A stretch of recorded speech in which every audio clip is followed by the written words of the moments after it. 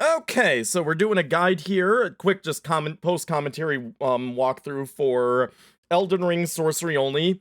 All great runes, all remembrances hitless. Let's turn up the game volume a little bit.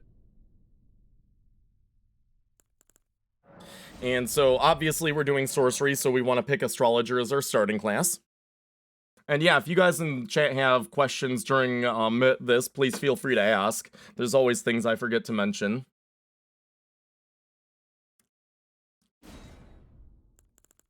And for keepsake, none of the keepsakes really do that much for us. We take the cracked pot starting item. It gives us a little more room for error in our Godskin Duo fight.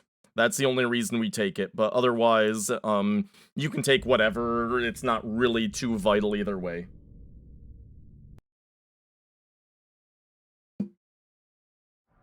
Let's see, do I have... And we'll just fast forward a little bit through the beginning. Grab the Tarnished Wizened Finger. We're unequipping our sword, our shield, and all our clothing. And just headed down here. Now, we jump off the edge here with the Grafted Scion fight, because even if you kill the First of all, you can't kill the Grafted Scion with only sorcery. You don't have enough spell casts to actually lower him to 0 hit points. And even if you kill him, you still have to fall down the edge and die. So, one way or another, you're going to die, or the only way to escape that is getting hit and smacked around by him. So either way, you're gonna get hit or die, so we just skip him. Yes, Sean. Yes, please. Thank you. I always forget that, but please and thank you, yes.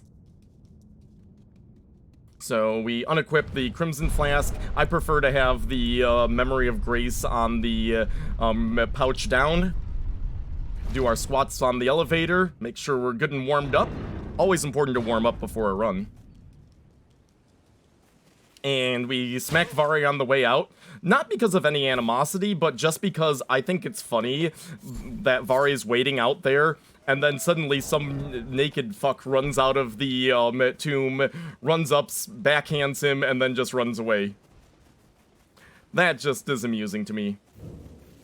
So, we're going to sell our clothing to Kale here. Just get it out of our inventory now. It'll make menuing easier later.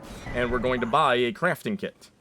We're going to buy some other stuff from him later, but the crafting kit right now is helpful. Will be helpful in Fort Ferrith. I'm going to sneak up here.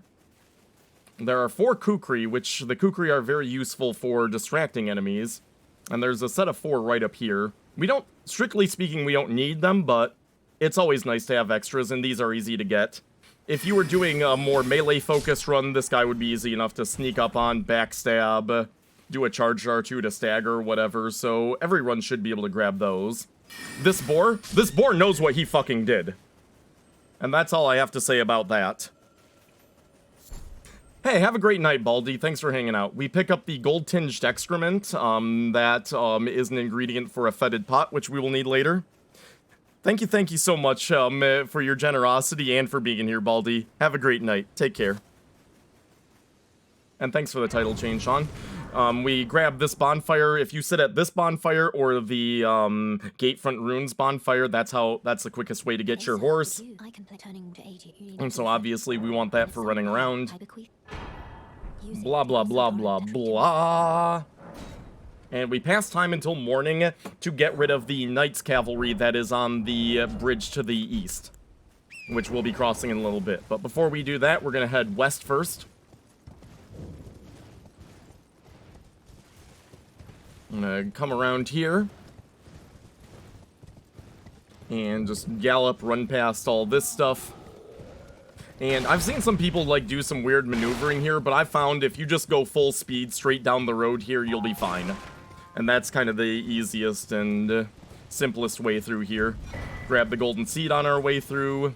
Now, if we wanted to really avoid these wolves, we could loop around to the right, but if we jump over these rocks here and quickly sit at the bonfire, we should be able to despawn them before they catch up to us and cause us problems.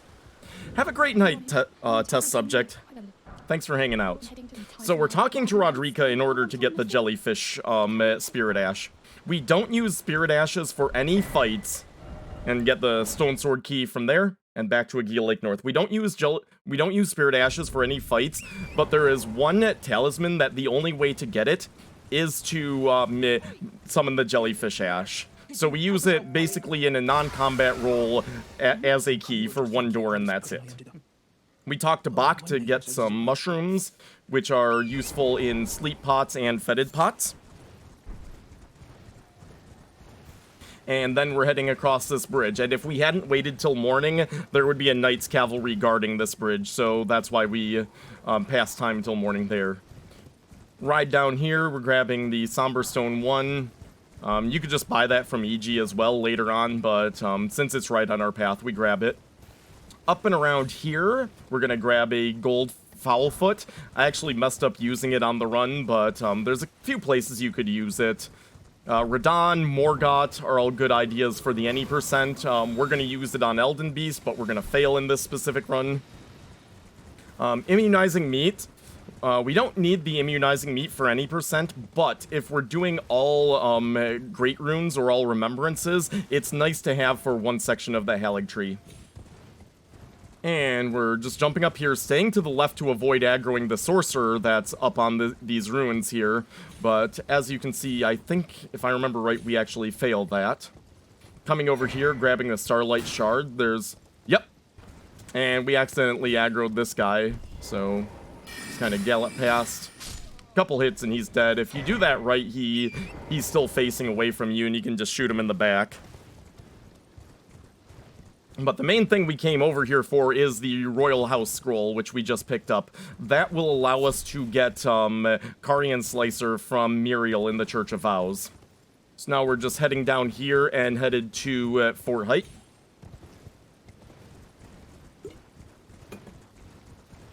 And we're not going into Fort Height yet. There's still a few things we want to get before we go in there. But it's nice to get the bonfire now. And we also want to come into Fort Height at night because it'll be easier to sneak around then.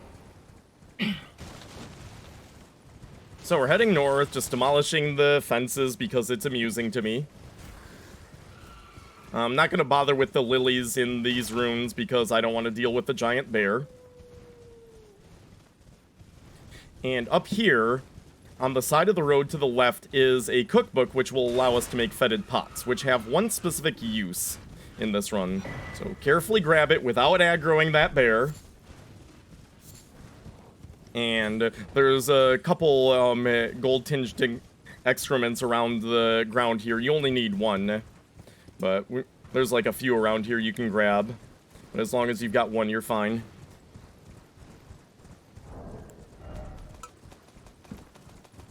If you don't have context. And we're grabbing some poop here now. And grab our Physic Flask. Just tag this bonfire, activate it.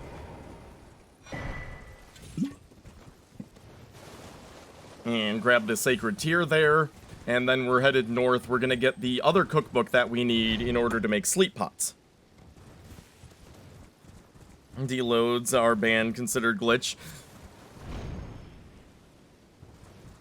And then jump up these jump pads. And we're going to head into the ruins here. That Stone Sword key we got on Stormhill, we can use here to get the Green Turtle Talisman, which is a nice little bit of stamina boost bonus. For the most part, we don't use it a ton because we have better things to do with our talisman slots, but it is nice early on, and it has some nice rolls in a few places later on as well. We're going to run around here now and drop down here in order to get the cookbook we're after for sleep pots.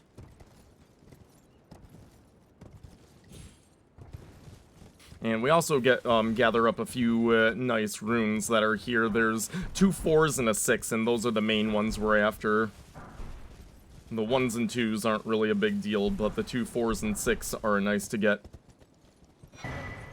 And there's the cookbook we need. Just warp back to Church of Marika is the quickest way.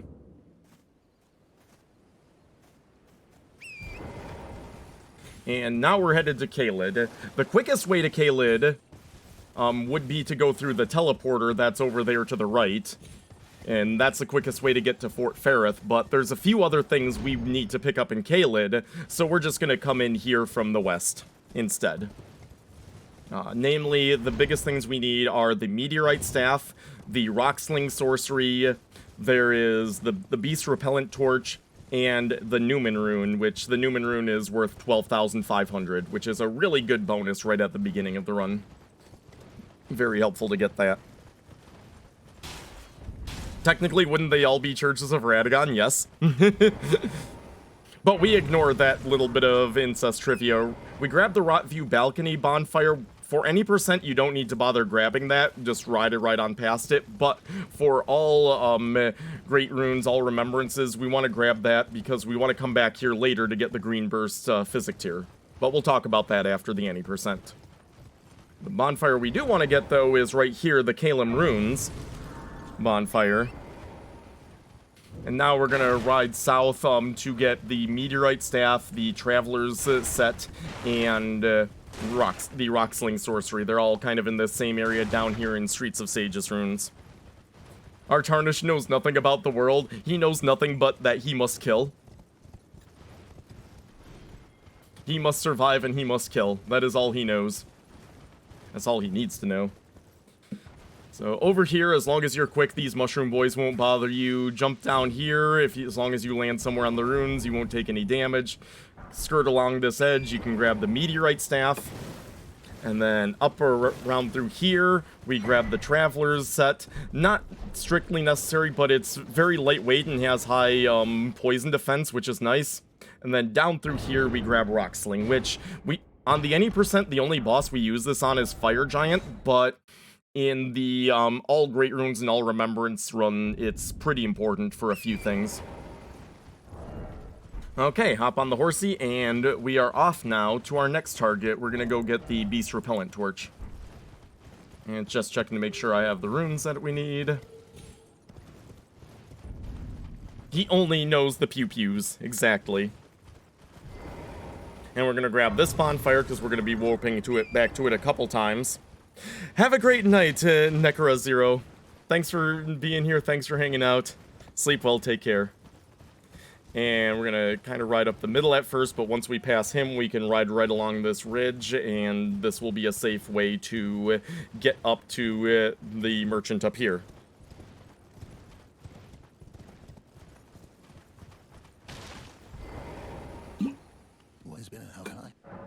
And so we sell the Golden Rune 4, and that gives us exactly enough to buy this torch here.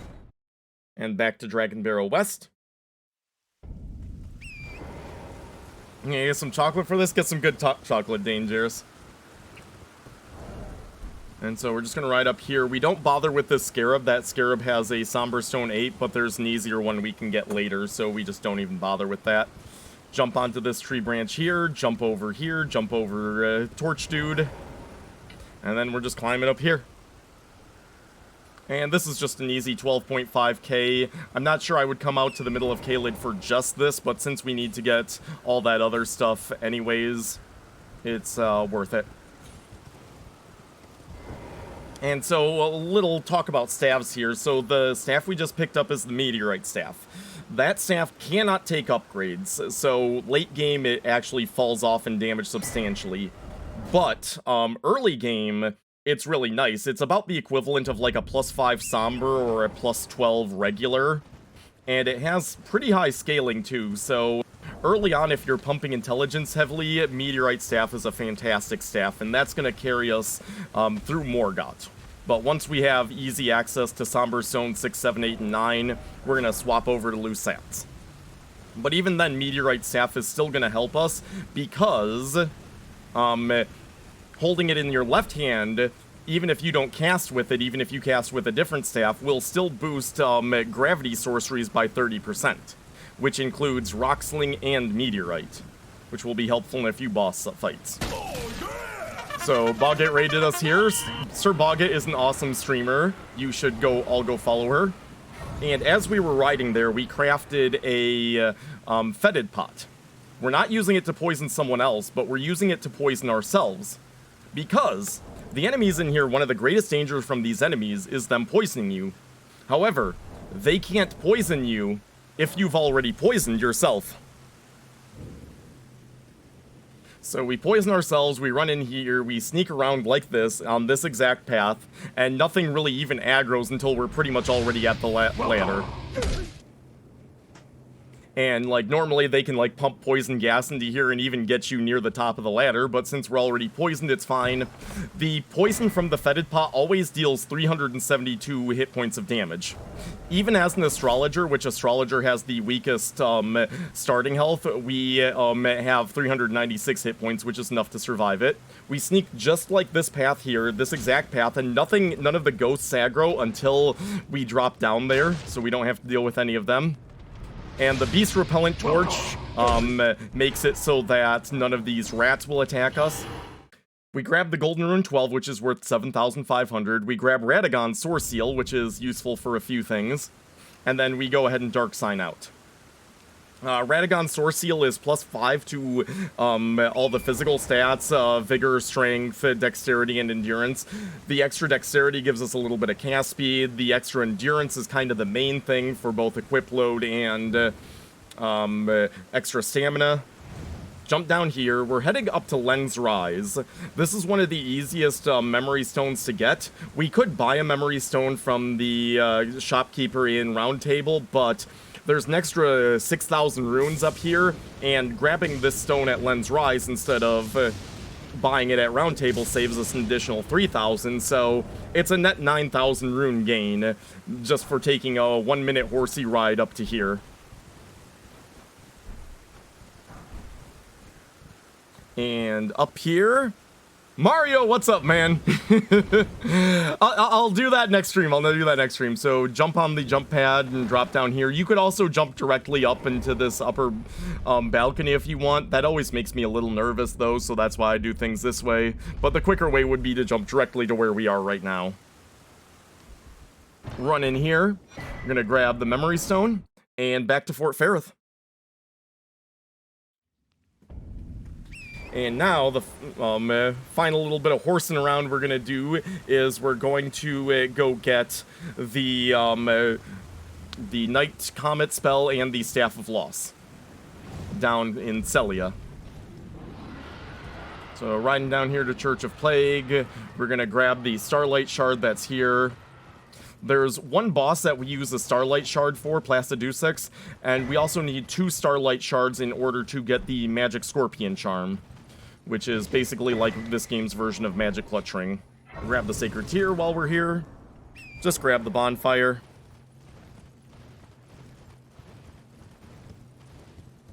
It's torrenting around. And so we're going to ride up the right side here, and as soon as this boulder comes in, we're going to start strafing so that it rolls past us and doesn't run us over and murder us. Drop here.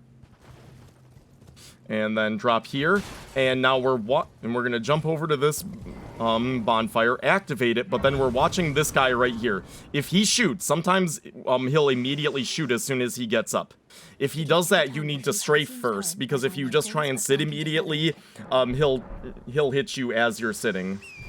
So if he shoots immediately, you have to watch for him, and if he shoots immediately, you have to strafe, but if he starts running, you can just sit. Okay, right over here, drop down onto this branch, jump down here, grab the golden seed there, onto this branch, up here, and climb up to light the first fire here. And now I've worked things out in the past where if I time things right, I don't aggro any of these guys down in the street, but something went wrong here, and I ended up aggroing this guy. Fortunately, we have 0 runes, so we can just Dark Sign here. Memory of Grace, whatever. I'm using Dark Souls terms. And if anybody has a problem with it, they can get bent. But yeah, just warp out here. So we have to do the whole branch drop thing again, which isn't the biggest deal. Yeah, just ride up here and do this relatively quickly because that skeleton archer is back alive, and if you dawdle too much there, he will hit you. But, yep, get on top of this roof, jump over to this roof here. And that roof can be a little tricky sometimes, but it's easy enough to get on. And then we're going to climb up to this second tower. Memory of these nuts. Got him. And jump over here.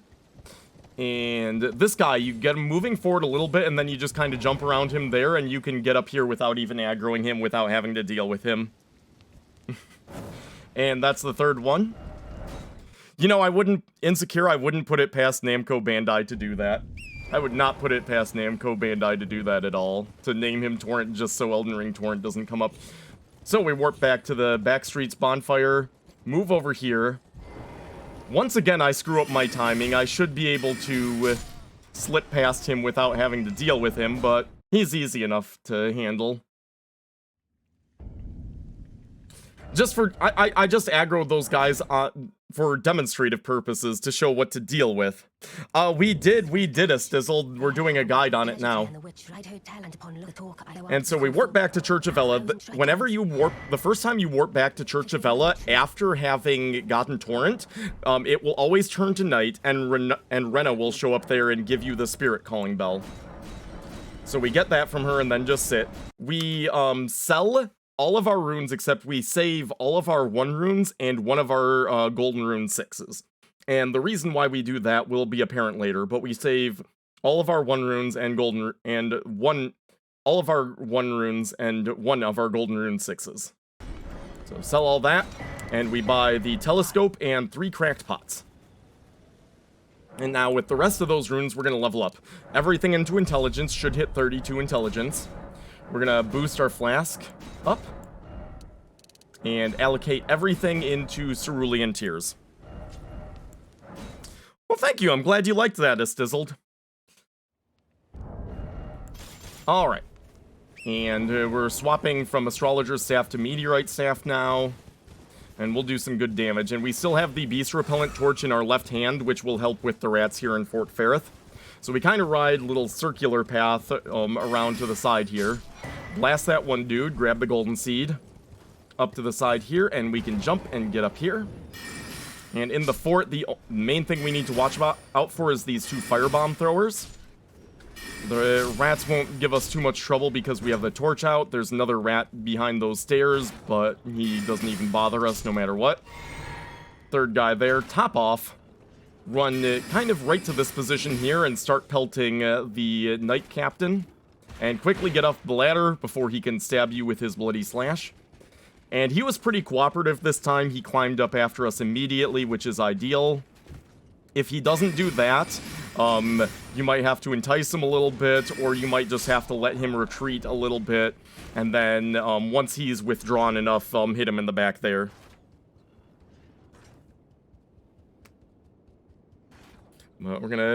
So we get Bloody Slash. That will be helpful for setting up Red Feathered Branch Sword later on. And then the half of the Dectus Medallion, we got the other half in Fort Ferrith. So now we have everything we need to take the Dectus Lift up to the Altus Plateau. So now we warp back to Stormhill. The next thing we want to get is Golden Vow, and we're going to get a couple Exalted Fleshes.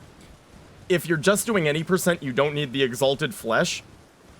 But if you're doing all Great Runes or all Remembrances, the Exalted Flesh can be useful for Rykard and Placidusax. So if those 2 bosses are a part of your run, you might want to get the Exalted Flesh. Not completely necessary, but pretty helpful. The easiest way to kill this guy as a sorcerer is to use Pebble, target the horse. We get a couple hits on the man anyways. Once the horse is dead, like, you can just pelt this guy right away if you run out of stamina or, FP.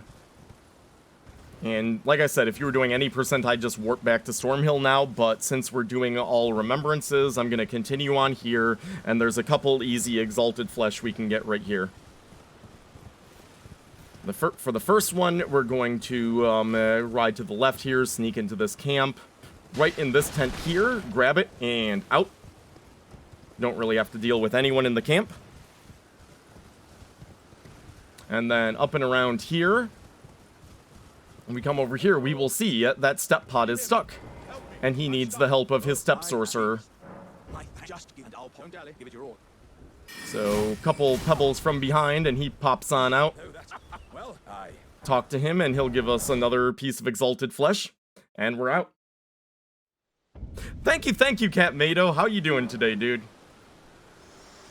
And now we're ready to go to Round Table, now that we have the 2 weapon arts, the 2 Ashes of War that we want to actually put on weapons.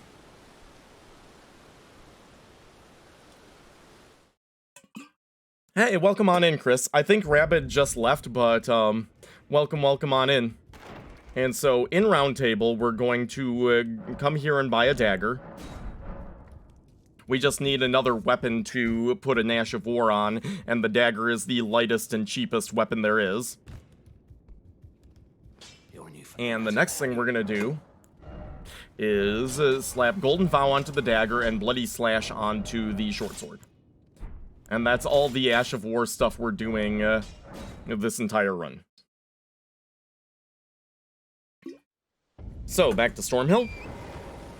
We're gonna ride north to Liurna now. There's several different damage boosters we want to get. The Red Feathered Branch Sword, the Cracked Magic Shroud tier, the Carian Glint Blade Staff, the Carian Glint Stone Staff, the Intelligence Knot Crystal tier. All sorts of good stuff waiting for us in Liurna. So, I mean, just ride around here. Super speed.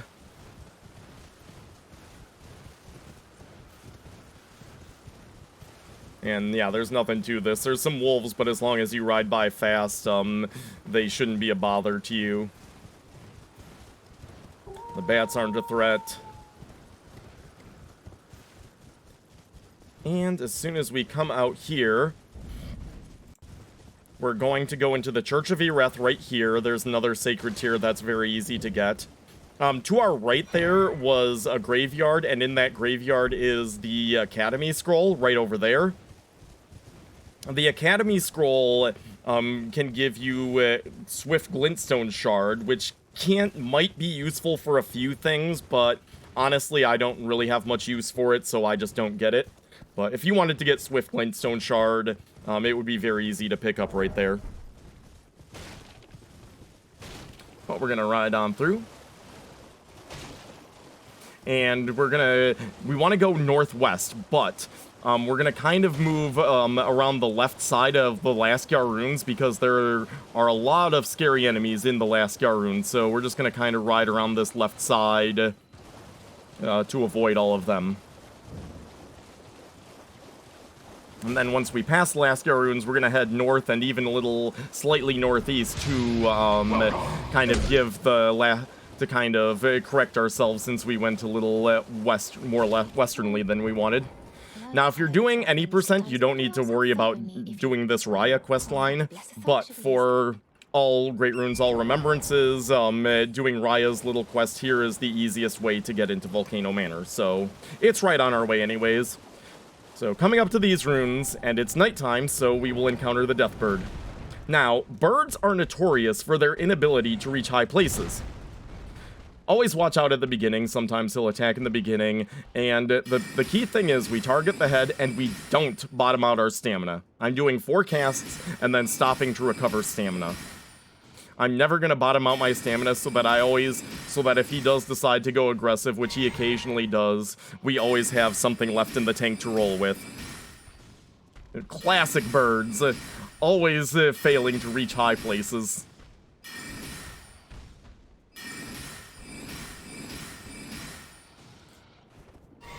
Yeah, just a little barrage of pebbles. Pretty simple and straightforward, and there we have the Red Feathered Branch Sword, which is basically this game's version of the Red Tearstone Ring. When we're at very low health, it will give us a 20% damage bonus, which is huge. And so that's what Bloody Slash is for, is it's for putting us into the critical health that will activate the Red Feathered Branch Sword.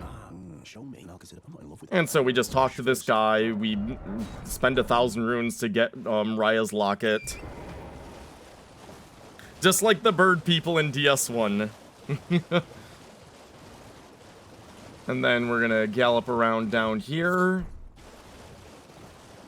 And right back to Raya's Gazebo, and even if we weren't doing, and even if you're only doing any percent, you still want to kill Deathbird, grab the Boil Prawn Shack bonfire, and then come back by here. The only thing you're skipping with any percent is you don't have to talk to either of these NPCs. And so from Raya's Gazebo, we want to head pretty much straight east. Not north or south at all. You might run into some lobsters if you go too far off track, but straight east, and you'll see this jump pad up here that we're going to ride to.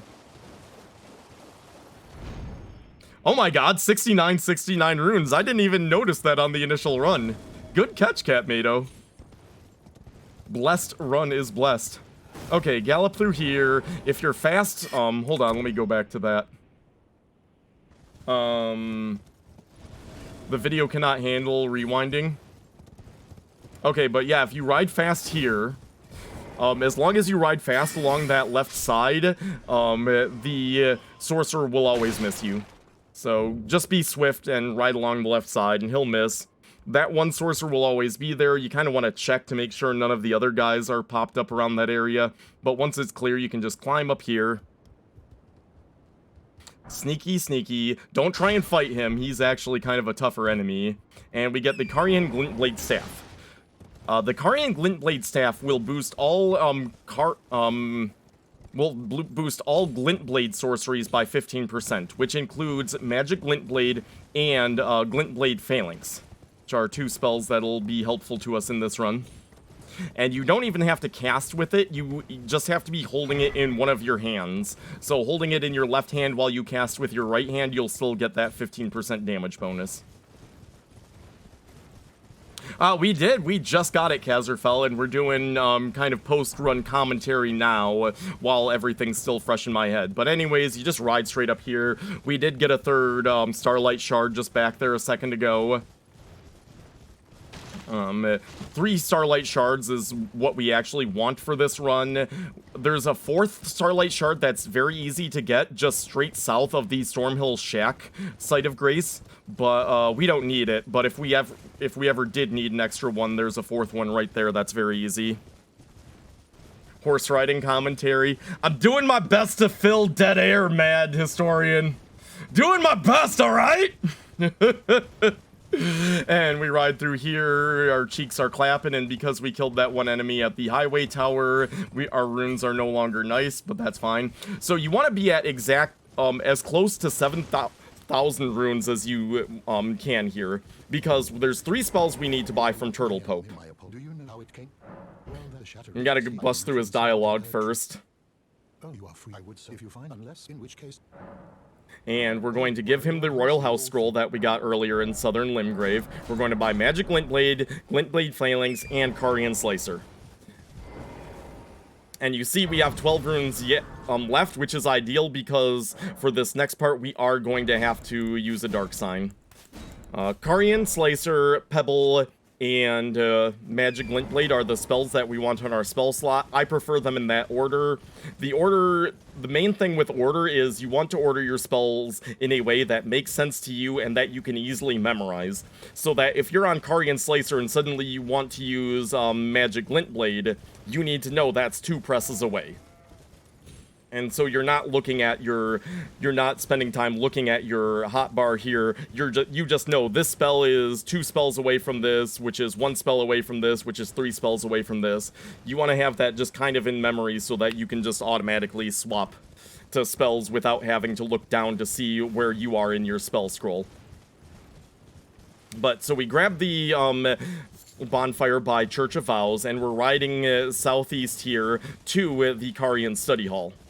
Now, if you're just doing any percent, you don't bother grabbing this bonfire, but if you're doing all remembrances, you're gonna have to come back here later. So just grab it now so that you can warp back here later.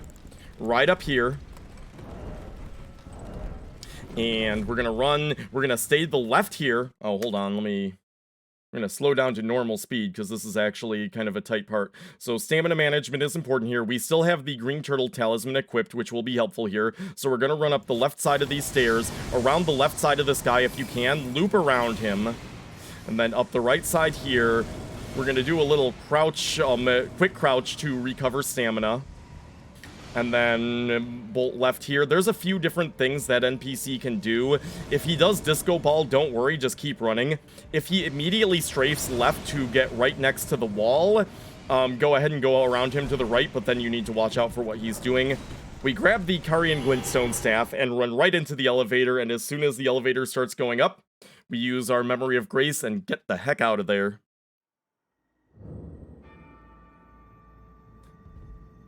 And so now we're gonna go ahead and warp back to the church, of Vows, Mr. Streamer, not Boil Prawn Shack. God, what is this runner doing? It's like it's his first day running this game. What an idiot. Alright. So we go back to Church of Vows. We ride straight north here. Go ahead and put the Carian Glintblade Staff on our left hand, because we're going to be using Magic Glintblade coming up here.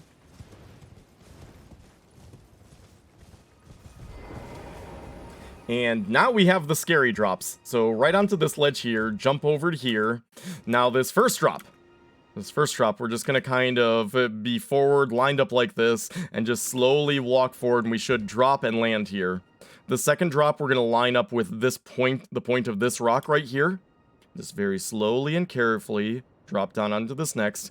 And now comes the scary part. So the way I lined it up, I line up my left foot right on the point of this rock. And I kind of line myself up with this rocky outcropping here. I'm kind of facing almost exactly northwest, maybe just slightly more north of it, but lined up, my left foot lined up with this point of the rock here, my kind of head and main body lined up with this rocky outcropping here, and very slowly and carefully, and dropped securely right in the middle of this. And now we're clear. We did, Balls. We're doing post-commentary right now. Welcome on in, dude. And jump. And jump. And so this is the... Now, you might wonder why we went through all that trouble of doing those drops to get here. Well, there's 3 paths you can take to get here. One is the scary drops. 2 is if you come from the south, and then you have to deal with the Minotaur sniper archers with hit scan arrows. And that's not fun for Hitless. And then the third way is you can come from the north from Dectus Lift, and then you have to sneak past the Eye of Sauron, which is also not fun. So, as scary as the scary drops are, they're still the best option out of the 3 options we have to reach this place. And what we're getting here is the Magic Shroud tier, which is a physic tier which boosts all magic damage by 20% for 3 minutes. And so that's definitely worthwhile. Use Bloody Slash to put ourselves into critical health and equip the Red Feather Branch Sword. So we're getting a pretty good damage boost from that. We have the Carian Glintblade Staff on our left hand, which is giving a 15% boost to Magic Glintblade. 1 charge shot and then delay slightly 1 normal shot, and the 2 glint blades will fire off at the same time. Charging, you can cast Magic Glintblade charged or uncharged. If you hold the button, you'll charge it. It will take a little longer to cast, and it'll take about twice as long to fire, but it will do 20% more damage. And it's also a way to kind of stagger so that they all go off at the same time. So we cast a few Magic Glintblades and then run away from the Erdtree Avatar here, hide behind the tree.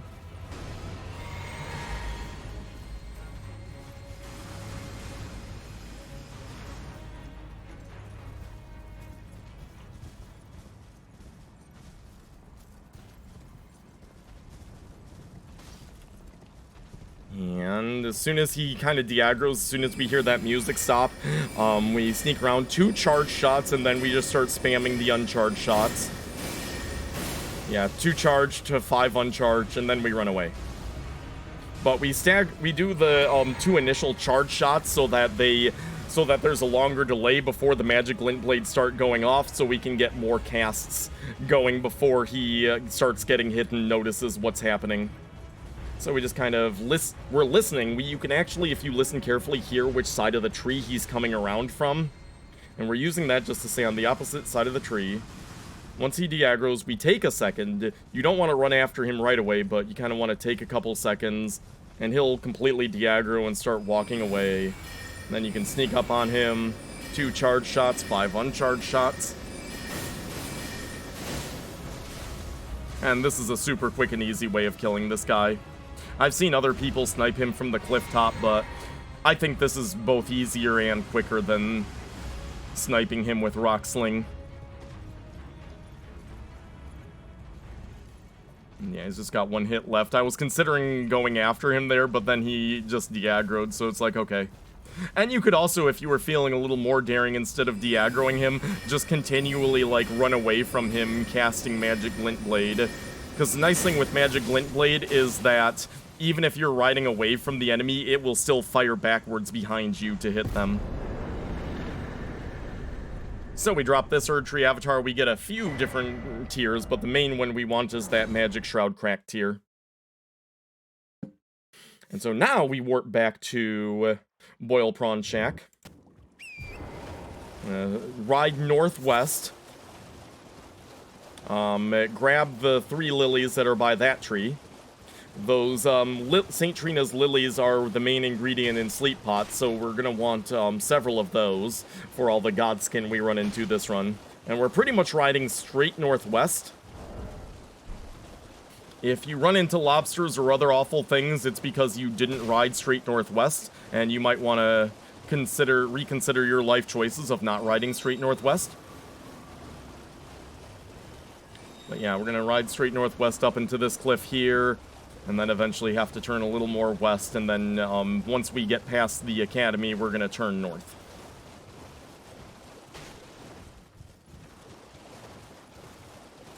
Okay, and now we're going to steal some things from a sleeping dragon, because that's always a good idea.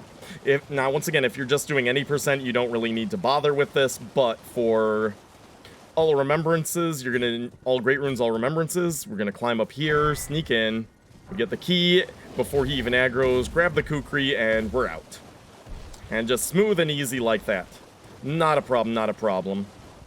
But you don't need that key, and you don't need the extra kukri if you're just doing any percent.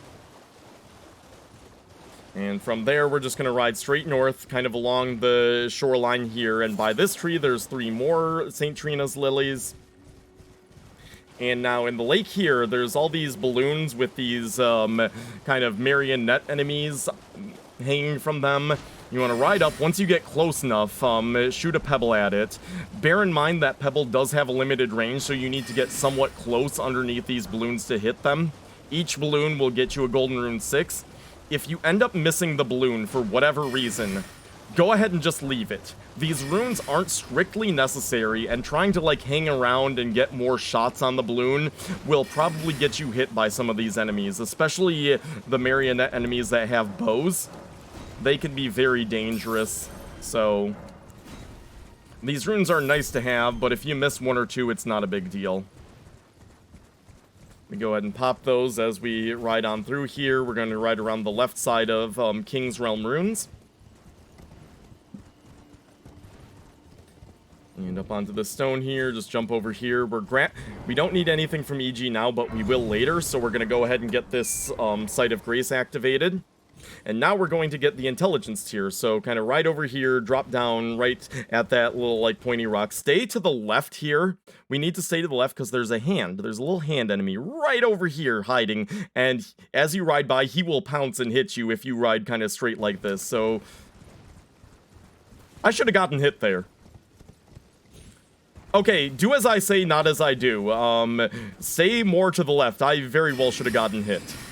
And then there's 2 little hand enemies up here we just pew. But yeah, that was ridiculously dangerous of me, and I probably should have gotten hit there. I've gotten hit like that before.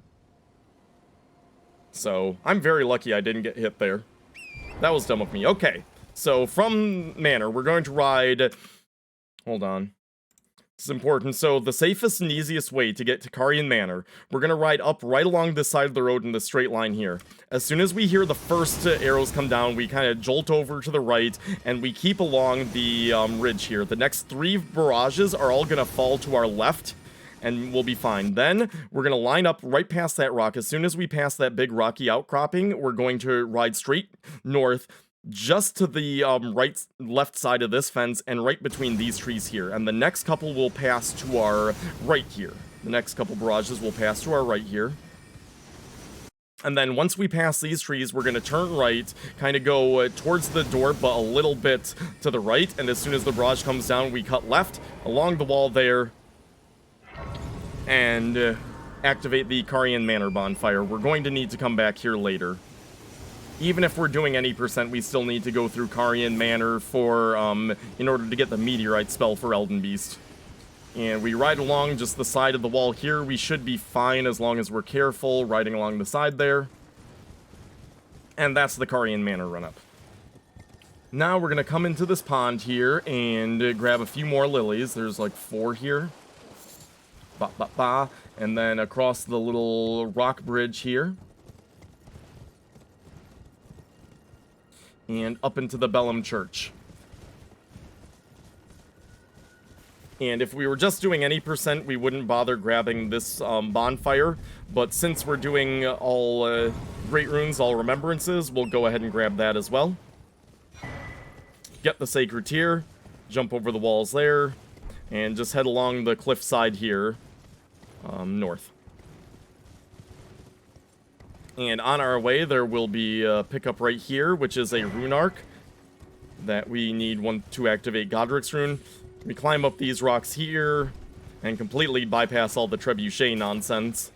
And then just, you know, northeast up along this road into the Dectus Lift.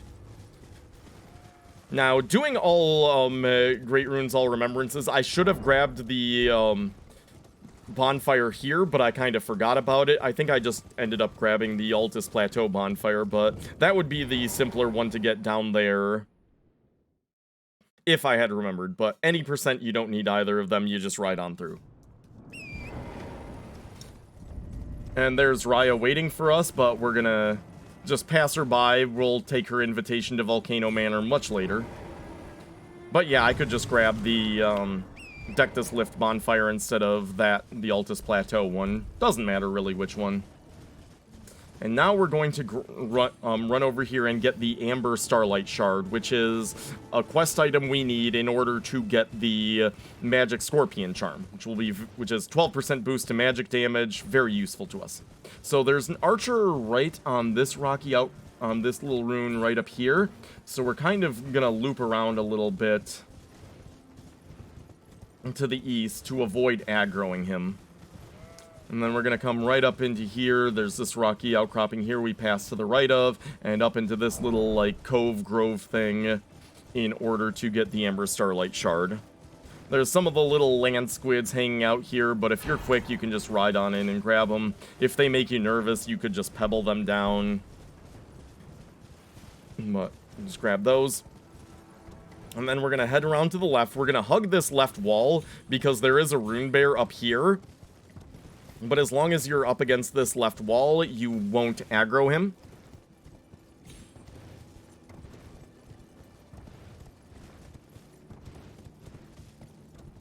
And just up around the wall here, up through this little passage. There's some, like, poison clouds here, but as long as you're fast and hug the right wall here, you'll be fine. Run up there. And as long as you're quick here, you can just run on past the tree sentinels.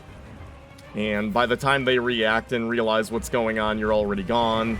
You grab the 2 golden seeds here. You can grab the map if you wanted, but we don't really need the map because we know where we're going. And then we kind of hook up and around, and we go up the side of the stairs instead of up the main stairs so that we don't provoke the gargoyle fight. Although, strictly speaking, if you wanted to be as speedy as possible, you would ride past the gargoyle. And then up through here, we're going to get 2 more golden seeds here. And continue north. Margit's gonna make a little appearance right here, but we just ignore him, because who cares about that dude? And right up here, we're going to grab the outer wall bonfire right here. And I realize I could get this stuff later, but we're just gonna go ahead and get it now. There's a Golden Rune 7 here, and then there's a bunch of mushrooms in this tent right here. And between that and Bach, we have all the mushrooms we'll ever need.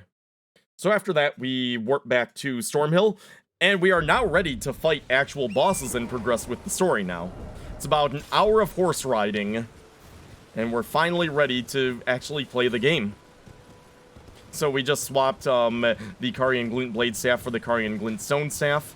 Right around the left side there, strafe the crossbow guy. Jump in here. This guy, sometimes he will chase you, sometimes he won't. This man decides that his job is worth more than his life, so he unfortunately chases us, and we have to kill him. And now we're going to sit at this bonfire. We're going to level intelligence to 37, I believe. 36, 37. Hello, Mr. Streamer. Are you there? The streamer's taking his goddamn time with this run.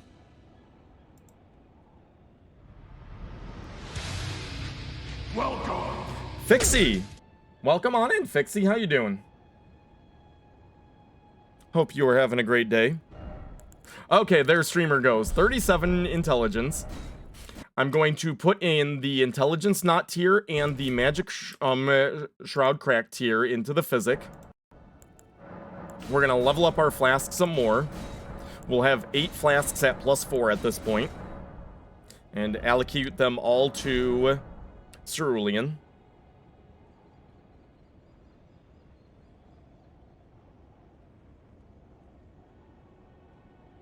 God, play the game, streamer! Mr. Streamer, you're not playing the game. Imagine talking to chat instead of actually playing the game. Okay. So now's the point where we actually have to focus up and play the game. So we have Carian Glint Stone Staff in our left hand, Meteorite Staff, our short sword with Bloody Slash, and our dagger with Golden Vow in our right hand. Red Feathered Branch Sword in our talisman slot, and 8 Cerulean flasks at +4. Oh yeah, so in pouch slot 1, we're going to... Keck, wait. Accidentally pressed a button. Up and around. Hold on. We are experiencing technical difficulties. Please bear with us, your business is important.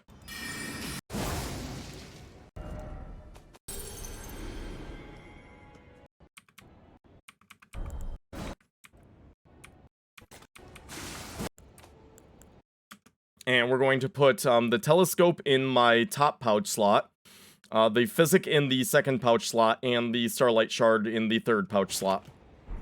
And you can put them wherever you just want quick access to those things. Professional streamer, by the way. Professional amateur, and then we just use Bloody Slash to lower our health in the edgiest way possible. Mom and Dad can't possibly understand. And 105.50 is the time we're at this point. Drink our physic. Use Golden Vow. Swap to our Meteorite Staff. Top off our FP. Enter the fight. We're going to cast 3 Magic Glint Blades right away. Lock on 1, 2, and then the third one as we strafe right. Swap to Carian Slicer. You want to wait for just any opening where he jumps at you. There's a few different openings you can get. Slicer him up. He'll go to phase 2 where he pulls out the hammer. Dodge in. 2 more slices and he's done. And Margit's that simple. And there's a few different openings you can get for him, including one where he'll throw a dagger, then do like a jumping forehand. And if you stay close to him with that, his next move will be a staff slam that you can easily strafe around. Also, kind of when he lifts his staff up, if you stay at distance, he'll do a 2-piece whirling staff swing. You roll 1 slash and then roll the second 1 slash 3 more times. Welcome. But we kill Godskin the Gatekeeper here because otherwise he's going to cause us problems later. We basically go Minority Report on him and put him under arrest for future crimes. So we're going to climb up here now, climb up the wall here. I used to just sneak past this bird, but that was always a little dicey. So we're going to sneak over here and single pebble, takes him down. And you notice we still have both the Red Feather Branch Sword and Physic active. So that's boosting our damage. Wait until this guy turns around. As soon as he does, go. Streamer should have gone a little earlier there. Streamer's a little slow on the uptake here. And we can basically pew-pew him before he gets off his dutes and alerts everyone else. So we're gonna drop those 2 dudes there. Pew-pew these 2 dudes. Head on up. And stay back away from the exploding barrels. Let this guy blow them up.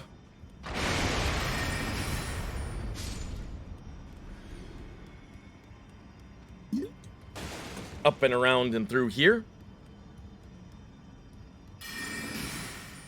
Pew pew this guy.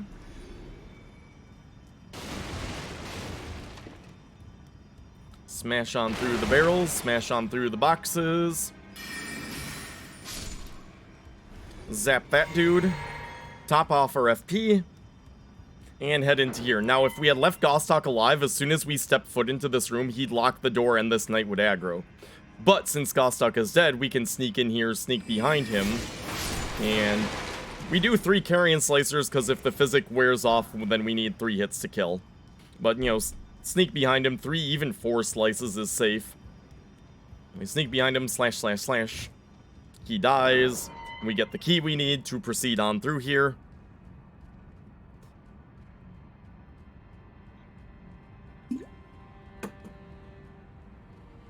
Up the ladder. Just kind of stay to the right and run forward, and that guy will whiff. And we just head up around here. We're going to want to crouch a little bit to just regen stamina. Camera memes nearly send me flying off the edge.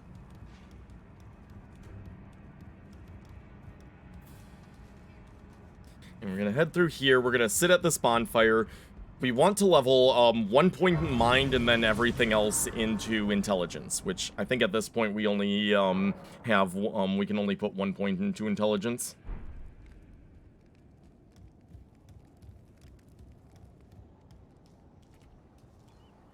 Mr. Streamer, you're forgetting to level up. God, this guy. Can you believe this guy actually got a hitless run? Alright, yeah, and we're swapping out Magic Glint Blade for Night Comet at this point. So, 16 Mind is key there, and then as much intelligence as you can get after that. But 16 Mind will give you enough FP to cast Night Comet 4 times. You want to run, and if you miss that jump, you do have plenty of time to open your map and warp back to the bonfire. So you can save yourself if you miss that jump, but it's better to make it. I'm just going to sneak over here. Wait for just a second or two for these guys to settle down a little bit. And then we jump over and sneak on through here. But yeah, even if you miss that jump, there's plenty of time before you hit the kill box. You can open your menu, triangle to open up the warp menu, and then X to just confirm where you want to go. But you can kind of fast travel away to save yourself from a falling death there. Sneak on through, activate this to call the elevator, and we're gonna set up our TSR while we wait for this elevator.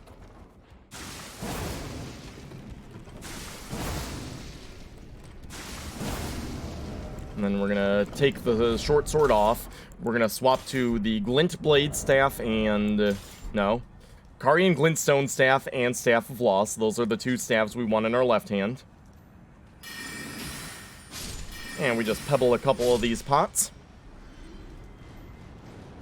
Big boy pot will come spinning after us. 4 pebbles will take him out. Couple more pebbles on these pots, and then you can run and with a single Carian Slicer destroy all those. And we get 2 more pots here. So with the 3 pots we took as a keepsake as our starting gift, the 3 pots we bought from Kale in the Church of Ella, and then the 2 cracked pots we have here, we have a total capacity for 8 thrown pot items, which is more than enough to allow for any difficulty we might have. Alright, so Staff of Loss in our left hand, Night Comet readied up. We're going to drink our Physic, we're going to Golden Vow, we're going to top off our FP, and we're going to enter the fight. And it'll take 4 Night Comets to push Godrick to phase 2, which is exactly the number we can cast with a full FP bar. And sometimes he might start an attack early, so you need to stop casting and dodge back and then hit him again. Other times you can just cast like that. As soon as you knock him down, drink, cast 2 more times, and then recover stamina. We're going to swap to the Glint Stone Staff, Karian Slicer, run in. I should have managed my stamina a little better, but that's fine too. You might want to take a second to recover stamina before you start slashing. Well, we have more than enough damage to do it like that. And yeah, it's as the Godrick fight is as simple as that. Phase 2 is pretty much free. We had plenty of time to stay in there and even recover stamina and do more slashes if we needed to. Karian Slicer only soon. I would just do melee only before I did specifically Karian Slicer only. But yeah, Karian Slicer is really strong. So we warp back to the Rampart bonfire. We do this little jump again, but this time instead of going left, we're going to go right. We're going to the Divine Tower to activate Godrick's Rune, because that's +5 to all stats. That's 40 levels. I mean, it ends up being like more like 15 to 20 effective levels for us, but it's still really nice. But yeah, just like that, you jump... Hold on, I want to show something off. So we come over here. So you can't get over this wall normally, but if you're careful and you jump away, you can actually jump on top of that box or that barrel, and that will allow you to get up on that wall and drop over here. And this is kind of the quickest and easiest way to get to the Divine Tower if you go the back way. And so we'll just drop down here. And we cast 1 pebble on this guy in the far back, 1 pebble on this guy, and then this guy is tougher. He needs 2. The big boy with the axe is a little tougher. It takes 2 shots to take him out. Grab this lily, and then we want to kind of do this roundabout way to this stairway to avoid aggroing him until the last minute. And very important that we sit at this site of grace over here, so that we de-aggro him, so that we have kind of the infinite stamina. Stamina won't drain while we run for this next part. Because if you don't sit here, then that guy kind of remains aggroed, and your stamina will drain on the first part of this run, which makes this strategy I'm about to do unsafe. So, as long as we have Radagon's Source Seal, and as long as we just keep sprinting, we sprint in this line, and we just keep sprinting, don't stop until this giant's weapon slams down. This is perfectly safe. But if you don't run the right line, if you kind of stop, try and recover some stamina here, you're gonna get smacked. But right like that. Now we can keep going, and we had plenty of stamina. We didn't necessarily need Radagons, but it's a nice little extra to have. So just keep running right into this little, like, divot area. Duck down behind these rocks. Wait until the giant shoots.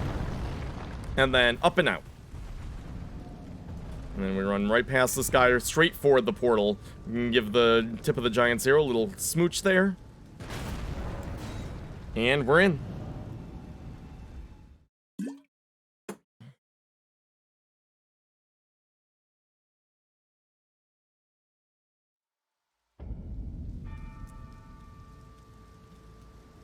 And so here we are at the Divine Tower of Limgrave. Nothing much to say here. Take the elevator up. On the way up the elevator, we're gonna go ahead and pop Godrick's Great Rune, Godrick's Remembrance. And we've got the Glint Blade and Glint Stone Staves in our left-hand slot.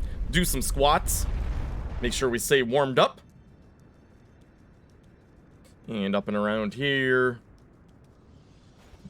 Activate Godrick's Great Rune. And we're going to go ahead and warp back to Church of the Plague. Our next target is Mr. Radahn. We're going to sit here, check what time of day it is. It is evening, and there is a Deathrite bird on our path, so if it's evening, we need to wait until morning. If it's nighttime, any sort of night, we need to rest until morning here. And we're just going to pump points into intelligence. All the runes we have, we want to be around 44, 45. Carian Slicer, Glint Blade Phalanx, and Magic Glint Blade are the spells we want for Radahn.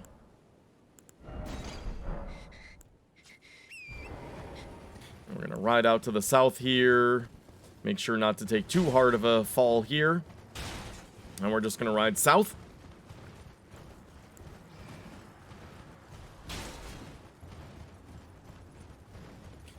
Keep heading around. And this mount here, we're going to go up and around this way.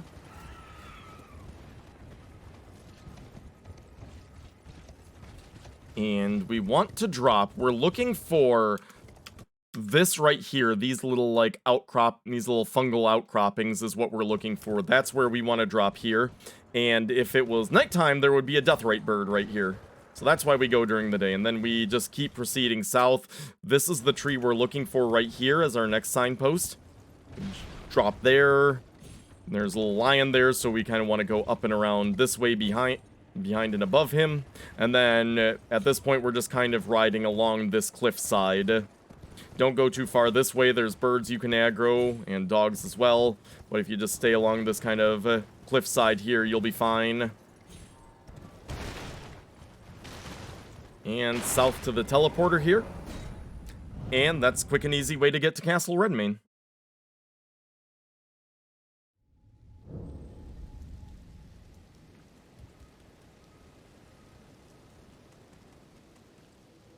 And we're going to go ahead and tag this bonfire in case we need to warp out of the Radahn boss fight. Just a little bit of extra so we don't have to do this whole ride again. Champions, welcome.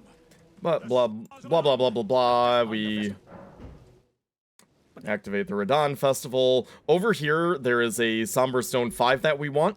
So just go ahead and grab that. That's super easy. Easiest way to get a Somber Stone 5. And headed on down to the lift now to head to the Radahn boss fight. And we're going to pop the rune arc here, make sure we have Godrick's Great Rune equipped. And now we're going to set up our TSR. Or Red Feather Branch Sword, rather. Whatever. I'm using Dark Souls terminology, and you cannot stop me. So, the strategy we have for Radahn here. We're going to start with our Glint Blade Staff all equipped. I'm going to go ahead and top off and head in. And as soon as we head in, we're going to start running back away from him. And we're going to run away from him, dodge one arrow, and then keep running back until he deloads. Run back away. As soon as he fires, we wait, dodge. As soon as he deloads, we cast Glint Blade Phalanx, run back in, and we're watching him. He's shooting off to the side. That's exactly what we want to see. After he fires one shot, he's going to put away his bow. We're going to drink our Physic. We're going to Golden Vow. We're going to top off our FP, switch to Magic Glint Blade. We're going to lock on, cast one charge shot, 4 uncharged shots. Back up, swap to Carian Slicer, swap to Glintstone Staff. As soon as he finishes his combo, rush in. And kind of move to the side here. Once he starts that, we kind of just sidestep it, move in, 6 slashes.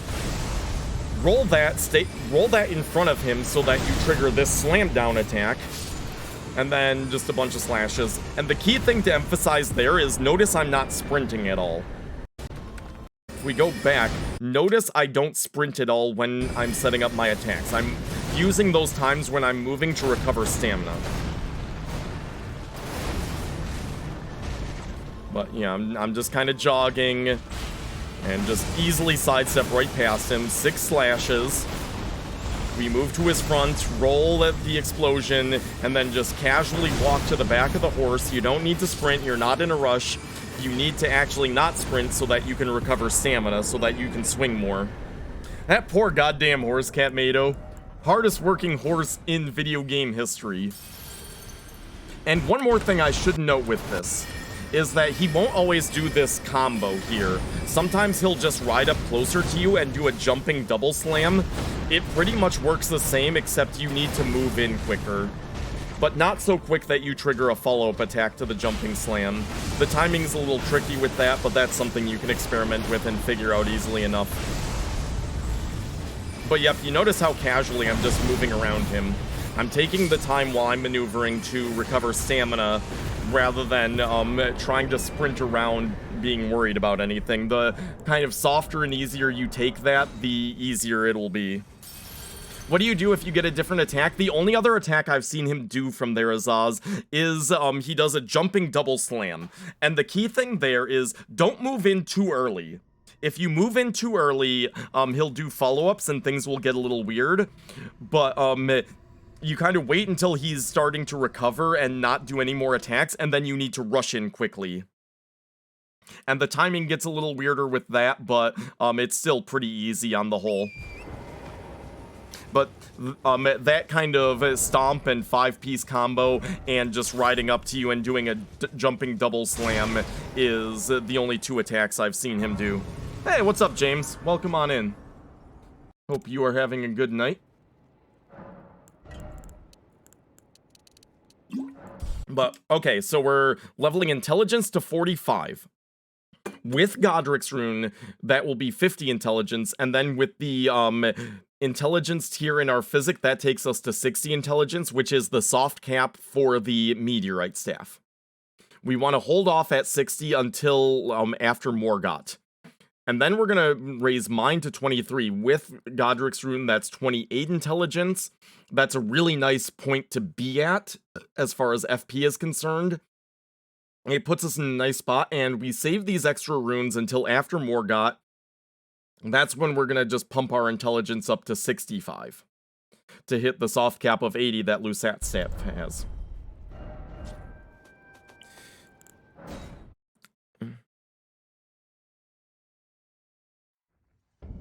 Yep, exactly, Azaz, exactly. Okay, so we want to set up our spells here for Carian Manor, or we'll do that later, I guess. But we're running through here. Welcome. Jojan, welcome on in. But yeah, if you just kind of run up along the side here and keep an eye on the ground for the big hands, make sure not to run into any of those. But you just kind of sprint through here, it's not too tough. I suppose we'll go normal speed for this. But yeah, if you just run kind of that line along the wall there, you're fine. Jump between those 2 hands.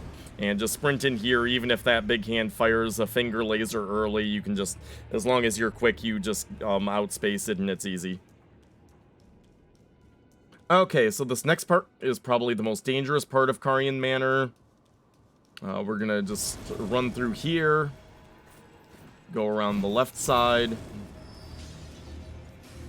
And then around here, don't worry about the sword traps that are in the ground. As long as you run past them, you'll be fine. Streamer needs to manage his stamina a little better. There we go. And then I kind of go close to these guys just to try and trigger a melee attack so that they don't pull out their crossbow till later. When I turn that corner, I turn the camera behind me. You don't need to worry about anything ahead of you, but you need to be watching for crossbow shots coming in at your back. As soon as we get in here, we kind of duck hide here for a second so that we don't get shot while we're waiting for the elevator. And head on up. Takes a little practice, but once you practice it, that part's not too bad. And we're gonna grab this bonfire. If I was just doing any percent, I wouldn't worry about getting this golden seed here. 8 is more than enough for any percent. But doing all remembrances, getting a 9th flask is nice, and this is one of the easier seeds to get towards progress towards the 9th flask. Just grab that, warp back. Now we're gonna set up red tier stone here for the Loretta fight. And you want to stay back away from this opening. If you kind of are setting up RTSR over here towards the doorway, that can make noise that can attract the attention of enemies.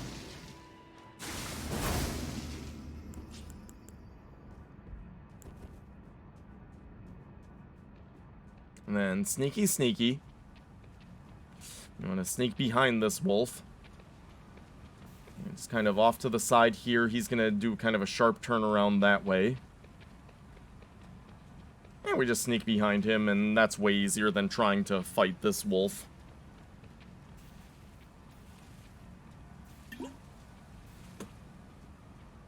Sneak up and around here, up the stairs. We have Carian Slicer at the ready for the next couple of enemies that are here. And climb here. You want to be fast here and get up here quickly. If this guy sees you, he'll kind of jump back and react quickly, and that gives you a moment to slicer him before he can do anything. And now you want to stay off to the left here, because if you go too far right, you'll aggro one of the casters that's down there. You want to stay as left as you can, and then we sneak and we double check to make sure none of them are aggroed. I've had them sneak up on me before. If one of them does aggro, just go ahead and, like, rush him and go ham with the Carian Slicer. And even if he blocks, you'll do damage through his shield and easily kill him.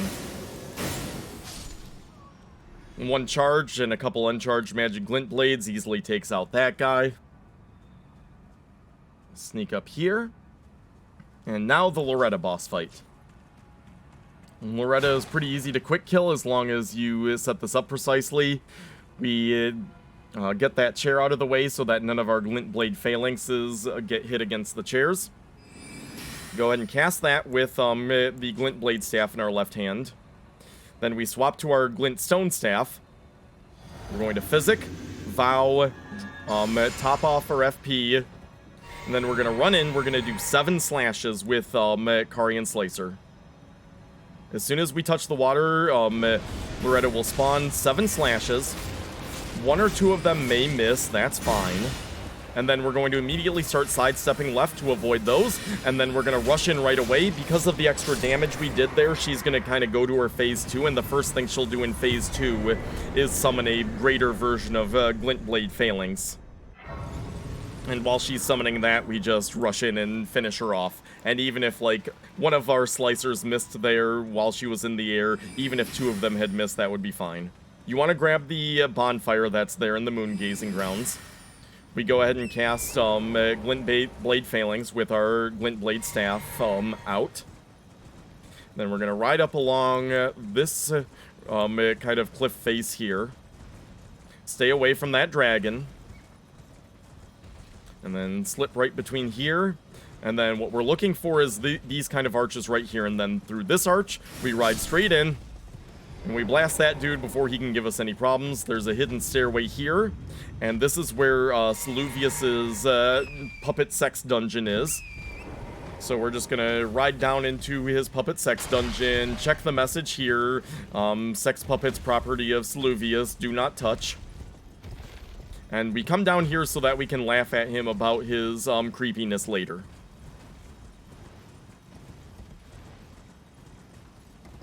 And then we're going to ride up here to Ranni's Rise, just around the corner so that we don't aggro the wolves.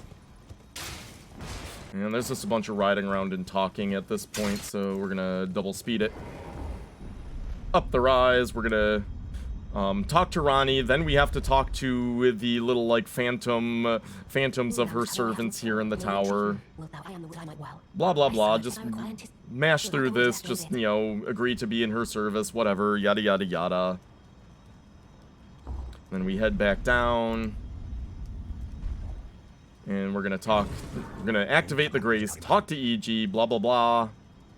Walk down here, talk to Sluvius. Blah, blah, blah. Ride our horse back up top.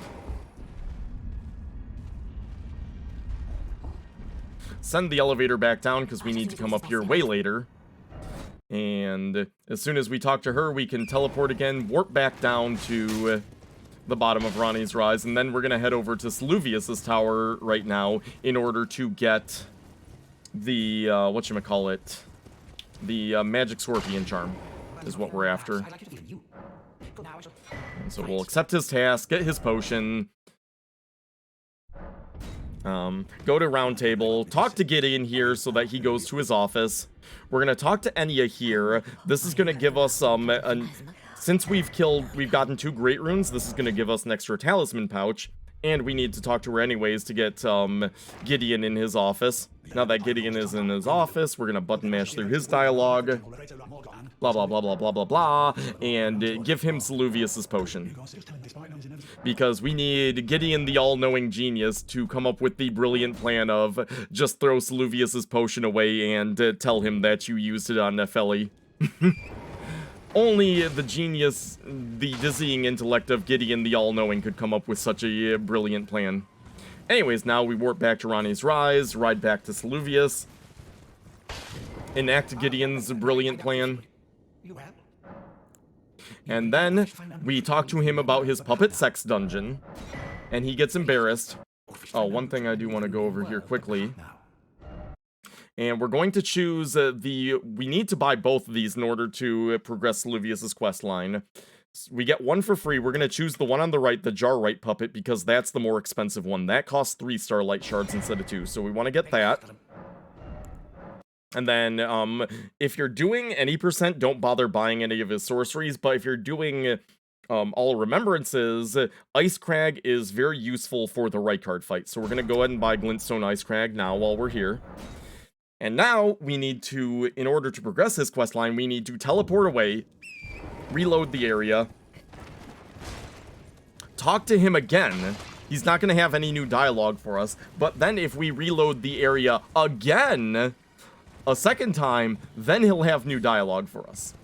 So this is all just kind of mucking around to get him to progress his dialogue, basically.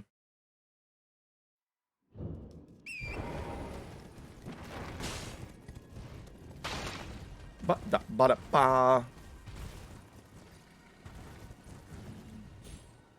Ride down here. And now, he'll have a new option for us, where we ask for another puppet. And now his puppet shop is open. Obtain a puppet. We buy the other one we didn't buy before for 2 of the Starlight Shards that we gathered. We talk to him about his scheme. Say we're interested. And now the Amber Starlight Shard that we picked up in Altus, we can give to him. And we get the Magic Scorpion Charm. And this isn't strictly necessary, but I like to grab the Memory Stone that's up here at the top of his tower. We go ahead and equip the Magic Scorpion Charm in that 3rd talisman slot that we got after we got 2 Great Runes. And now we're off to Altus Plateau, Outer Wall Battlegrounds. We're headed to the capital city now. Being one of the video games of all time, indeed, it is indisputable, Insecure, that Elden Ring is one of the video games of all time.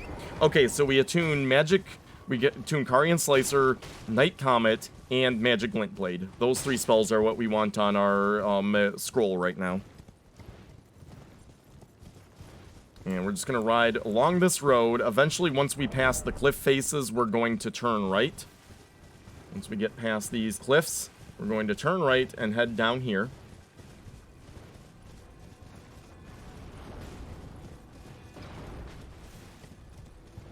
And head around here. This is kind of on the side of this, it's right along the side of this cliff, and we're just going to follow this around to the left. Follow it around, and there's a jump pad up here that we're going to take up and turn right. On the jump pad, watch this giant, make sure he doesn't aggro onto you. And as soon as we get over here, we're going to watch this giant, make sure he doesn't aggro onto us. And head around this corner here, make sure we don't get too close to the Draconic Tree Sentinel. Right over here. And we're going to use our Bloody Slash to set up our TSR. We have we still have the Glint Blade Staff and Glint Stone Staff in our left-hand slots. So Golden Vow at the ready, we're gonna sneak. And don't go up on these rocks, because when you fall, you'll be standing up, and then he can see you. So sneak behind him. We're gonna drink our Physic. We're gonna Golden Vow. We're gonna top off, and we're gonna do 2 charged Magic Glint Blades, 6 uncharged, recover stamina, and then rush in with Carian Slicer. Swap to Glint Stone Staff. And rush in with Carian Slicer. And that's a super easy kill on, super quick, super easy kill for Draconic Tree Sentinel.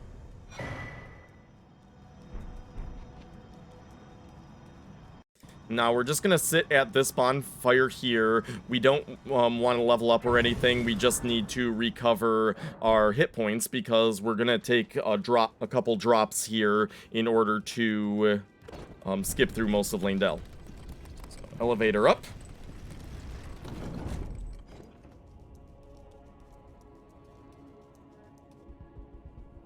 And just up and around here.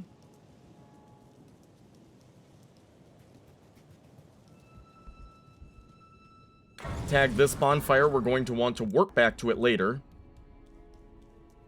And now, the place we're aiming, we want to jump from here, and we want to jump, you see these kind of two crenellations in the wall? We want to jump between those two right into this little socket right here.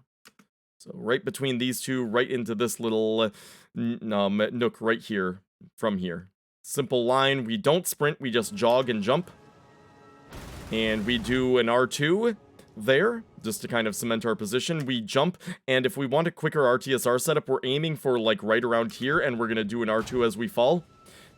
If you don't do that, the fall won't do any damage, and the RTSR setup will take longer. But we take a little bit of extra damage there. Drop, do a little swing in the air to avoid hard fall animation. And as soon as the elevator goes down, single bloody slash, and just like that, easy RTSR. This is our only falling RTSR setup in the entire run. And running jump to get there. Easy jump there. This is a harder jump. You want to run and jump and aim for this kind of outcropping there. There's a Golden Rune 12 right here. Just be careful not to go off the edge. And we're going to swap out the Glint Blade Staff for the Staff of Loss. And that is the wrong steeple. This is the steeple you want to jump from. So you jump on that, and then even if you miss the jump, you don't fall down below. Along that little outcropping. And we sneak along here. And I want the Glint Blade Staff and the Staff of Loss in my left hand. And Mr. Streamer, you're missing... You missed a Golden Rune 9 right there. I should have picked up that Golden Rune 9 that I passed by, but it's not a big deal. It's not too important either way. And we're just kind of staying over here to the right so as much as possible to avoid aggroing that archer. As long as you don't get too close to him, he won't aggro, and you can just safely jump up here. Don't have to worry about him. Run and jump here. And there's a rune arc if you want it. We don't really need it. If you're hitless, you don't. If you don't get hit, you won't need another rune arc. We got it, Blaze. We got it just a little while ago. Now I'm doing post commentary while everything's still fresh in my mind. Welcome on in, Blaze. Great to see you, buddy. And we're gonna sneak past that guy. Run here. That guy will always stab and whiff. Run a little farther to outrange that. And then pew-pew him. And we can get a Golden Rune 11 right there. And you can grab that if you want, but you don't need to. Better to keep our RTSR set up. Better to keep our list of bonfires to warp to more limited. We want to top off our FP here.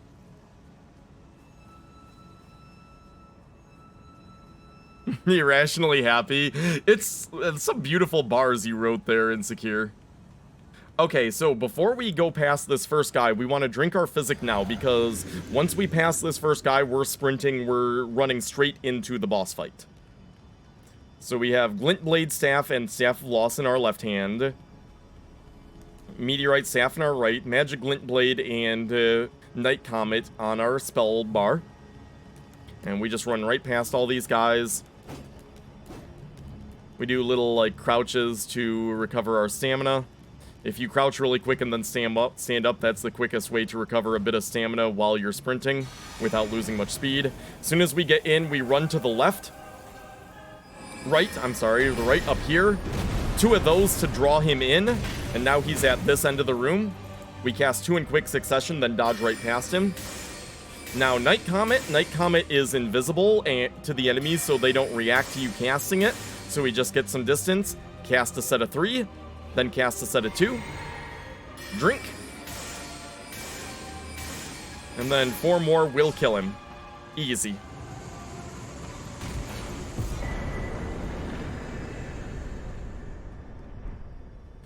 And there we get our 4th talisman pouch.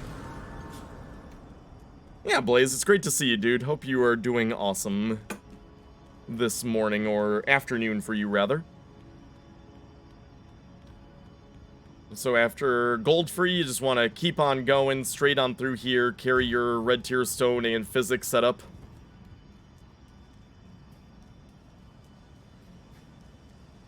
And we're going to Golden Vow here. Top off, Golden Vow. I could have just Golden Vowed and Oh no, we're not Golden Vowing, we're just going at it with these two. But 2 charged and then a bunch of uncharged shots. And watch, he can get one of his kind of Reduvia blood projectiles. He can manage to swing one of those at you, so you do need to be ready to dodge that. But otherwise, he'll always die to that setup. But you just need to be ready to dodge one of his projectiles if he manages to shoot it at you in time. So we rest here. We're going to go ahead and just ponder our equipment screen for a while.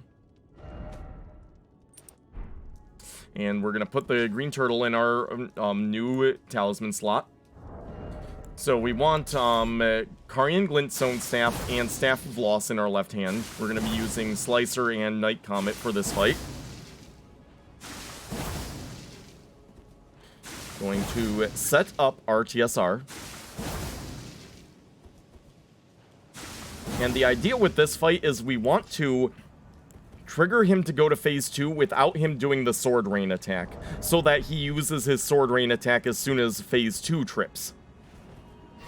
And that's how we're going to kind of skip phase 2. Top off here. I'm going to use our Physic. And the main thing we're looking to bait out is his Spear Throw into Jumping Plunge attack. That's the main thing we're looking to exploit and punish in this fight. So, Spear Throw there. I move a little too close, I think, which is why he does that. I'm not sure if it's 100% positionally based or partially positionally based. Go ahead and just get that stupid wooden chair out of the way.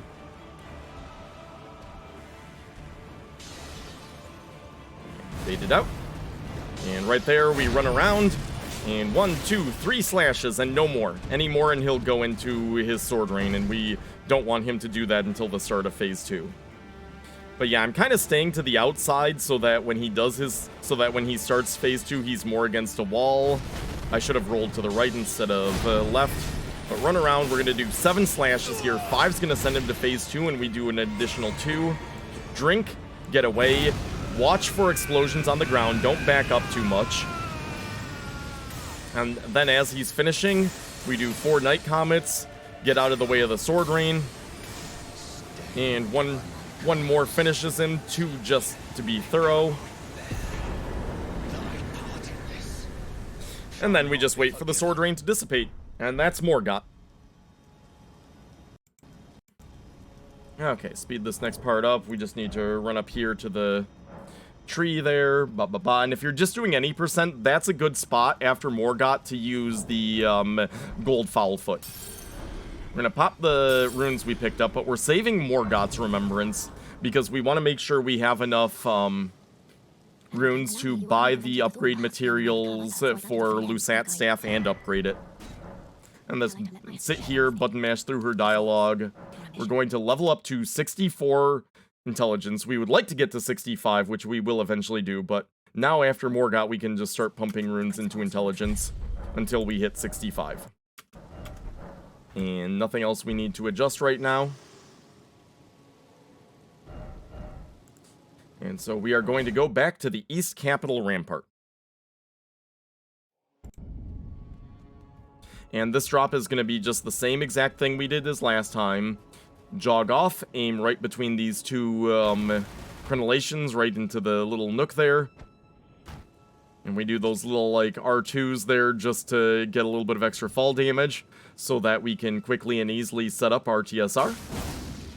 Easy.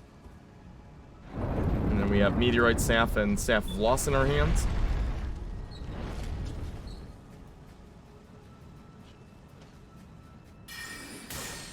Pew pew.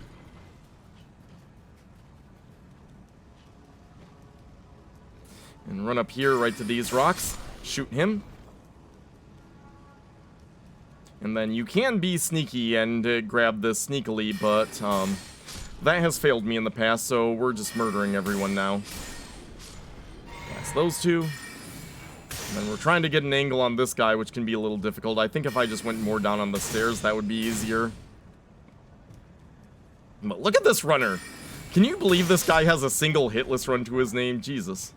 And there's a 3rd Exalted Flesh there. Not strictly needed, but always nice to have extras of consumables that are useful. And like I said, the Exalted Flesh will be useful for the Rykard and Placidusax boss fights. Literal goddamn amateur Insecure. It's shameful, really. Goddamn shameful is what it is.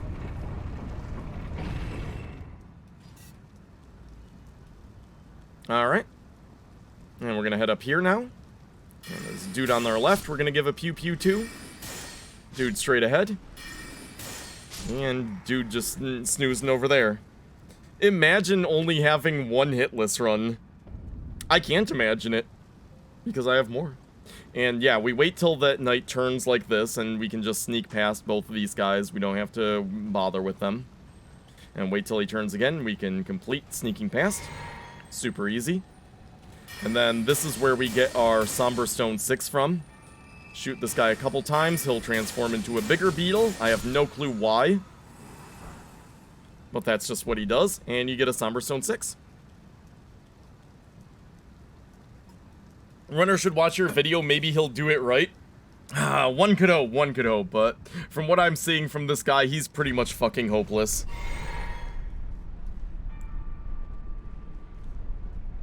Pretty much goddamn hopeless. Okay, so head out here, and we're going to summon our horsey. And now we're just riding horsey for a while. There's nothing too special about here, just give the imp voice a little bit of space, but... this isn't a big deal. Oh, and you want to make sure you're not riding through here at night, because there's a night cavalry here if you do. And we want to go around to the right of that tree, not the left, because the left there's poison traps. But yeah, I checked earlier, like, when you're sitting leveling up after Morgott, you want to make sure to see what time of day it is, and wait till morning if it's not already morning. And grab this golden seed here. Because if it's nighttime, you'll run into a night cavalry along here, and that's not a good time. So we're going to ride up the left side, and we're going to run away, and we're going to listen.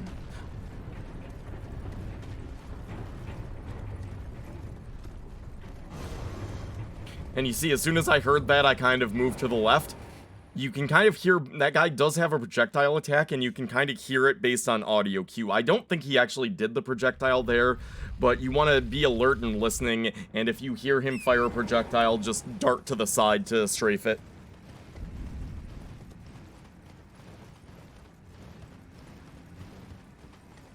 We're going to ride up here. We're going to grab this bonfire. If you're just doing any percent, you can just ride past it. But for all great runes, all remembrances, we need to come back there. And just along here. Go ahead and use our physic so that we can one-shot that guy. That guy's a lot easier to deal with if you can just one-shot him. And just ride straight through there. I think we aggro one bird as we pass through there, but as long as we're fast, it doesn't matter. This place too, just ride fast and you don't need to worry about any of those guys there. Ride like the wind. And at a certain point, we're going to want to start recovering stamina because we have this giant up at the other side of the bridge. And now, once he starts moving, we need to move quickly. We need to get right down behind here. We wait. As soon as we hear that arrow impact, we start galloping again, and we need to move quickly right down the middle here, get behind these rocks, and that's that giant.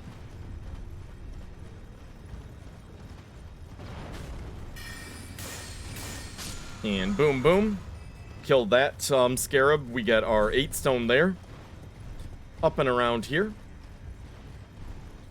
We're going to grab this bonfire, which you want to grab no matter whether you're doing any percent or all great runes. Because we do need to warp back here. Don't really think I need to sit, but just in case I take fall damage, it's nice to get full health at this point. So we're headed north to the Frozen River, and we want to turn left, heading west down the Frozen River here. We're going to get the Somber Stone 9 and the Primal Glintblade Talisman. So we're riding along here, riding along this cliff face, just kind of staying to the left here. And eventually there will be a jump pad. Take that up, and jump And if you miss that, you can just kind of go around to the left. There's an easy path up, but it's a little quicker if you take the jump straight up to that upper ledge. And then up on this bridge, there is a corpse sitting in a chair with the Somber Stone 9. And then we're going to jump down here to Stargazer's Ruins. Streamer, you're going the wrong way. This way. There you go.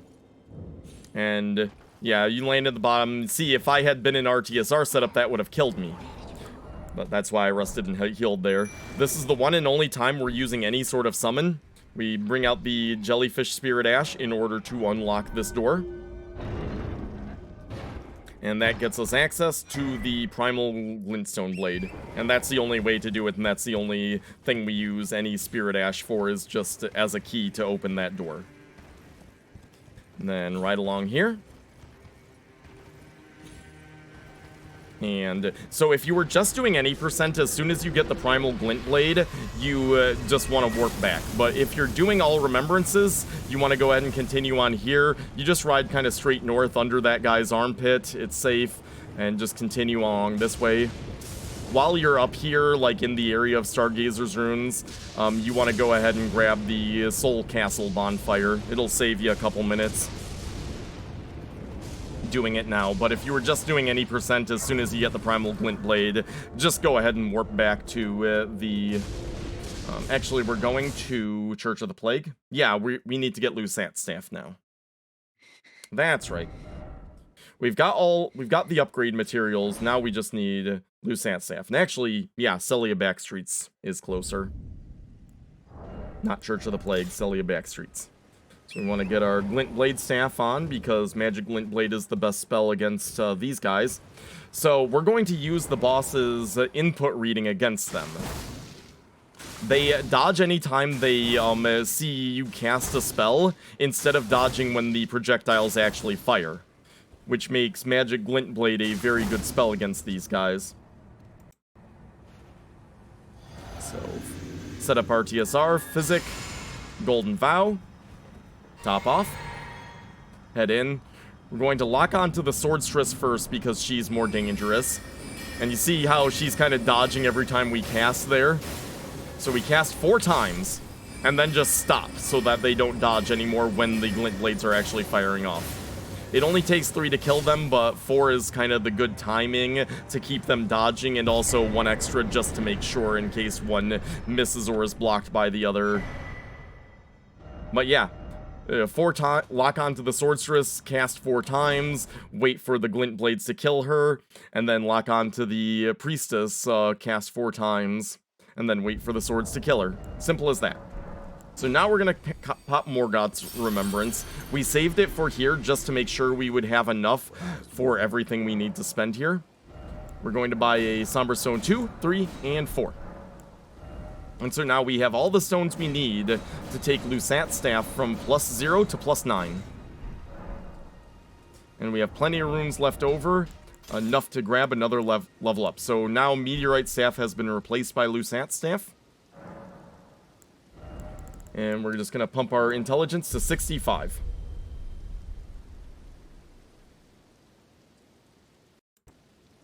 And now we're apparently just going to sit here and wait for a while. Mr. Streamer, please. Okay, yeah, and warping back to the ancient Snow Valley.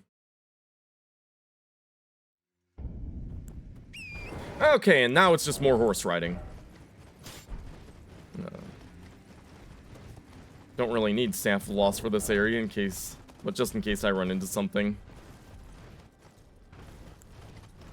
But yeah, now we turn right and go east up the Frozen River. And up around this way, once we get into this sort of plateau, we're going to head southeast until we encounter a dragon. Once we encounter the dragon, we're going to head south of southeast down to the First Church of America. So as soon as the dragon appears, we turn, and we're now heading south of southeast. Turn 27.5 degrees, head south to southeast, and there is the First Church of America. If you're just doing any percent, you can probably give this a pass, but for all Great Runes, all Remembrances, getting the extra Sacred Tier to take your flask up to +5 is actually pretty handy. Then eventually we're going to ride up here, and we're going to take this jump pad. Instead of going around this little, like, rock formation, we're going to jump up here and go over here so that we avoid the scary dog. And then just drop right here. To know the volume down during these points, Blaze is an old hand. He's been here from the beginning. But yeah, we just kind of go through here. Don't get too close to any of the boys, but they won't really bother you. And then right across the chain here.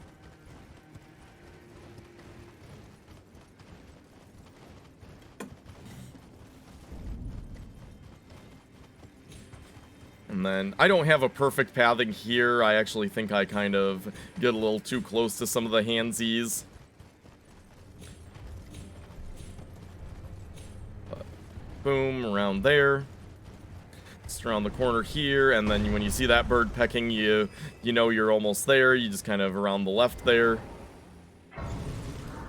And grab this bonfire. We're going to swap our spells out. The spells we want are Carian Slicer, Night Comet, and Rock Sling, in that order. This is the only place in the any percent we use Rock Sling, by the way. And we'll go ahead and use the Golden Seeds and Sacred Tears we have. Get 9 flasks at +5. And then finally, we want the Carian Glintstone Staff, and then the Meteorite Staff. Those are the 2 staves we want. And we're replacing the Green Turtle Talisman with the Primal Glint Blade, which the Primal Glint Blade reduces our spell cost by 25%. Very nice thing to have. And so then, yeah, up and around here, I prefer to enter the fight through this way. Doesn't matter too much. So, going a little bit past, let me see if I see it. We're setting up our TSR here, but there's like a tree I use as kind of my indicator, like, don't go past this tree or else you'll start the fight. Kind of right up here, you can't really see it past the splits. There it is, that tree. That tree marks kind of the boundary zone. Just a few feet past that is where the fight starts. Yep. And so we're going to Physic, Vow, get on our horse, drink, swap to our staff, and run in. And Carian Slicer is what we're using here. So we get the good luck. There's 2 things he can open with. He can either open with pushing his shield into the snow and then doing an avalanche at you. The second you see him starting to do that, you want to get off your horse and roll through that. And then kind of run in. And there's a few different openings you're looking for there, including the Jumping Slam and a couple others. But this one is the best opener when he just goes for the big overhand. We're going to ride in, jump off, slash once, wait until his... This is the key thing of getting the quick kill on Phase 1 Fire Giant. Wait until his foot is reset. I don't go for the second swing and just instantly break it there, because if I do, his foot's gonna fly forward in a weird way, and his model's gonna move in weird ways I can't predict. I wait until he gets into a neutral position before I break the splint he has. So hit once to soften it up, and then I'm going to wait and move with his foot until he's in neutral position. Now that he's in a neutral position, before he can start another attack, we're going to take a second swing, breaks it, moves a little forward. We're moving over here so that we can be clear of the hand and hit the heel. But then as we're slashing, we're getting behind the heel so that as he steps back, he pushes us with him so we can just keep slicing. And boom, that's an easy and quick Phase 1. And those principles can be applied to most any melee weapon. The key thing is, break the splint when he's in neutral position, not when he's in like some weird stance from an attack. And just kind of move behind the heel and let him, as he steps back, push you with his heel.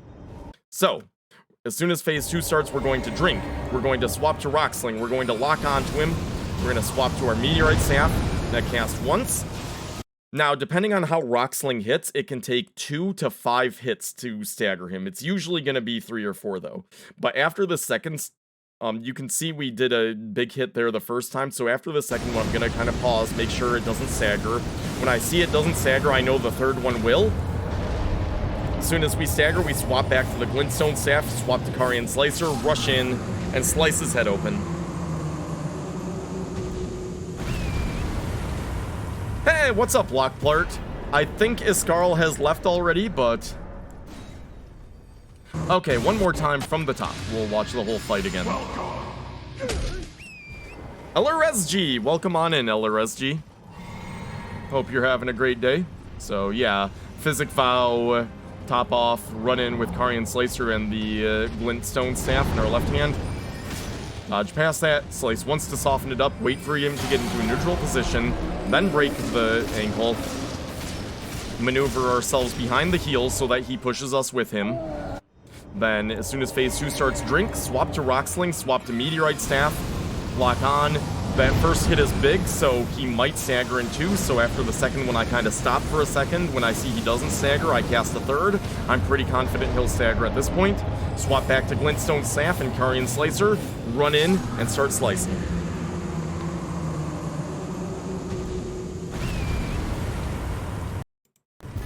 And that's Fire Giant.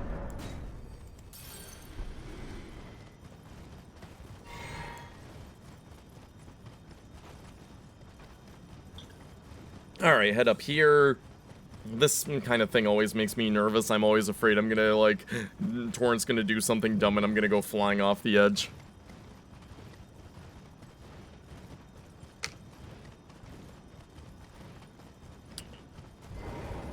And jog around here. We're gonna level up at this point. We're gonna just throw everything into Mind. Don't even know why I'm looking at my equipment there. Everything goes into Mind. Yep, 65 intelligence is what we want right now. Everything else into our mind score. I have long observed the lands between this world and death. Are you to commit? Very well, let my hand. I did, Lockplart. All Remembrances Hitless. We're doing post-commentary right now. But yeah. Melina burns, sad times, tree burns down, good riddance. Okay, Farah Missoula. Let's go ahead and slow down for Farah Missoula. And it was at this point that Mr. V-Sweat raided. So that was pretty cool.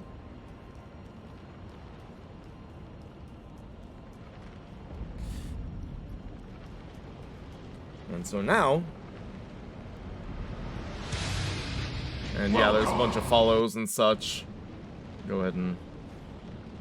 So we're going to Physic. We're going to jump down here. We're going to lock onto this guy. We're going to have the right staff out so that we don't have this terrifying moment. With Staff of Loss and the Physic active, that's a one-shot. Without Staff of Loss active, it's not a one-shot. So, do as I say, not as I do. Have Staff of Loss in your left hand when you shoot him, and everything will be fine.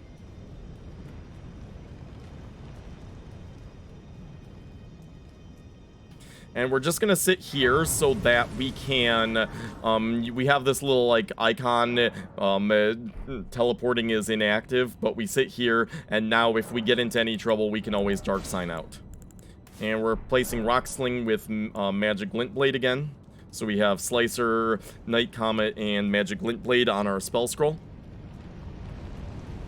Now we're gonna run here. And we're just going to run straight through this area. You don't need to worry about anything with this dragon at all, as long as you just sprint right through this place. He kind of slams in there, but you just kind of move around to his right, your left. Pass him on by. And you just keep moving, and he ain't a problem. Do a little occasional, like, little crouch squat there to recover stamina. And you don't really need to grab this bonfire at all, but sometimes I do, just because, I don't know.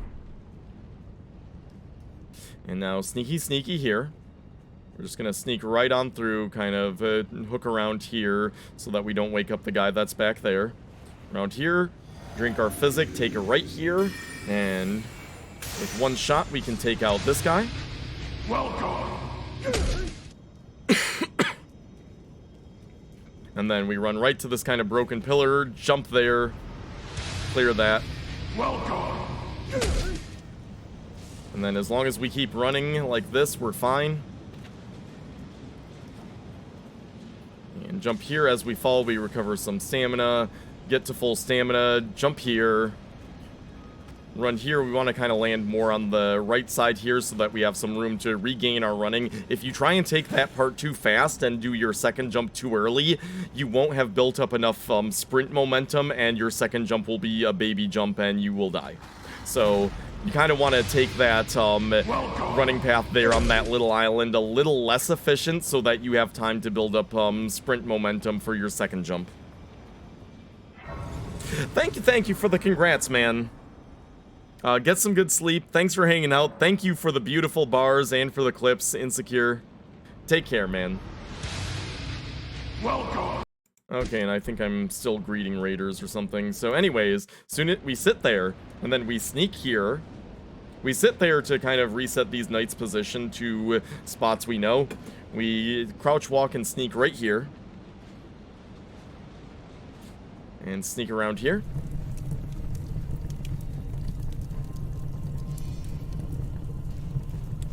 And as it turns out, Nephrin was right. This is where we come to get the screams.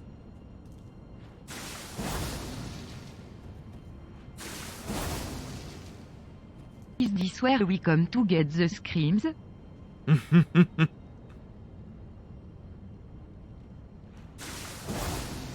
Ba-da-ba-ba-ba. We're gonna set up our TSR here. Very slowly, apparently. Okay, so Godskin Duo. Godskin Duo is a super easy fight if you do it right. So we're gonna craft sleep pots. We have 8 of the cracked jars, so we can make up to 8. You can see we have plenty of extra mushrooms and lilies. And we'll also put our kukri on our toolbar here. And we want the glintstone and glint blade staves in our left hand. We're gonna creep up. So we're gonna position ourselves pretty precisely here. We're gonna position ourselves so that our feet are between this brick and this bone. Kind of right in there. See, like kind of right there. Now, we're gonna position our head so that our head is right below this dragon's eye. Right like that. Lined up like that. Now we use the telescope. That's going to change our character's position so that we're actually lined up where we're looking. It's gonna turn us a little bit lined up where we're looking. So we're gonna throw a sleep pot, we're gonna slash with our dagger to initiate the fight, and then we're gonna duck. Slash, duck. And right like that, Godskin Noble instantly ends up in a sleep cloud and is put to sleep. We're gonna top off our FP, activate our physic now. And now we're gonna position ourselves so that this little broken pillar is between us and the Godskin Apostle. Right on this skull, kind of lined up like that. Stand up, he's not aggroed. Position our head just left of this kind of crenellation in the wall. Right, like that. Zoom in with the telescope. Throw duck. And now they're both asleep. And so we want to move fast here before Noble wakes up. Get behind him. We're gonna do 3 charged magic glint blades. Swap to the glintstone staff, swap to Carian Slicer, recover stamina. That's the key thing. And then slash away. And we kind of didn't recover stamina enough. We could have gotten an extra swing there. Doesn't matter too much though. Now, we actually want to wait and delay. If we killed Godskin Apostle right now, right away, then there would be a delay in how the Noble spawned. So we're actually going to kind of delay a little bit our kill here so that the Godskin Noble spawns right away, right after we kill him, at a dependable time that we can predict. So we wait a bit, then 3 charge shots. We're going to do 4, we're going to recover some stamina, 4 slicers, and then immediately turn here and throw. And unfortunately he side hops, so we don't complete the sleep in 1, but we can go ahead and dodge the fireball. And he's still stuck on those things, and the second sleep pot puts him down.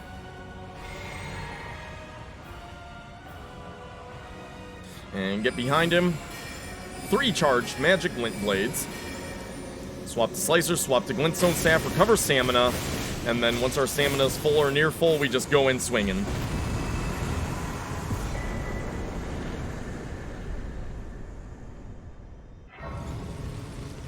And that's how we do the Godskin Noble fight. The only thing that can go wrong is if we end up aggroing the Apostle, if we end up messing up the initial setup, then we have to throw sleep pots to put the Apostle to sleep while he's aggroed.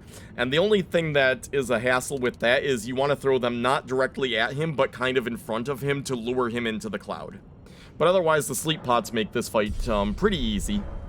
There's room for air, which is why we went out of our way to get some extra sleep pots.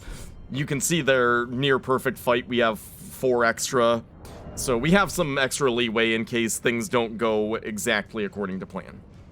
But we sit there, throw all of our runes into mind.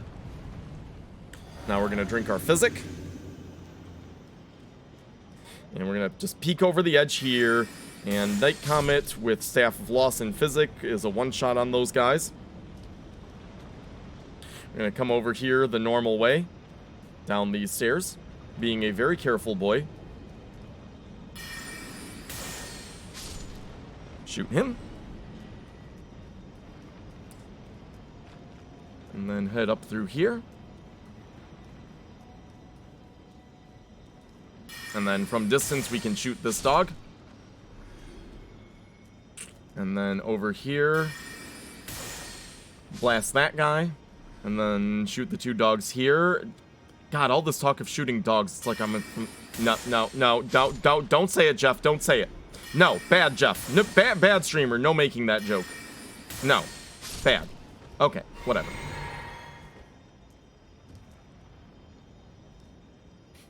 Okay, take those guys out and head over here. Whatever, the ATF shoots dogs.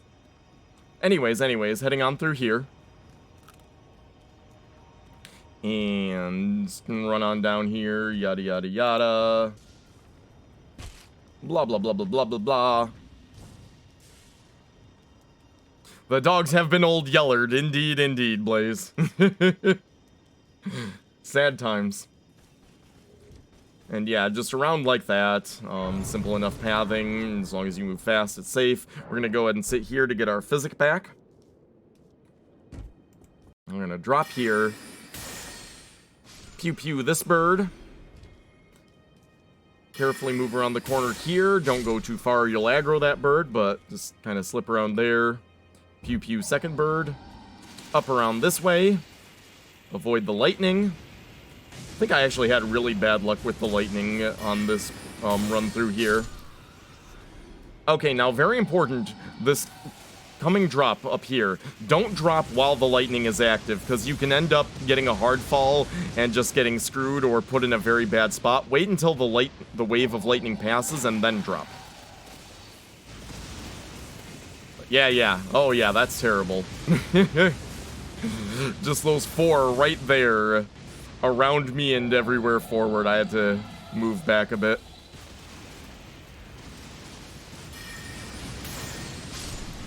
Pew pew that bird. Pew pew this bird. Move forward to this little rubble heap. Pew pew that bird. And just be careful where we're standing. Watch for the red glow. I'm gonna move up here a bit. Play it cautiously. And then now we can, as soon as we stand up on this platform here where he is, all we have to do is stand there for a little bit, and then we can duck back down, and then he will disappear. And be out of our hair forever. You can grab that 12 rune if you want. It's not really necessary, but it's right there. Why not? The thing we need to grab is in this gazebo. The somber ancient dragon smithing stone. That's the +10 stone we need for our Lusat staff.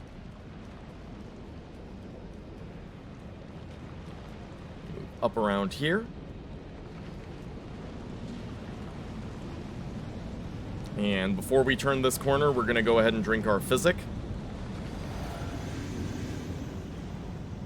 And there's a Beast Boy up here. As long as we're far enough range, he won't see us and we can zap him. We want to crouch and walk right along here. There is a Beast Man right over to our right here, but as long as we crouch and stay along the left cliff face there, we're safe and we won't aggro him. So now we're going to line up with the telescope, throw a Kukri to distract the Beast Man here, and while he's turned away, pew pew. And then run across. And now I've seen other runners do this strategy where they throw a Kukri like right into this corner and that distracts all of the beastmen that are here. But I haven't learned that. The kind of simpler way of doing this that's pretty easy is to just run through. You don't need to worry about the 2 lightning boys. This guy, he'll do one of 2 attacks. If you see him rear back like this, he's going to do a lunge and you just need to properly time a roll to roll past him. The other attack he does, if he runs up closer to you, he's just going to do a series of swipes, which you can just outspace. You just kind of run along this way, along the wall there, and you'll easily outspace them. But he does the lunge, we roll it, easy. And then up the stairs, don't dawdle, don't waste any time, get to this elevator, and you're fine. Easy peasy, lemon squeezy, as they say. So we need to sit here to kind of get enemy aggro off us so we can actually teleport. And we're going to teleport to the round table where we're going to have Hugh here upgrade our staff to +10. And that's all we need to do here. And now we're going to go, we're actually going to go to the Royal Moon Gazing Grounds right now to get Meteorite. Meteorite is a spell we need for Elden Beast and also Placidusax. So we just swapped out Night Comet for Glint Blade Failings. Put on our Glint Blade Staff. And there's some enemies here, but they're really not a threat as long as you just move through. We're going to gallop over here.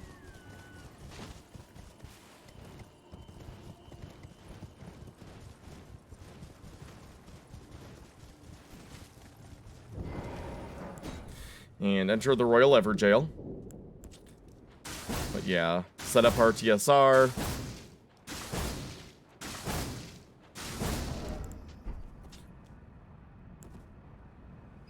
And, with the Glint Blade Staff out, we're casting Glint Blade Phalanx. Physic, Golden Vow. Top off. And as soon as we exit this stone circle, he appears. 1 charge shot and 4 uncharged shots. And just kind of back off, but you notice how we keep him in a line. We keep him, I want you to notice what I do here, I keep him lined up with these sigils that are about to shoot the swords. I don't start moving off to the side, because if I start moving off to the side, that's going to allow him to strafe the glint blades. And that's something you need to keep in mind with Magic Glint Blade, is to keep the enemy you're trying to hit them with lined up with them. But yeah, what we do there is actually overkill, but overkill's better than underkill. At this point, I guess we're just taking an extra level because it doesn't really matter, but whatever. Okay. So we have one final normal enemy to slip past in the any percent. Gonna set up RTSR first. And for the fight with Malekith here, I prefer using Magic Glint Blade, so we have the Glint Blade Staff and the Carian Glintstone Staff. So we got this guy, we're going to crouch walk right up to this railing here. Move up just a little ways, about here or so.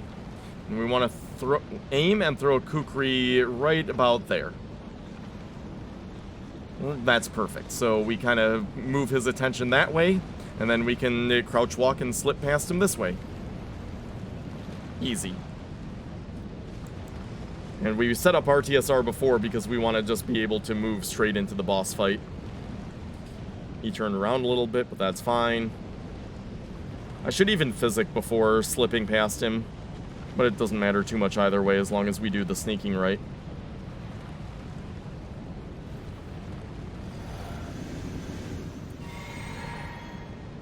Physic top off. We're gonna run in, we're gonna do 3 magic glint blades. And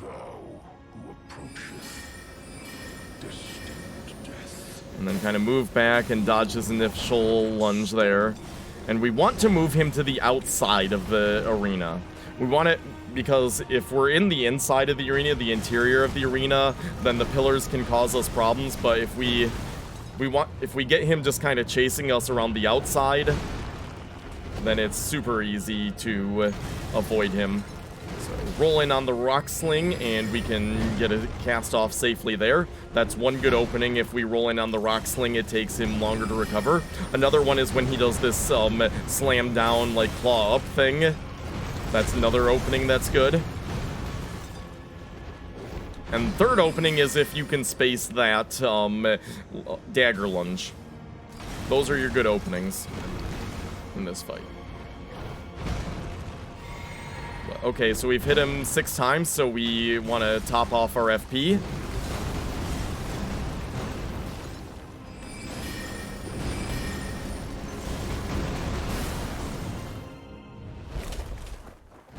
And 7th hit will send him to phase 2. Okay, phase 2 is 100% scripted as long as you get your positioning right. So we're going to run up to this spot right here where this kind of formation in the floor meets this inner circle right here. We're going to stop, we're going to cast once. And then he's going to jump over us. We stand still. And then as soon as he's cleared us, as soon as he's over us, we're going to start moving right and cast 4 more magic glint blades for a total of 5. And then we're going to start backing off on that 5th cast. That's going to trigger him to do this backslash. And at this point, you know you have him in the right script. Dodge back, and then he's going to do a jump.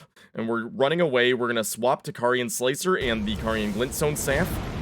Get a little more distance. He's going to do a spinning double slash. We're going to, as soon as that's clear, we're going to run past him and start slashing him from behind this Carian Slicer. And you see I start slashing here. I want to end up a little bit on his left side, because the next move, if he survives this, if like some of your glint blades miss, is his very next move will be to jump to the left.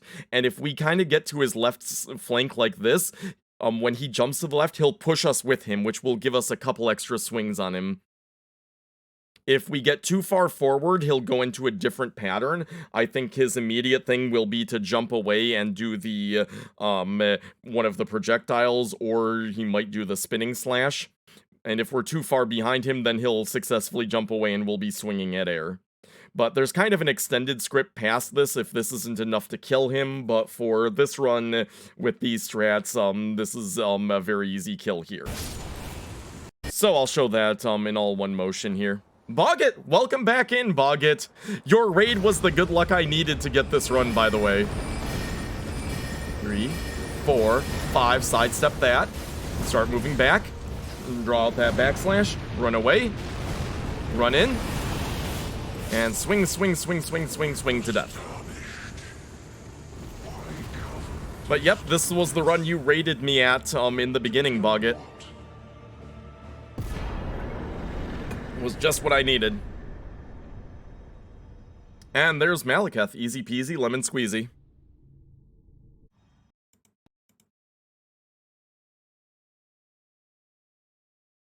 I did. We're watching it back now and we're doing post-commentary. While all the strats and everything is in my head and before I can procrastinate on anything. So, level mine to 42. And now we're on to the last few bosses of any percent. But yeah, that's why you see me rewinding and things speeding up. There's an extra rune arc there if you want it. But if you're not getting hit, you don't need that rune arc. But yeah, PB every stream. The entire time we were getting PBs every stream. Get onto the elevator and start setting up RTSR. So this Gideon strat. This is 98% safe. There is a slight chance something will go very wrong in this Gideon strat. I'll be highlighting it. I'll probably post it on YouTube. It'll definitely be in my Twitch VODs, as a highlight. Okay, so So we get the Carian, the Glint Blade Phalanx up.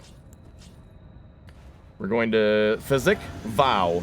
We're gonna run in right to the foot of the stairs and no closer. No closer than the foot of the stairs. And we're going to cast 9 charged magic Glint Blades. This gives kind of the perfect timing so that he rolls at the wrong times and gets roll caught by these projectiles. I think I made a mistake and accidentally put in a 10th here. Yeah, that's 9. And then I should have rushed in at this point. But yeah, you do 9 charged Glint Blades, and then you swap to the Glint Stone Staff, you recover some stamina, and then you rush in with Carian Slicer to prevent any heals and finish him off. But depending on how that goes, that was decent luck there. He can die in like the first 5 or so Glint Blades, or he can end up dodging around a lot and things can get scary. But that is a almost 100% consistent strat for Gideon. Show this to my brother. Right on, Jairus. I hope more people enjoy this and enjoy the game. He said, you've been PBing every stream, so the consistency was solid for sure. It was ridiculous. Either I'm getting as better as a runner, or this game is actually pretty easy to hitless. And I think we know which one of those is true. Because there's enough flaws in this run to show that. Well, never mind. Anyways, we're going to sit here and we're going to burn off as many runes as we can. Leveling up. And we've saved Malekith's Remembrance because I can see if I use Malekith's Remembrance, I'll have just enough for another level up. Bog it! Hold on, there's something we need to do. There we go. Bog it, you mad lass! You absolute mad lass, what are you doing? Wish I could have been here for it. Hey, you were here for the beginning, and you're here now. Mute alerts? No, this is part of the guide. This is part of the guide. Part of the guide is talking about how awesome Sir Bogget is. Sir Bogget is like one of the most awesome streamers ever. She is super cool and does all the Dark Souls stuff. Go follow her right now. If you're watching this video later, go follow her. Okay, I'm gonna go get some water. I'll be right back. I need to refill my water.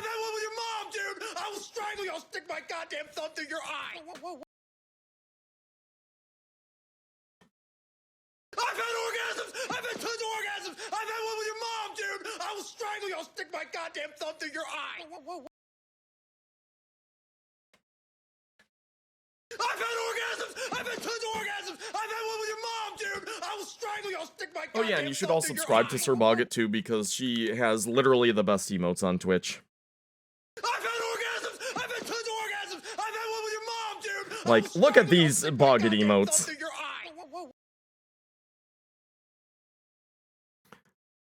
This dancing lemon, this clapping lemon. Where's the running lemon? I love the running lemon. Look at these emotes. They're great. Alright.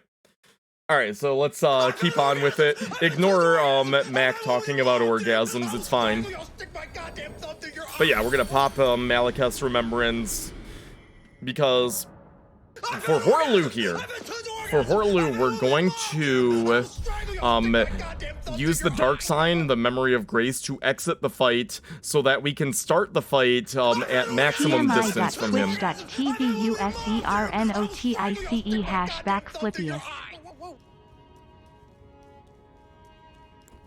Wait, what was that TTS that just came through?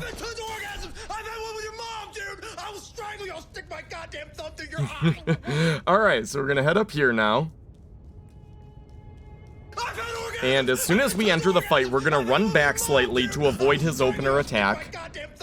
If you just jog back, his opening attack will whiff. And use Memory of Grace. And this way we can start the fight from farther away.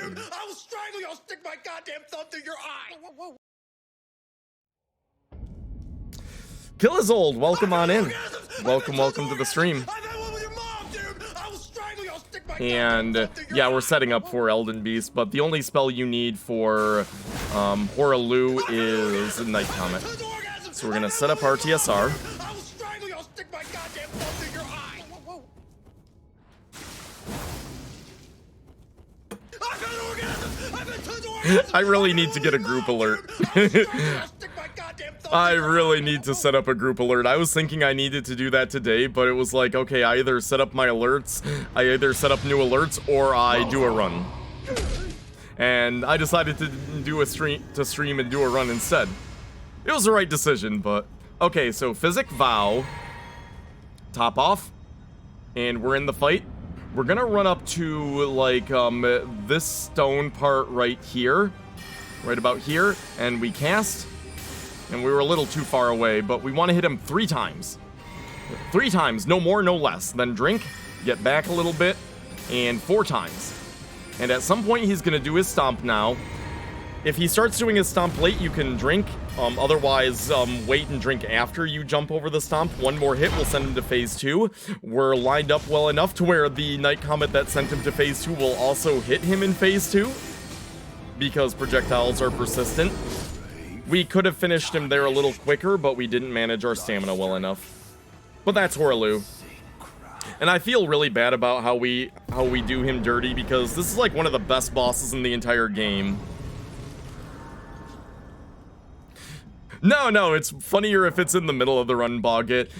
You have to understand, this is something very informal. This is just something I wanted to do post-commentary, get my thoughts together before I, before I forget things, and before a thing I tend to do, I tend to be a perfectionist. I build things up in my head, like, okay, this guide has to be perfect, it has to be all-encompassing in everything, and so then that will just kind of build up my anxiety, and I'll end up never doing it. That's the problem. So it's like, okay, let's just do this now, let's just do it quick and dirty. Okay, so, for the Radagon Elden Beast fight, we want Night Comet, Carian Slicer, and Meteorite. Those 3 spells in that order. That's what we want for this fight. But yeah, so this isn't something super formal, so if we have, follow and sub alerts and other goofy shit in this highlight, that doesn't bother me, it's funny. That does not bother me at all if somebody wants to put some stupid TTS message in this highlight. Alright, so, oh yeah, and staves. We want, Staff of Loss, Carian Glintstone Staff, and the Meteorite Staff in our left hand, in that order. And we remove the Short Sword from here, we just have Lusat Staff and the Golden Vow Dagger. Both so that, when we are in medium roll, but that doesn't matter. Okay. That would be pretty goofy, Blaze. Alright. So streamer's gonna kind of stall for a minute because, believe it or not, outside of like when I was just running any percents, this is the first any percent I got since my any percent with this route. Now you'll eat noodles and listen. Thanks for hanging out, Boggett. Appreciate having you here. So we're gonna vow, physic, and then enter the fight. As soon as the fight starts, we're gonna immediately start casting Night Comet. We're gonna do 4 Night Comets on Radagon before he even gets out of his whole slow walk thing.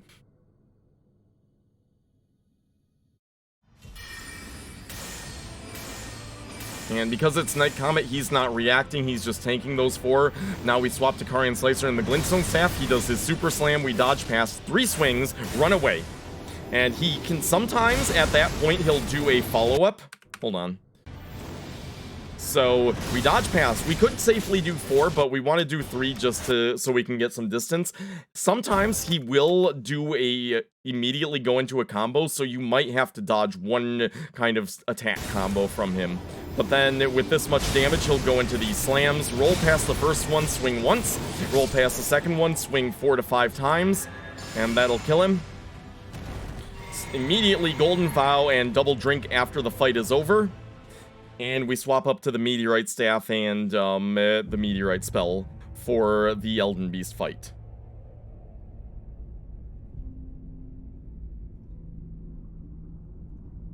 And so the Elden Beast fight, it's purely positioning.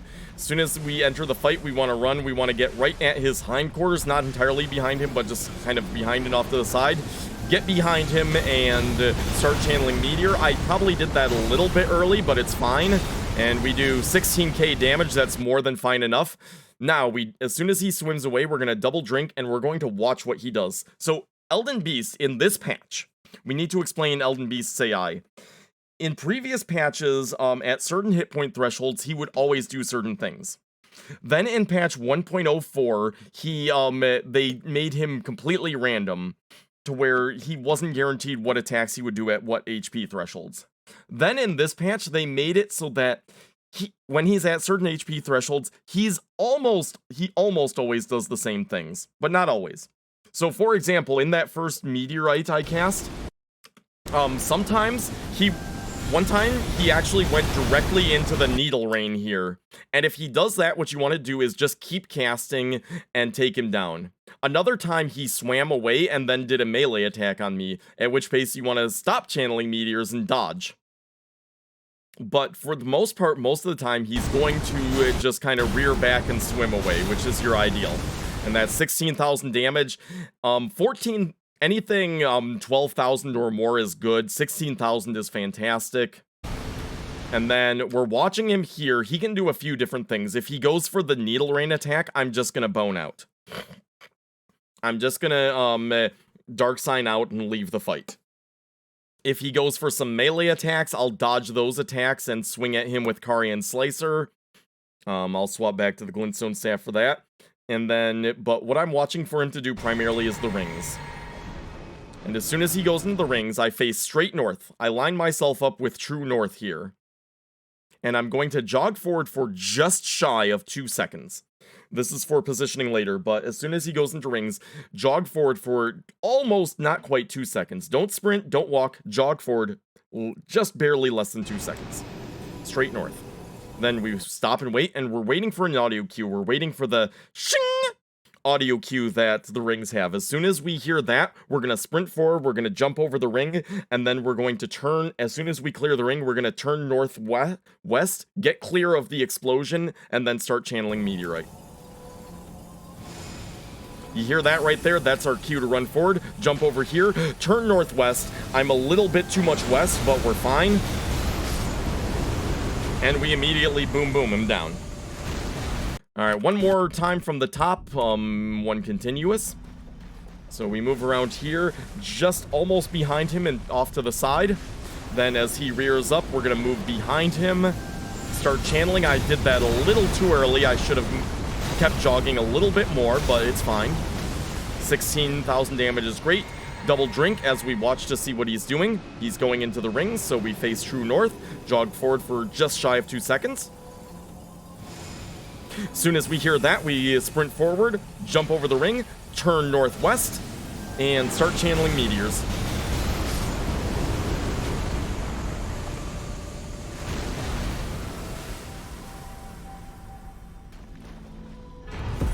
And that's our any percent right there. Easy peasy, lemon squeezy, and I should have activated that gold foot earlier, but I activated it late, so we missed out on the extra runes there. It's not a big deal, doesn't matter too much either way, but that would have been an extra, 100,000, a little more than 100,000. And yeah, blah, blah, blah, blah, blah, and the Elden Ring. The fallen leaves. The fallen leaves tell a story. The story isn't very good because leaves aren't good at writing stories. They don't understand basic narrative structure. So we're gonna pop our remembrances here. And basically any other, like, floating runes we have. And at this point, we're actually gonna level our intelligence. So we were at 65. With Godrick's rune, that takes us to 70, and with the intelligence physic tier, that took us to 80, which is the soft cap for Lusat Staff. We're actually going to put 10 points into intelligence, so that we don't need to use the intelligence knot tier anymore. We're going to, now that we've got plenty of levels and things, we're going to actually replace the intelligence tier with the green burst crystal tier. So with all the souls we got from Elden Beast and the Remembrances, we're going up to 75 intelligence. And we could go buy a memory stone and some rune arcs from the merchant here if we wanted, but we don't really care about that. We're just kind of setting up our spell scroll, Carian Slicer, Night Comet, and Magic Lint Blade. But yeah, we could go buy some stuff from the merchant if we wanted to, but we don't really need to. You want to go to the Dectus Lift or Altus Plateau, because now we're headed to Volcano Manor. Okay, are the kind of people who tell stories by putting the most interesting parts at the beginning, so it's all downhill? Exactly! I knew you had hit Give me your I will So now, because we completed Raya's questline earlier, we can now just take this warp directly to Volcano Manor.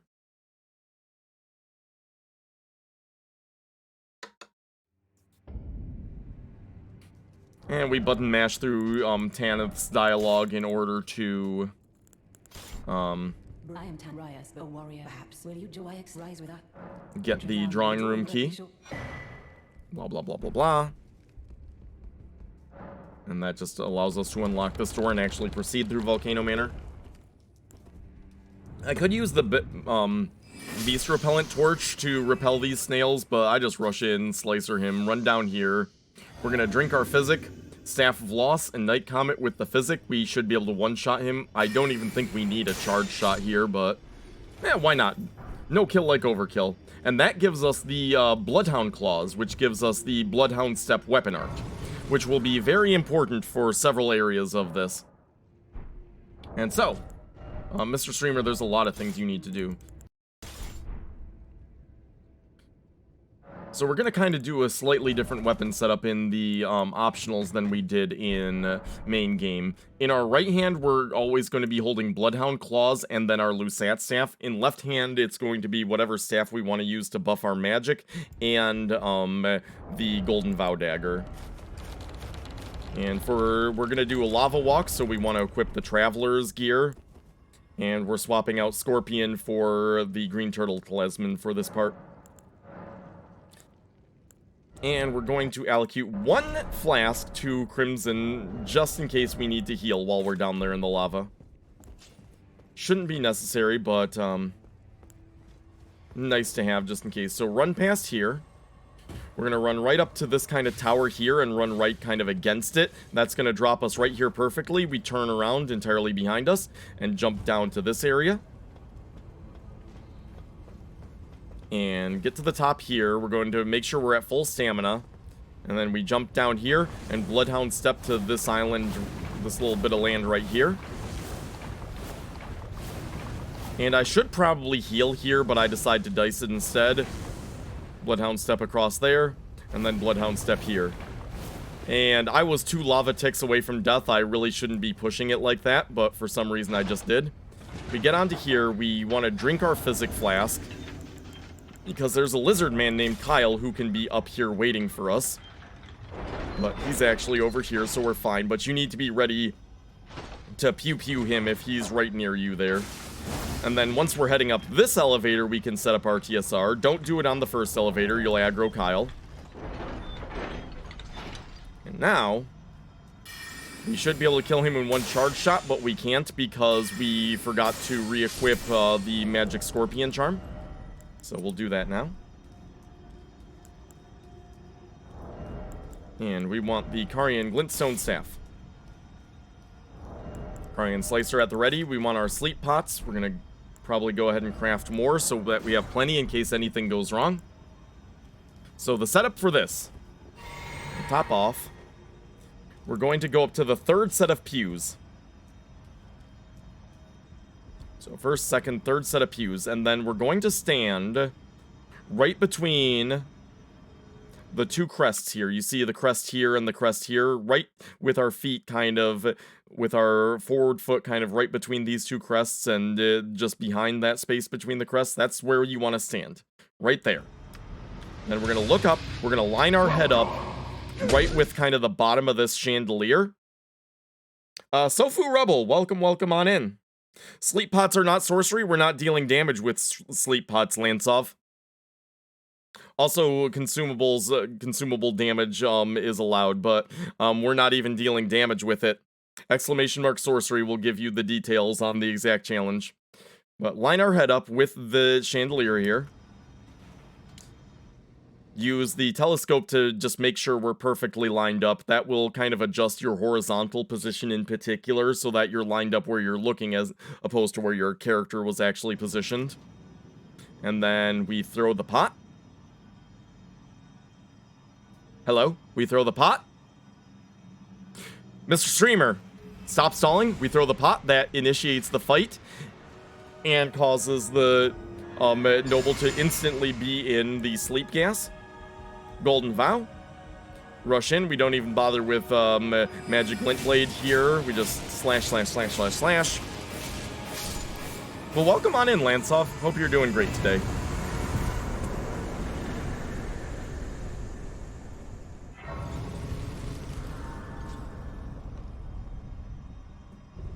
Yeah, we'll go ahead and sit here and take the level, I guess. Or not. Ditch that. And we're moving on through. Back to Staff of Loss for increased damage on Night Comet. But yeah, we just jump over this balcony here. Run up here. You can kill these slugs at range, but I think it's easy and safe. Just kind of run into that little nook there and just start going ham with Carian Slicer. Kill them that way. Climb up here. And we want a physic right around here.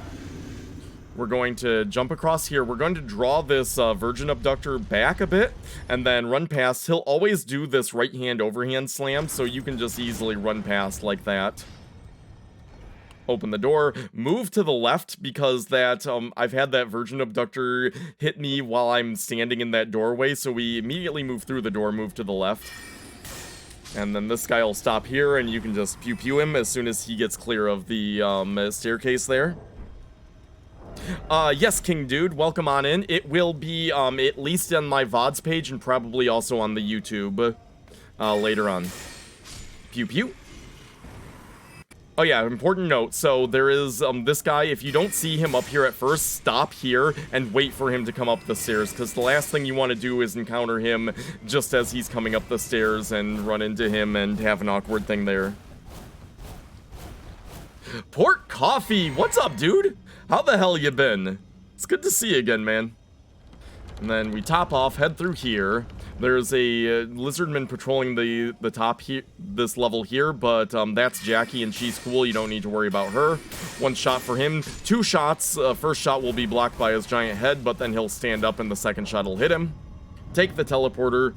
And we are not ready to fight Rykard yet. We came here primarily for Bloodhound Step. And now that we have it, we're gonna head out here. I'm doing fantastic. We just got Hitless all Rememberances Sorcery Only, and I'm doing post commentary on the run while all the strategies are fresh in my mind and before I can put off doing it. So we warp to Rotview Balcony now. We're gonna get the Green Burst Crystal Tier and ride kind of just straight north, northeast towards this Erdtree. See this big rock here? We're gonna go just over onto the other side of this big rock. We're gonna drop down into this little nook here. You see these two branches here. We want to drop right between the two. Line up Torrent's head right between the two. And drop. And perfect. And then we just kind of drop down here. Thank you, Poor Coffee. And then we took a little bit of fall damage there. That's fine. We don't even need to set up RTSR for this. Glint Blade Staff, Physic. Right around here, lock on, 2 charge shots and then just a bunch of regular uncharged shots, just spam them out. And then as soon as he's aggroed, just kind of turn and run away and it's overkill. Dude's super weak. And this gives us the Green Burst Crystal Tier, which is plus 15 to stamina regen for 3 minutes. 15 stamina per second is huge. That's like a 33% boost in stamina regeneration rate. It's very helpful for a lot of the late game stuff. So now we go to Boil Prawn Shack. We need to get the 2 Haligtree medallions to get into the Haligtree. So yeah, we're swapping out the intelligence tier for the Green Burst tier now that we can hit the soft cap for intelligence without the plus 10. So we're going to ride straight southwest, and we're going to grab the dexterity tier. This is going to be helpful for a few spots where we need maximum cast speed, but magic damage isn't important. There's 3 boss fights where we're relying on physical damage instead of magic damage, so we swap out the magic shroud crack tier for the intelligence knot tier. But yeah, we ride southwest till that cliff, we go north around it, we ride straight west.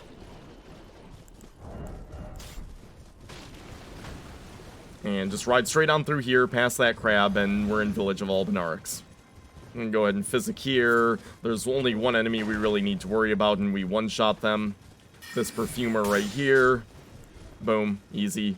And then the quickest way, rather than trying to button mash through this idiot's dialogue, is just to murder him. And we get the 1/2 of the Haligtree medallion. And now we're headed to Castle Sol. So we're gonna set up our TSR before we head into the castle.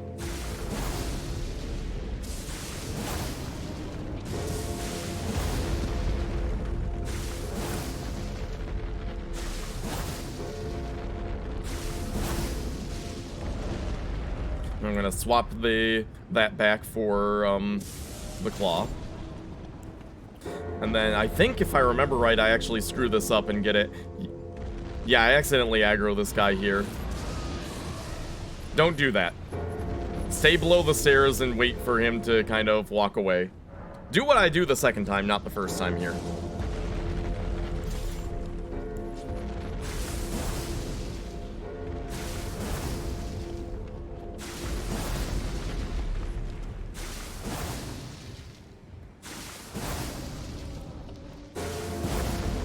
Hey, Thingfish, welcome on in. No, it's called the Red Feathered Branch Sword in this game, Thingfish, but see, you stay down and you let him pass by here. Welcome on in, Thingfish. No, it's called the Red Feathered Branch Sword, but I refuse to give up Dark Souls terminology. And as soon as he kind of turns that way, now you can slip past. And I should have the Bloodhound Claw there, not the short sword, so that I can Bloodhound Step if necessary. We'll always want to have that on hand for quick dodgery. So this room can be a little tricky, but we're gonna pew-pew this guy. Then pew-pew the slug up there, then kind of come just barely into that archway to cause that slug to drop down. Then we're gonna move in with Slicer, immediately turn right and Slicer that slug, then move in almost to the center and then back away to cause that final slug to drop, and Slicer him.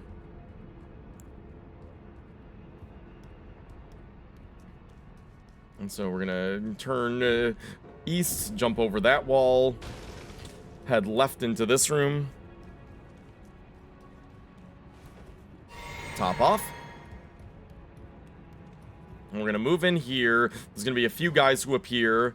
We're strafing to the right as we shoot these 2 melee guys, so that we can strafe that crossbow bolt. But yeah, this guy's easy to strafe. Move in there. And we're gonna get the dagger out, Golden Vow, top off. And move in here once we hit this wooden bridge. This guy's going to appear. 2 Night Comets will kill him. 3rd one just for good luck. And then we're gonna move through here quickly before anything else can get ideas about killing us. And now in this room, there is a little guy in a gibbet here who will start screaming if he spots us, so we drop him. And if these guys, they're like alarm bells, like if they see you they'll start screaming and then more of those phantom knights will appear and it's just a mess. So we just pew-pew them. Thingfish! Dude, thank you so much for continuing the gift sub you were given by Sir Boggett. Thank you, I appreciate that. And so now we're going to Physic, we're going to Vow, top off, and enter the boss fight. So we're gonna run in and do 2 Night Comets on the commander here. Then we're gonna recover stamina and turn our attention to the summons. This first one on the left doesn't have a shield, so we just kill him in 2. This guy, he can take 3 if he blocks all of them, so we do 3 on him. Even if one is wasted, that's not a big deal. Stay back while he's doing all this jazz. And then he's doing the stomp. That means he's gonna jump in with the kick, dodge past it. Watch, there's a couple different attacks he can do when you're behind him. One is a longer stab, which you need to actually roll, but that one is just the little, like, back poke that you can just space. But Commander Niall's pretty simple. Pew-pewing is always the answer. Battle Budgie! Welcome on in, Battle Budgie. Hope you're having a great day. So I figured might as well subscribe. Well, I appreciate that, Thingfish. And then the left Haligtree medallion. And so now we have everything to go to the Haligtree. So we're gonna go to fast travel back to Zamor Ruins. And we're gonna stand around for a minute.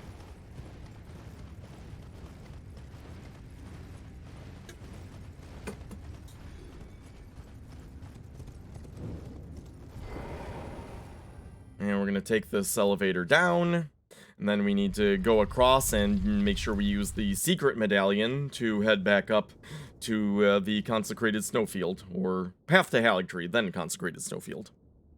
Whatever. Y'all know what I'm talking about.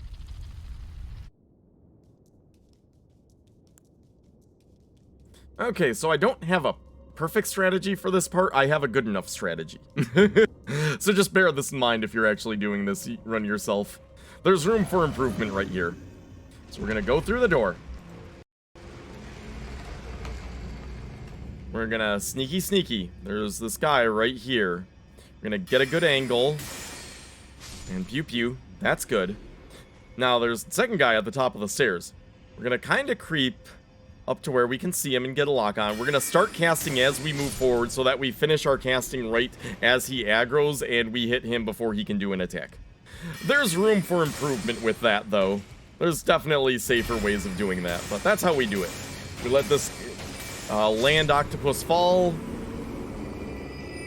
Pew before it can do anything. Be ready to roll back down the stairs if it does get an attack. Shoot these 3 little guys. And chat, have you had your land octopus ovary today? This land octopus ovary is a part of this balanced breakfast. Isn't good enough the strategy for all Souls games?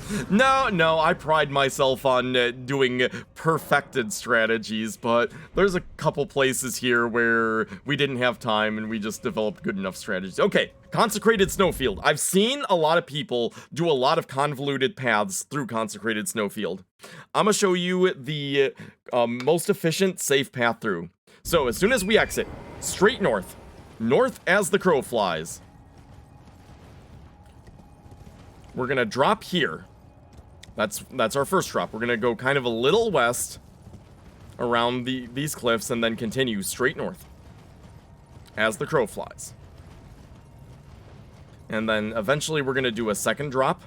That's not it. That's it. There. And I think I need to be a little more west here. I think this is why I screwed up. I need to just be like a hair more west. But this guy appears and we keep watching.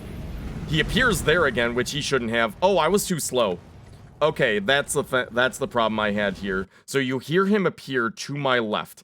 We need to just be mashing the circle button going fast, and I'm kind of taking things a little casually.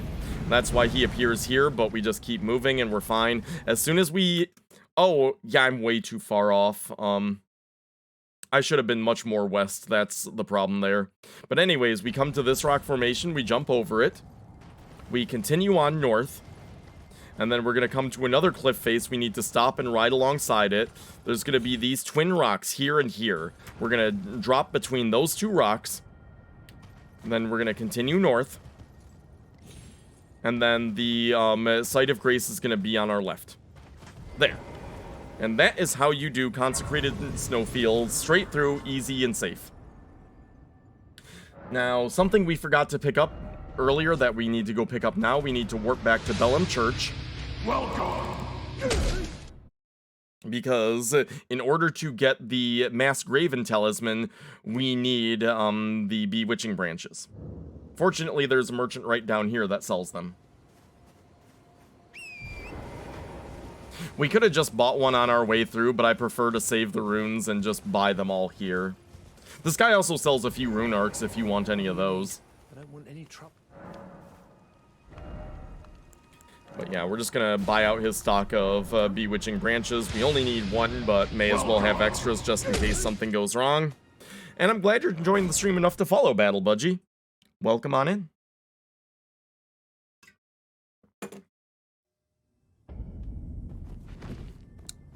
And so now, I don't know why we're even sitting here. What are you doing, streamer? Oh, I guess we needed that 1 point of mind. I guess that was so crucial we needed to stop and get that level right now. This freaking guy doing this run. Jesus, who is this? Alright, so we're riding just east, a little bit southeast. We need to get up on this ridge here. And then we're gonna ride along the ridge. Just right along the ridge. This can be a little scary because of the whiteout conditions, but you want to ride along the ridge, but not go over it. And yeah, right there we almost go over, but jumps save us. And then once you see these imp statues, you want to stop, crouch, and kind of sneak right here. There's this imp here. We're going to throw a kukri against the tower to distract him. He's just being mindful.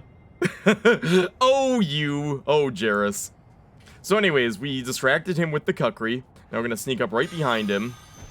And if you hit him directly with the branch itself, not just the mist cloud, but the branch itself, that's actually the safest way to do it, because hitting him with the branch itself will instantly charm him. And he does a little back step away, but he's instantly charmed, so there's no danger there. Now we're going to switch off of the Staff of Loss, because if we had the Staff of Loss in our left hand, this would one-shot this imp. And we don't want that. We just want to wound him to the point where he's near dead. And then he chases us around here. And it doesn't matter who wins, but if the imp that you didn't charm wins, you need to be careful and probably finish him off before you get up the ladder. Fortunately, because of the handicap we gave him, the imp that we did charm won the fight. But as soon as one imp kills the other, that's what unlocks this tower and allows us to get up here and get the Mask Raven Talisman, which is plus 8% to all sorcery damage. Whether it's physical or magic damage or what have you. So that's a nice talisman to get. And what are you looking for, streamer? And we're going to replace Radagon's seal with the Mask Raven Talisman. So we have Red Feather Branch Sword, Mask Raven, Magic Scorpion, and Primal Glint Blade as our talismans. Oh, I think Renault was asking me a question about what talismans I have. Alright, so now we're going back to Boil Prawn Shack. And our next stop is to go through Raya Lucaria in order to get the Radagon icon. So, I mean, a lot of what we're doing right now is just getting additional talismans and setting ourselves up. We're getting talismans that are kind of on the way to the All Great Runes bosses, and just kind of setting ourselves up for the All Great Runes run. And so, we're gonna put the Beast Repellent Torch in our left hand. We're riding from Boil Prawn Shack to, this is the gazebo Raya was in. And we're going to continue east, but slightly south. Kind of east of southeast. Not too far south, though. But you can see, like, way earlier in the run, that's the jump pad we took up to the highway tower. We're going to head a little more south now into the Purified Runes here.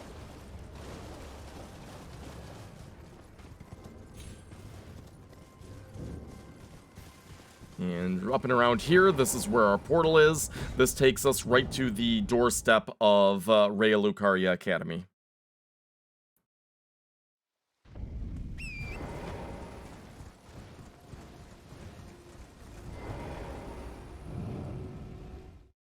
And if you need an extra golden seed right here, you could grab this bonfire and then turn right. And there's an extra golden seed kind of down the bridge there. But we don't need that, so we're not going to bother with that. And yeah, allocate the Crimson Flask back to Cerulean.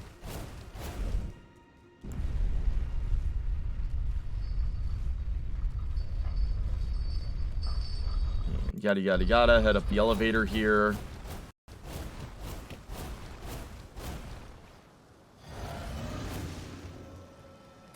And we're going to shoot those, drink the physics, shoot those two guys. We want the Bloodhound Claws. We want to two-hand the Bloodhound Claws and then have the Beast Repellent Torch in our offhand. Even though the torch is unlit and on our back, it will still be effective at repelling the dogs that are here.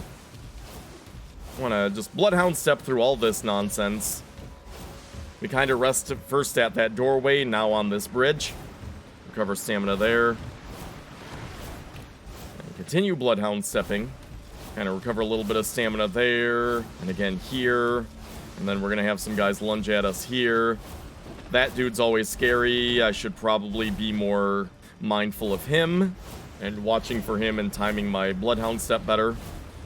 But yeah, and with the Beast Repellent Torch, we don't have that dog chasing us in here. Otherwise, we would. So we just kind of wait and jump here.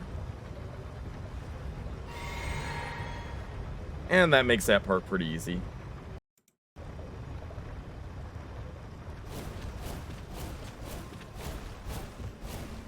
And we're going to sit here.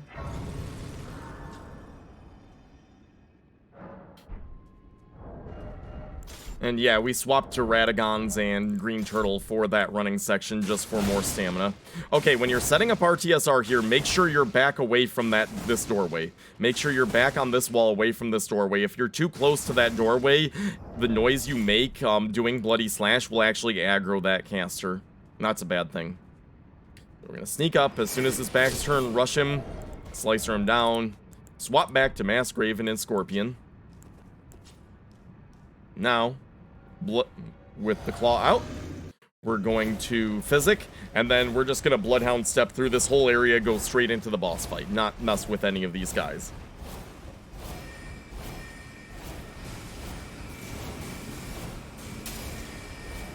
Yeah, just Bloodhound step through all this. I'm taking a look behind me really quick as I drink. We got a little bit of time. Run in here, and now the strategy is just move forward and start casting Night Comet.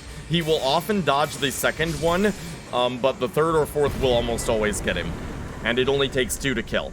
Now, the only thing you need to watch out for in this strategy is sometimes he will get 1 or 2 magic glint blades cast, and you're going to be bottomed out on stamina, so you need to be ready to dodge. You're not going to be able to strafe because you're going to be bottomed out on stamina from the casting.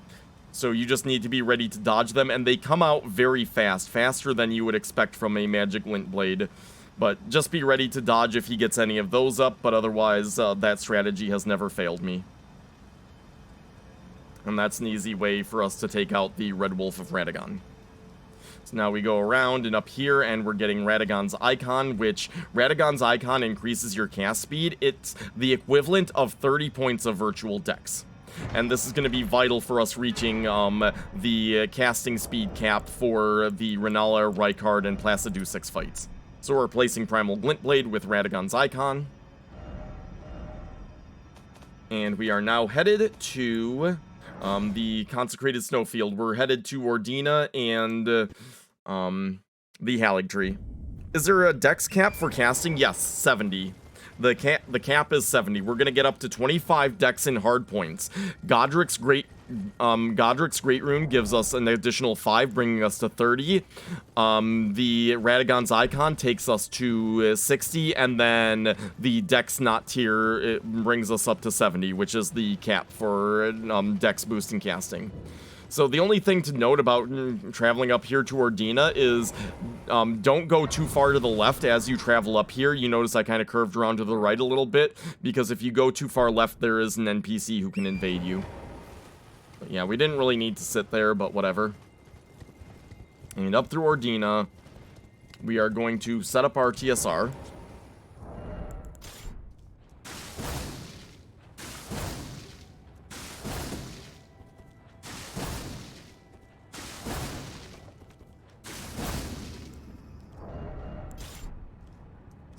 And you need to Yeah, you need to read the imp statue before you can take the warp.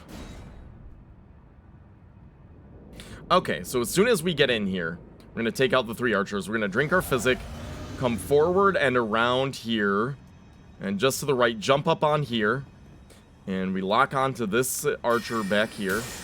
Move just far back enough to where we get a clean line of sight. 2 Night Comets will kill, but we just spam them out till they're dead in case some miss. You know, just to make sure we get the kill. We head back around and up these stairs, and with the right angle we can get some good shots on this archer. Take them out. Go ahead and top off our FP. And I should be jumping over the railing, like over here, so that I don't aggro this archer as early. As you can see, she's gonna see me a little bit and start to stand up, but it's fine. But if I kind of was over to the left a little bit when I jumped to that railing, it'd be a little bit safer. So that's the archers picked off. All we need to worry about now are the street assassins. So we move right over here along that railing and up this ladder. We're gonna kind of do these torches in a weird order. In a less efficient order, but the reason I do that is because if I do it in this order, then I don't have problems with street assassins, whereas if I do it in kind of a more logical, efficient order, then I do have problems. But yeah, jump up and around here. Simple enough. And up here to the second torch, lantern, whatever.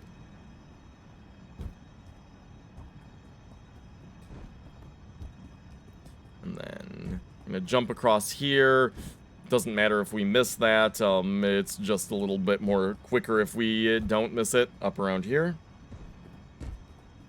Oh yeah, lock-on definitely works from farther away. You want to jump onto that chimney so you can get up on top of this roof. Lock-on works from farther away. Spells and other ranged items have definitive range though, so that's gonna limit your range more than lock-on. And light that. Now we're gonna head back. And the final lantern we have to light is down on the street level, which is why we've left it for last. So it's right over here. We're gonna line up here on the roof, aim with our telescope, and throw a kukri right here. We're gonna wait a second for that to make a little bit of noise, and then we're gonna drop down here. We have our Bloodhound Claw ready to dodge around, slip in here, and then as soon as we see this message, we cancel out that message and we immediately warp out. Get the heck out of there before anything can go wrong. Does having Meteorite Staff in the left hand cause gravity spells from... Yes. Having any staff in your left hand, exclamation mark staff AKZ for an explanation on the staves. But yeah, same with Glint Blade Staff, Staff of Loss. Having a staff that boosts sorceries in your left hand will boost it even if you cast with a different one. Okay, quick explanation of what we're doing here. We want to have just Bloodhound Claw, Radagon Seal, Green Turtle Talisman, and the Traveler's set equipped for this next section. This is one of the harder running sections. We want to be at light equip load.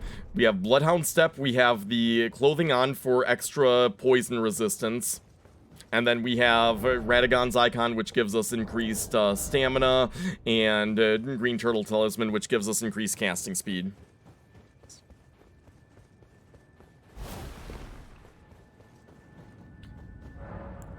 Yep, right there. Thanks, Thingfish. That's kind of a full rundown on all the staves we use. But we're going to drink our Physic for the plus 15 to stamina regen that Green Burst Crystal Tier gives us. Eat the immunizing meat we picked up at the beginning of the run for extra poison resist. And we just run through here. And once we reach these mushrooms, we're going to drop down carefully. Gonna sprint through here. And then run straight. Just over that little hump there. We start hearing some doots. I should be Bloodhound stepping here, but it's fine. We're going to run over here. And then as soon as this ant starts swinging at us, we Bloodhound step away. Nearly got roll caught there, but it's fine. Recover stamina before this guy aggroes. And as soon as he aggroes, you want to start Bloodhound stepping through all this. Stop after those bubbles get close to you and time a Bloodhound step to dodge past them. Continue Bloodhound stepping through. And with any luck, we pass through there without even getting close to being Scarlet Rotted and without getting hit. And welcome on in, AKZ. Hope you're doing great today, dude. Light the bonfire there, run past. I always like to jump past this guy. This man is absolutely cracked, though, and he is on us. But run, strafe that zombie there. Jump over here. You want to have enough stamina so you can take a running jump and make this jump. You don't want to go down there. Down there is a bad place. Recover a little bit of stamina with a little crouch sprint there. Bloodhound step past that guy. And keep on running.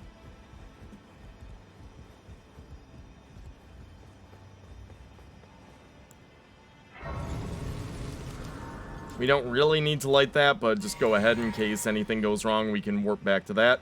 Jump over here. At the edge of this roof, we're going to aim a kukri. We want to throw it against this wall here so that this caster is distracted and doesn't aggro onto us, because this caster is very dangerous. Jump across here. There's another Crystallian over around here, but as long as we're fast and we keep running, we don't even need to worry about him. Jump across here. That dude is terrifying. But watch out for the zombies here. Jump across. If you fall down there, it's fine. You just go through the houses. Doesn't matter too much. You want to drop off in the center of this roof. You'll land on this bridge. And then you want to jump over to this platform here. And take the elevator back up to the bonfire. Now we can get back to our normal setup. Red Feather Branch Sword, Masked Raven Talisman, Magic Scorpion, and Radagon's Icon as our talismans.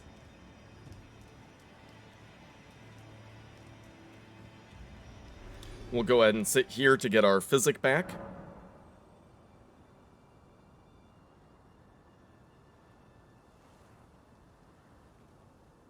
And streamer will just waste a bunch of time sitting at the bonfire, I guess. Yeah. At this point, we have 75 intelligence with Godrick's Great Rune. That takes it to 80. That's the soft cap for intelligence with Lusat Staff. We have 55 mind. Godrick's Rune takes that to 60, which is the soft cap for FP. We actually have 350. It's this screen right here just isn't taking into account the extra mind from Godrick's Rune. And at this point, we want to start leveling dexterity. We want to get it up to 25. Is what we want for dex. And so, yeah. We're going to set up RTSR up here.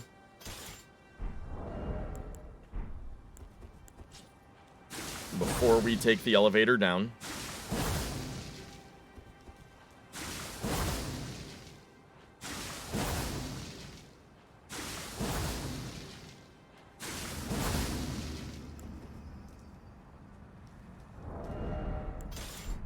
And then, yeah, swap back to Bloodhound Claw there. And so, this next guy we just sneak past. It's really easy. So, Loretta.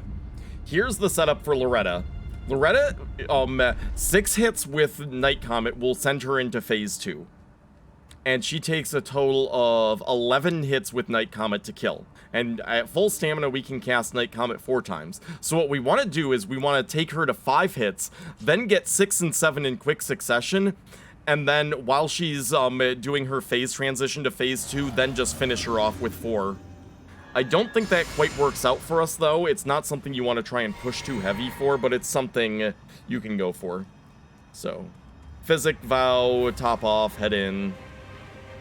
As soon as she gets about this far, we start spamming. We get 4 Night Comet hits on her. Drink. And then we strafe this. And then she does that. Miss, though. The bow, we just dodge in on. And we can get an easy hit there. That's 5. This is one of the best openings. We dodge past. And we get 1 hit, but miss. So she's going to Phase 2. We get 4 while she's setting this up. Now we need to strafe these. Don't roll those. Always just strafe them. And luckily she does give us the melee opener there. So that's pretty easy. You can even strafe that follow-up stab if you're in the right position. But the position has to be perfect. You need to be kind of at her side, close in on her, in order to strafe that. And I don't always trust that, so I'll just, I'll tend to just roll it no matter what, just to be safe. Okay. Now we're heading down to Elfale. We rest there and go ahead and level up. Doesn't matter too much, but main thing, get our physic back. Because we're going to want the full duration of our physic for the next section.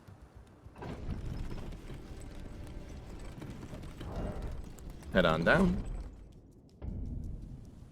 And we can kill this enemy in, like, I think 2 Night Comets, but I always mess up my depth... Oh, 3, okay. But I always mess up depth perception. We'll go ahead and tag this bonfire, but continue on. So we're going to run down here. As soon as we get past this guy, and this kind of tab here, we jump over onto that and drop down onto this roof. Stay to the right, don't fall down that hole. Run and jump over to here. We're going to head up the stairs next. And then once up the stairs, right before this guy, we're going to jump over onto a buttress. So this guy, turn right. Jump onto this buttress, turn left to jump onto this little platform, and then head across this platform onto this buttress. Head up here. And if you want a Somber Stone 10, if you're looking for another Somber Stone 10, this chest here has a Somber Stone 10 for you. Right there, if you want another Somber Stone 10, level up a second weapon, it's right there for you if you want it. Run over here, drop to the right. Run down this buttress, sprint, don't Bloodhound step there, and you'll easily avoid those ballista bolts. And then over here, jump over that railing onto the stairs, start Bloodhound stepping away from all these dudes. Recover some stamina, sprint up this buttress, and then turn to our right and jump. And then run down here, and you can take the ladder or you can just drop. And we don't need this bonfire either, but I'm just activating all the sites of grace. Just in case I want to go down a trip down memory lane later, I guess. I don't know. Don't ask me why I do the things I do. Okay, so we want to equip the Traveler's set here so that we have extra poison resist for this whole river of rot we have to cross. Up and around this way. We're going to climb up this little rock formation. There is one little shrimp soldier up here that we want to kill. Charge cast of Night Comet with our physic active will kill him. But yeah, I've been nailed by him in the back while I crossed this river before, so want to just deal with him there. And Bloodhound step across the river. Drop that lie in the elevator right away. During the fall restart and elevator was activated and could immediately... Yeah, that's a little speedrunner trick. We don't do quitouts and things like that in our run, so... in Hitless, but yeah, I've seen that little speedrunner trick. And then yeah, just Bloodhound step across that river and right here.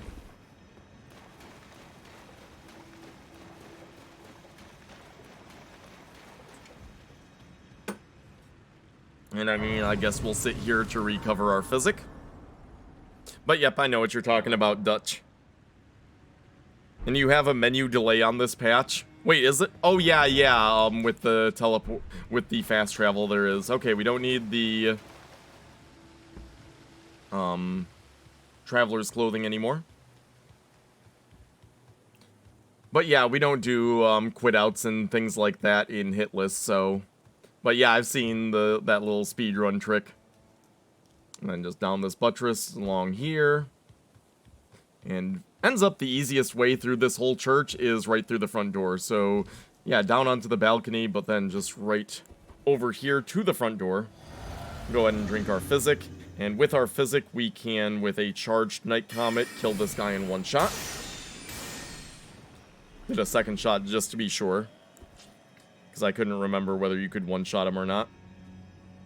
And then Bloodhound Claw ready, sneak around here. As soon as we get about here, we're going to aggro one of the Shrimp Soldier who's just outside there.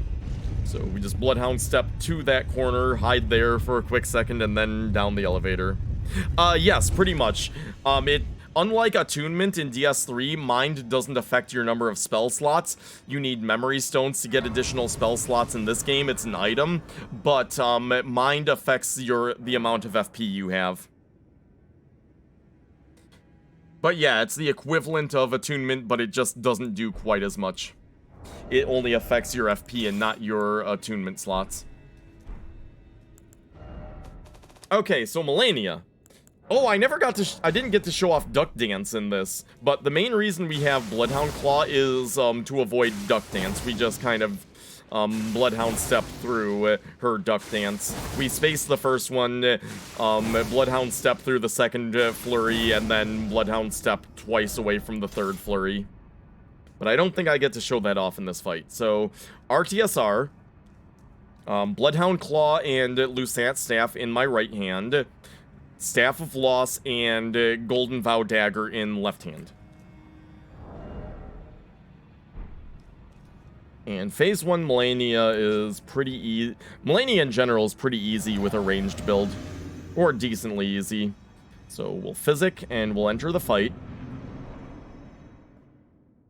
And right at the start you want to run away, because she's always at the start going to do this same kind of swing into spinning double swing.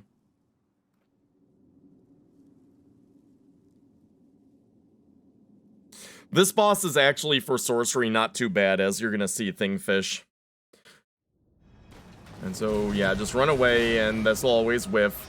And for the most part, if you keep your distance from Malenia, if you keep a decent amount of distance from Malenia, she will always just kind of do this slow walk at you.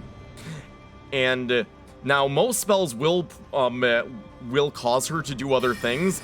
Night Comet, because it's invisible to enemies, won't do anything other than trigger when she gets hit. She'll do this little like sidestep and forward step. But as long as we keep our distance, which she's making it a little hard the way she's stepping, but as long as we keep our distance, she won't do anything for the most part. Now, most fights she'll do at least one, if not two or three duck of the waterfowl dances. I keep wanting to call it duck dance. But, in this fight, she didn't do any. But usually she'll do at least one. Usually more, two is standard. But here she doesn't do any. But so it is something you need to know how to dodge. But with Bloodhound Step, it's pretty easy.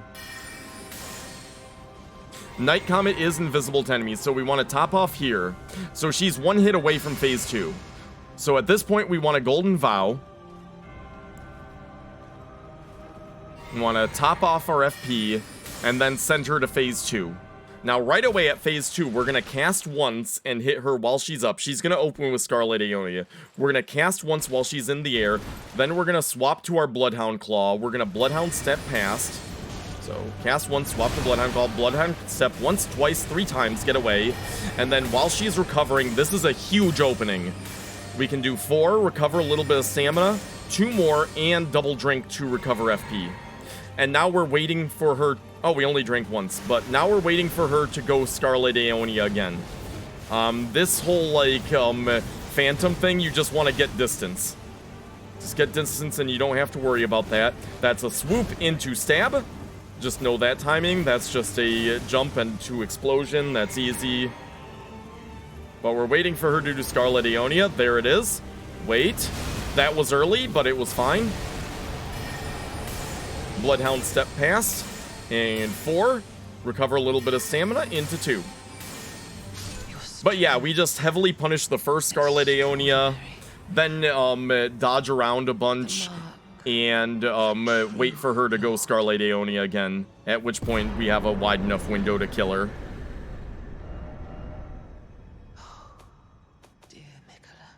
Might have to get this game eventually. I've had my doubts because it is quite the challenge to learn things, but overcoming that challenge is part of the fun, and figuring out strategies to overcome that challenge for me is also part of the fun.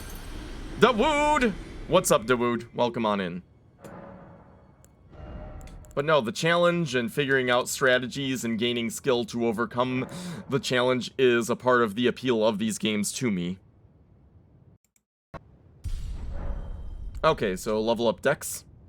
And then we want to ride southwest from Mordina, but don't ride this path I do. We want to go more west and kind of loop around a little bit. I aggro a bunch of archers, and this is a scary fucking time right here. Do as I say, not as I do. Do not get involved with with the fiasco that just happened there. Oh yeah, if you liked any of the Dark Souls games, I think Elden Ring is definitely worth a chance. Don't think of it as Dark Souls 4, though. Think of it as its own thing. Okay, so I don't have perfect pathing, but basically what we're trying to do here is we're trying to, get into the radius where the Sanguine Noble invades us, and then we're gonna just run south to cause him to unsummon, and that will open up the teleporter to Mohg. But yeah, I'm just kind of moving along this ridge. Like, Sanguine Noble? Any Sanguine Nobles in the area? Yeah, and the teleporter's right down there. And there's the Sanguine Noble invasion as soon as we're forced off the horse. We also aggroed a Rune Bear, which is terrible. So yeah, don't do the... This is another spot where I need to work out better strategy, but... Marco, welcome on in. Yes, we did. Yes, we did. We're just doing post-commentary now. And so, yeah, you go far enough south and the Sanguine Noble will unsummon, and then the portal to Mohgwyn Palace is open. And then we aggroed a bird there. I really need to work out better lines of how to run this section.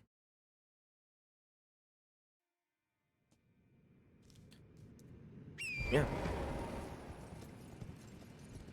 We're in Mohgwyn Palace here. No you, Marco, no you.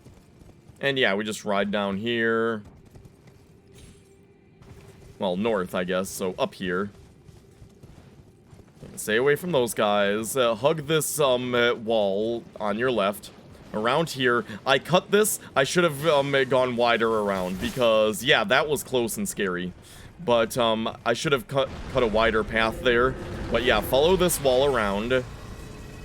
And if you follow it like that, that giant skeleton beast will not have a line of sight to you.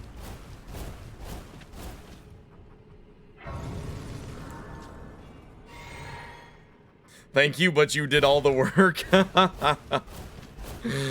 Now, Bloodhound step past these guys. I should probably be doing more running and less Bloodhound stepping so that I can time my Bloodhound steps to dodge those guys. Just jump over this giant blob. I've never had problems with him.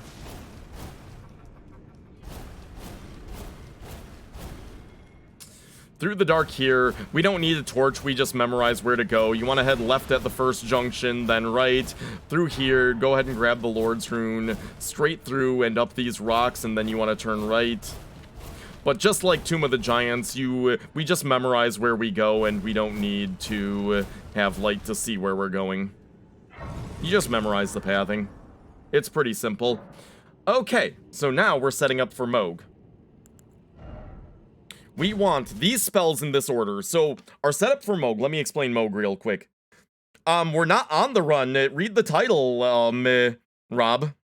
We got the run. We're doing post-commentary now.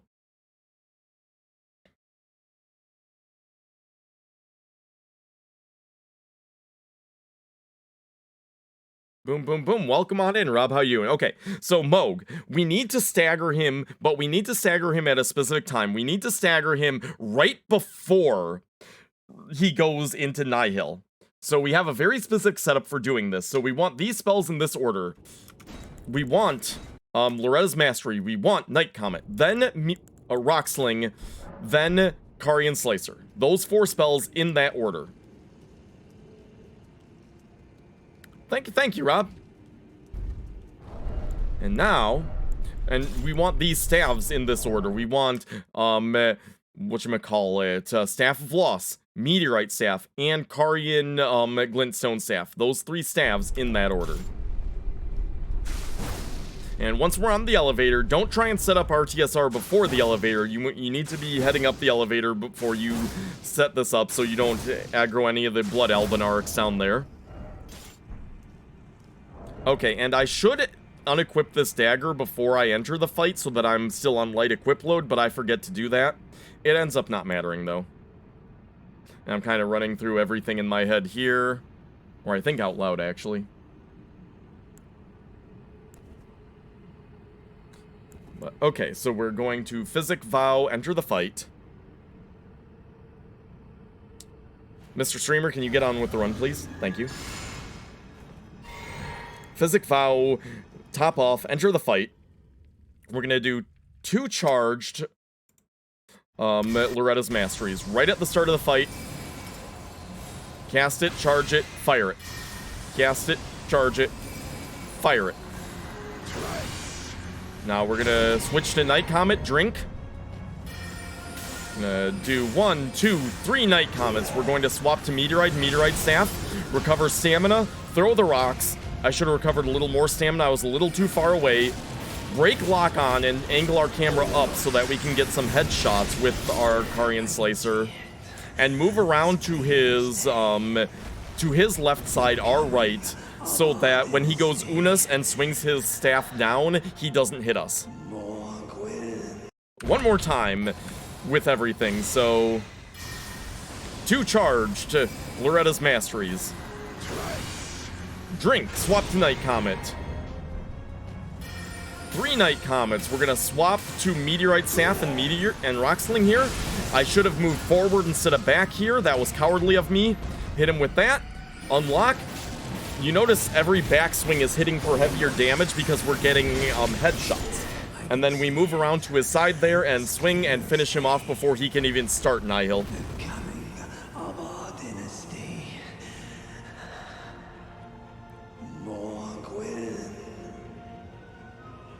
And that's our setup for Moog.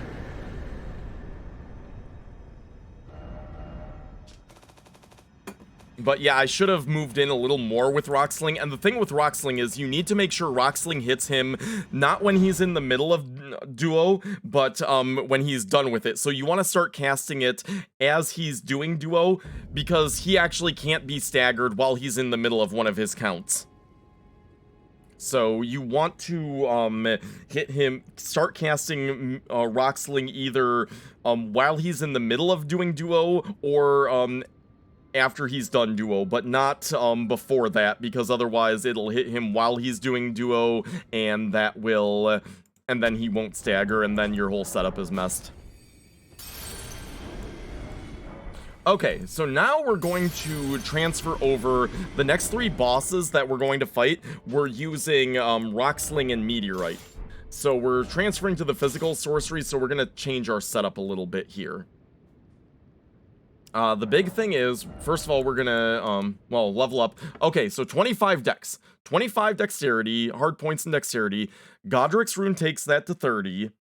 Radagon's icon gives us 30 points of virtual dex as far as cast speed. That takes it to 60. And then the dexterity crystal tier in our physic will be a plus 10. That takes us to 70. That's the cap for casting speed. So that's where we want to be at. And at this point, we're just throwing any extra levels into endurance. So we trade the Magic Shroud tier because we're doing physical damage from our spells from here on out. So we're getting rid of Magic Shroud tier for now and instead taking on the Dex tier. So the spells we want are Glintstone Arc, Carian Slicer, Rocksling, and then Night Comet just for an NPC we have to deal with. And we're gonna go ahead and set up RTSR here in the debate parlor. Blah, blah, blah.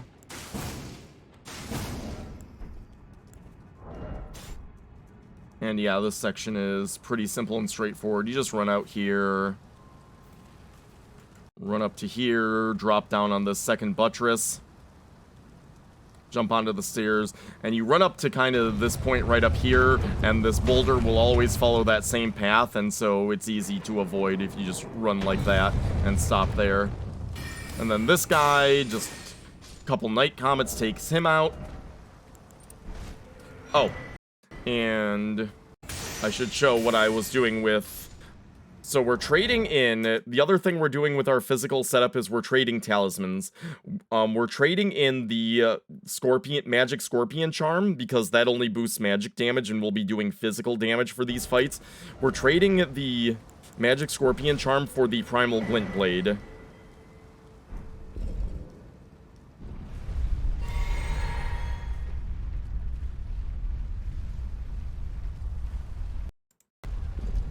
Okay, and if I remember right, this Renala fight's a little bit of a fiasco. Renala herself isn't hard, but there's a lot of room for memes with the grad students, and I think this was a little bit monkasteer here. So, and our setup for this fight, we have Meteorite Staff in our left hand, Lusat Staff, and the Golden Vow Dagger in our right hand. So we're gonna Physic. We're gonna head in here.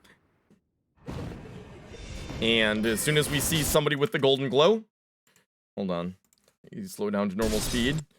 We're gonna hit her, and then golden glow here. Hit her.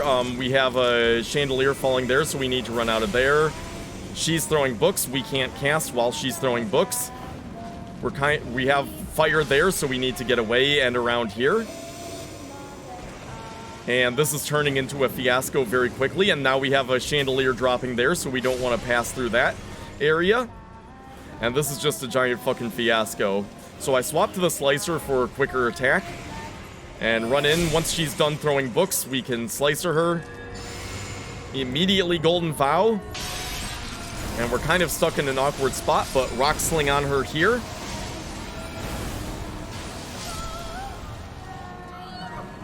And now we just keep moving so that we don't get hit until the phase transition.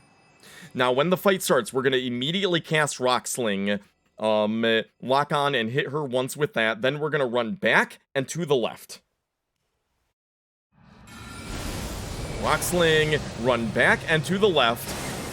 And that will cause the beam to miss us, and then immediately cast that again. So the thing is, that beam, if you move closer to her, the beam actually gets much stronger tracking, and you won't be able to strafe it. But by moving back slightly, the tracking on it gets a lot worse, and it's very easy to strafe.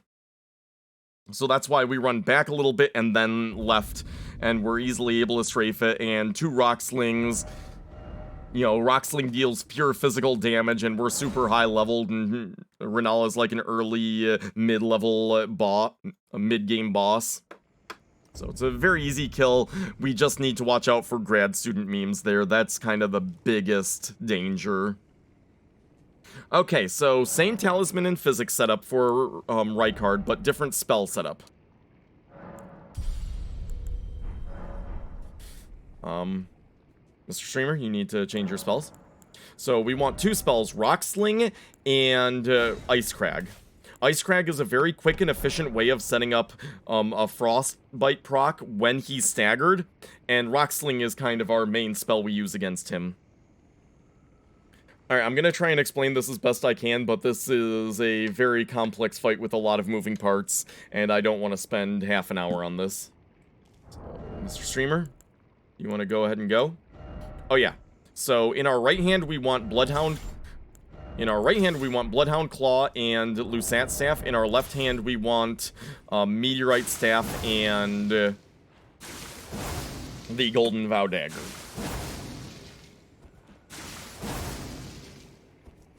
Set up our TSR.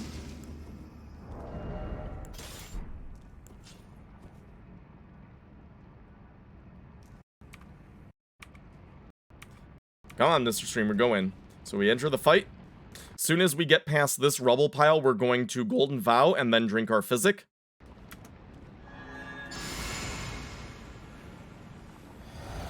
Then we're going to swap back to Meteorite Staff, run in. As soon as he starts aggroing, we're going to lock on, cast twice. And he's going for the Earthquake, so we swap to Bloodhound Claw, start jogging right, and 3 Bloodhound steps away to dodge the Earthquake. Attack, we can dodge to the left, and that's a stagger. Now when he's staggered, we're gonna go ahead and 3 Ice Crags will proc Frost, and we have enough time to drink.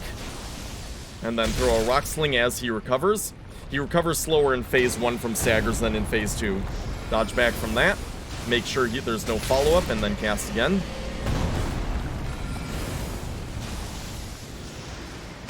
And with this, watch, wait. Watch where those pools are going, and then Bloodhound Step appropriately to avoid. And this is the delayed bite. That's always a little scary for me. And stagger, and we can finish him off now with a couple Rock Slings. And then we immediately swap to our Golden Vow Dagger, activate Golden Vow, double drink, eat the Exalted Flesh, which is plus 20% to physical damage, which will boost our Rock Sling damage, and then back to Meteorite Staff.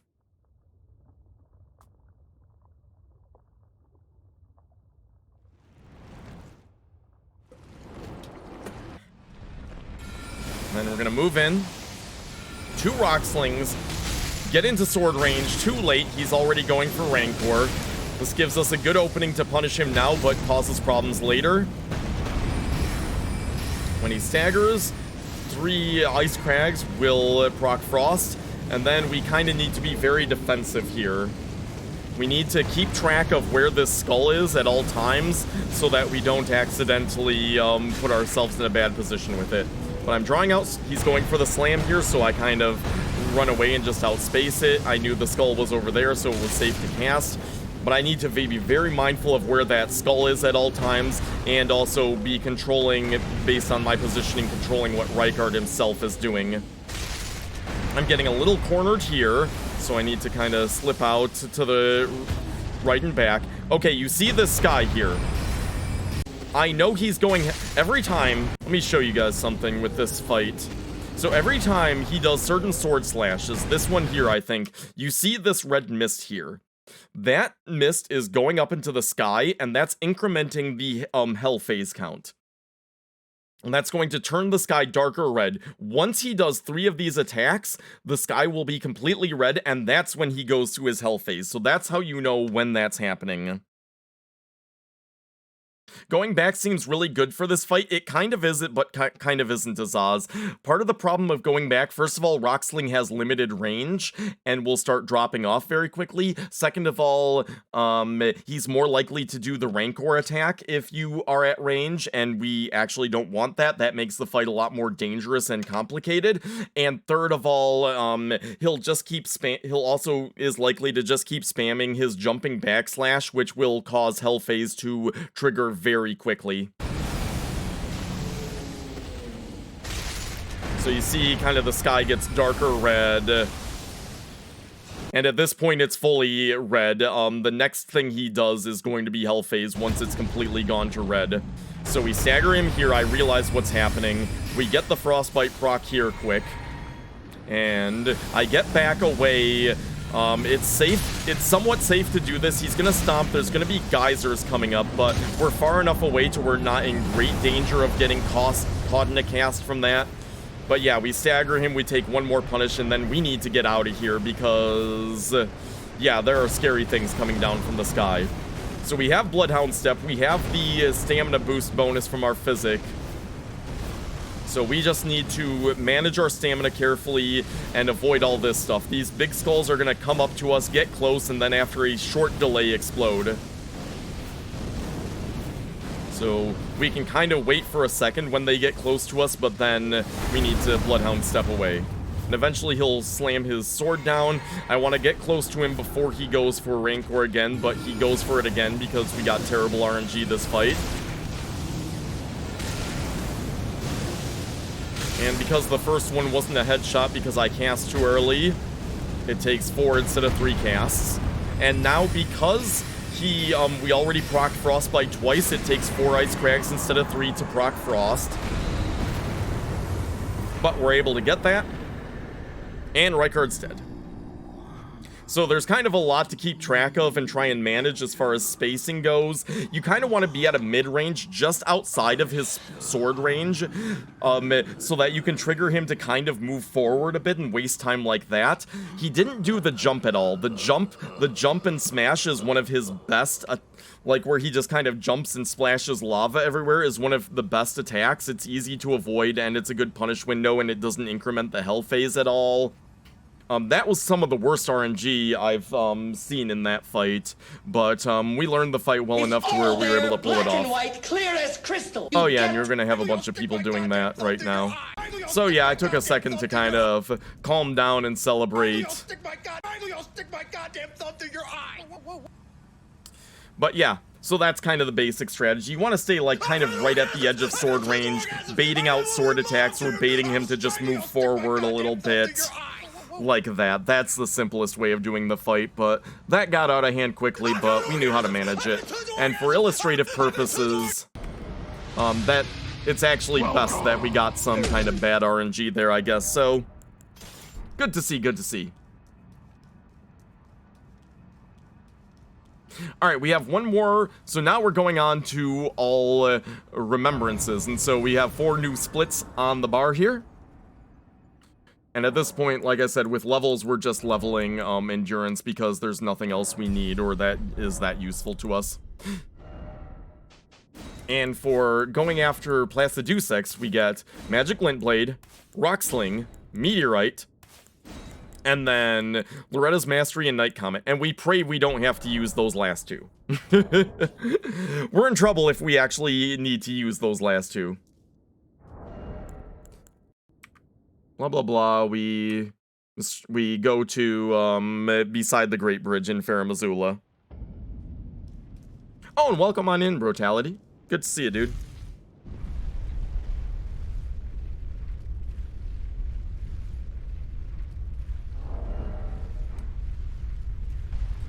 Okay, so the only enemy we have to deal with is this guy right here. We just 2 charged and a bunch of uncharged Magic Lint Blades, spam them out, and pew pew pew pew pew pew pew pew pew. He's dead. Easy. Watch earlier when you got the run. Thank you for the congrats, man. Glad you were here for it.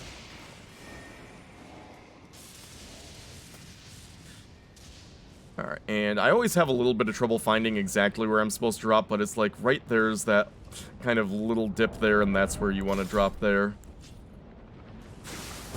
And fling ourselves off with the Bloody Slash. Blah, blah, blah, blah,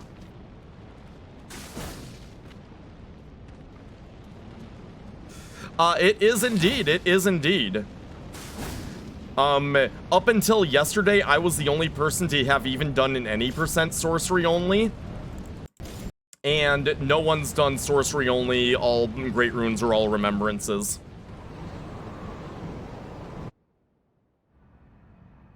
So yeah, and only 2 other people have done all great runes or all remembrances hitless. Bushido Yu and Bushido Yu and Gino Machino. So, pretty cool, pretty cool. Okay, so the setup we have for Placidusax is very exacting. It's a scripted quick kill, but this is probably the most exacting scripted quick kill I've ever done. It requires exacting positioning and timing on things. We're going to Physic, activate Starlight Shard, Golden Vow, drink, eat the exalted meat. Then we're going to 5 Bloodhound steps in, run and do a crouch run in order to recover stamina, run just past where the first lightning hits, 3 rock slings, run, strafe the next lightning, rock sling, strafe the next lightning, rock sling, strafe the final lightning, rock sling, that final rock sling will stagger, and then move in close and meteorite. And if we do everything precisely, it will be a kill.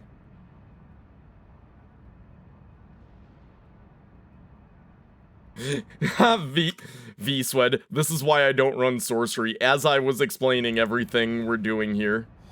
So, Physic, Starlight Shard, Golden Vow, Drink, Exalted Flesh, Start running in, swap to Meteorite Staff. 1, 2, lock on while we're Bloodhound stepping. 5 Bloodhound steps. Crouch run to recover stamina. As soon as we clear that lightning, we're gonna do 3 rock slings as we move in a little bit. Now we need to immediately start running and strafe the next lightning. Next rock sling, I need to recover some stamina and strafe the next lightning. Rock sling, recover a little more stamina, strafe the next lightning. Final rock sling, he actually does this attack, which moves him away from me, which is bad. We need to run in a bit because of that. That loses us some time actually channeling the meteors. But he's gonna try and fly away, but we get him just in time. And if he did get away there, we have Loretta's Mastery and Night Comet, which we use to finish him off. But yeah, if we do that precisely, it is a scripted quick kill. There's very little RNG to it. We're guaranteed the kill, but we have to be very precise with things. Also with stamina management, one of the ways I've failed this quick kill before is I've actually been near bottom stamina when I cast Meteorite, and if you bottom out your stamina with the initial casting of Meteorite, you don't get to channel it. You go into the cast animation, you cast the initial wave, but then you just get pulled out of it and you don't get to channel it. So there's kind of a lot of moving parts there, but with a bit of practice and a bit of tweaking, we were able to get that consistent.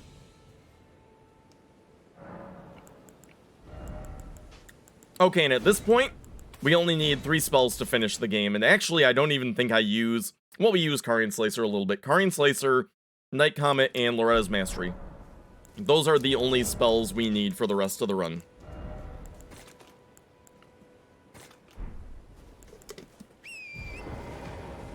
And I forgot to do this here, but I need to switch my Physic and my Talismans back to our normal setup. Because you remember, we were kind of in our physical setup. I need Magic Scorpion back. I need the Magic Shroud tier back. But I think it was Sean who reminded me of it as I'm heading down the crater here.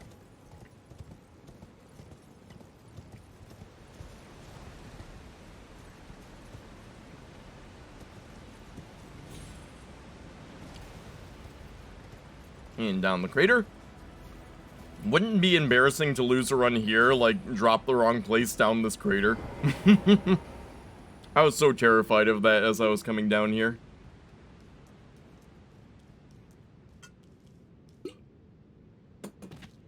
Okay, drop here. And yada yada yada. We'll speed this up a little bit. Run and jump here. And head across here. And these little, like, slimes, you can't actually target them until you get close enough to kind of cause them to beef up. So, kind of just run, strafe those guys. That's one that's, like, actually you can target from a distance, but the rest... And just strafe these guys and Carian Slicer.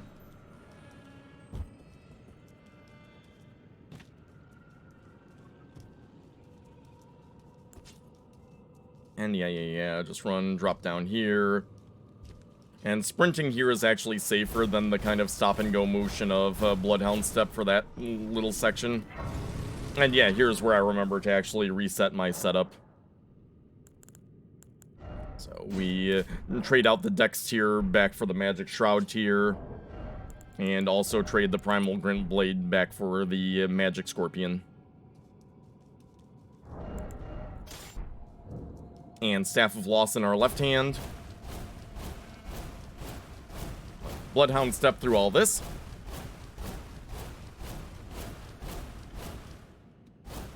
And we want to head around to the side here. And the cool thing with running sorcery or any magic run is you have so much FP because you naturally are going to level up mind a lot that you can just Bloodhound Step forever and not worry about your FP. You don't have to constantly be drinking to keep Bloodhound Stepping.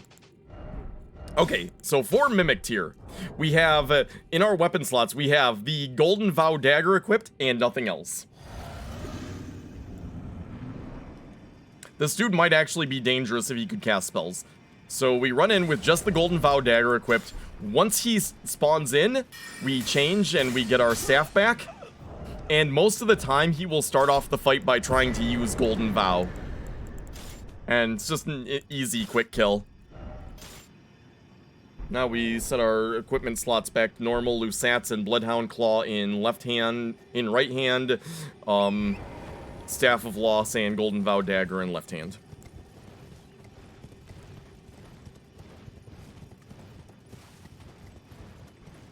But yeah, Mimic Tier is super easy like that. So we're gonna run all the way to the end of this bridge. And jump off here. And light this torch.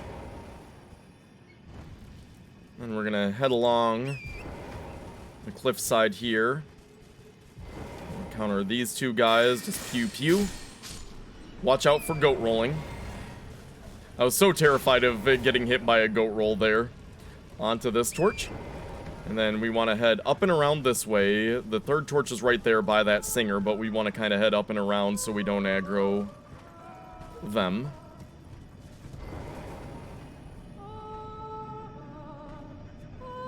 Third torch lit. And now the next thing we need to do is get the Finger Slayer Blade. We need the Finger Slayer Blade to get the Deathmark rune in order to get to Fortissax. So while we're here, we're gonna sit here and do that now. And I'm not doing the roof thing. I know how to do that jump, but we're gonna do it a little more legit heading this way. Yeah. Jump around here. This isn't too difficult for sorcery. So why not do it the legit way? And sneak up just enough. If you get much closer, that'll actually transform into the whole silver tier mimic enemy. But if you zap that first one at long enough range, you can prevent that from happening. So blast those two, head around here.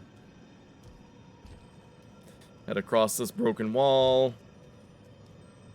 And one charge shot will destroy this boulder. And then one shot will kill this priestess or whatever. Top off our FP. And I should have recovered stamina before coming around the corner here, but yeah, just Bloodhound step after past all these blobs, and as long as you're fast enough, there's not really anything you have to deal with there. And there, we got the Finger Slayer Blade. When do you use the Primal Glintstone Blade instead of Magic Scorpion Charm? When we're using physical attack spells, Dutch. Basically, the Magic Scorpion Charm only enhances magic damage. It doesn't enhance physical damage like what we deal with Rock Sling. So in that case, Magic Scorpion isn't doing anything for us, and so we use the Primal Glint Blade instead to save ourselves FP. Also, we use Primal Glint Blade earlier in the run before we get Mask Raven, the Mask Raven and Talisman and Radagon's icon. Alright, so heading out here, if you're fast, we can actually get around to this tree before the Red Wolf gets into their patrol path here. So right around like that. Grab this. And then through here. Kind of stay south to avoid aggroing them. Keep your distance a little bit. There's a couple rats guarding this torch, but they're easy to deal with. And then up around this way, we're gonna kind of get to these pillars and then dismount and sneak forward. I'd rather be able to sneak up to and ambush this guy, but sometimes that's just a pain in the butt. So, boom, got him. And then we come up to this cliffside and we can easily take out these three. That gives us a clear path to the final torch. And on to the Regal Ancestral Spirit, which is a pretty easy boss. We got a good hunting bow with us. We can take this deer out.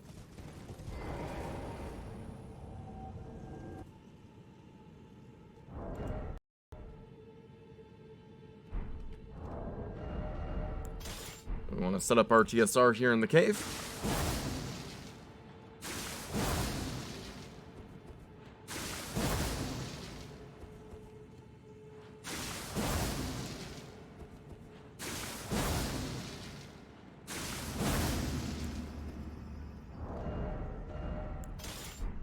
Back to Bloodhound Claw in case we need to jump around a bunch.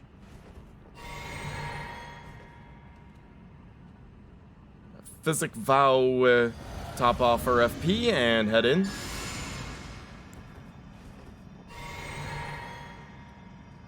And as soon as we get in here, we're going to do a fully charged Loretta's Mastery Shot.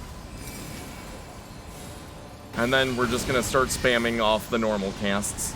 So that was low damage because one of the projectiles hit the ground. The damage is kind of random based on if we get headshots and such, but the next two were actually pretty good damage, especially for uncharged shots. And yeah, sometimes he'll get close, but doing one charge shot and then just spamming out the normal shots has never failed me here.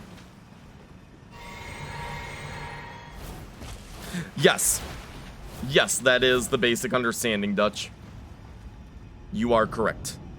Because Rock Sling does only physical damage, and Meteorite Staff does primarily, physical damage. And so Magic Scorpion Charm doesn't actually boost the damage of those spells.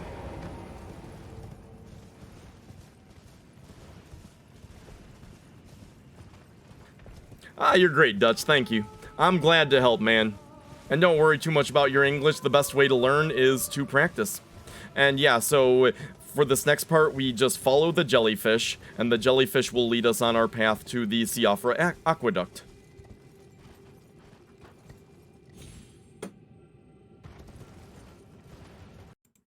Yada yada yada. And we're gonna rest here to regain our physic.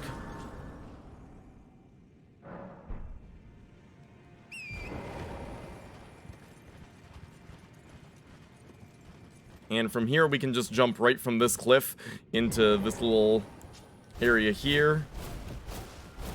And there's nothing much in these tunnels. We can just kind of step on through.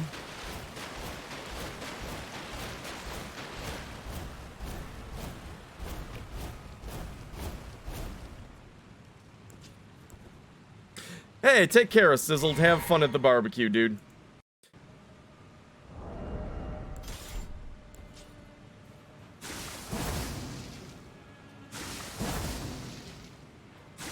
And we're setting up our TSR.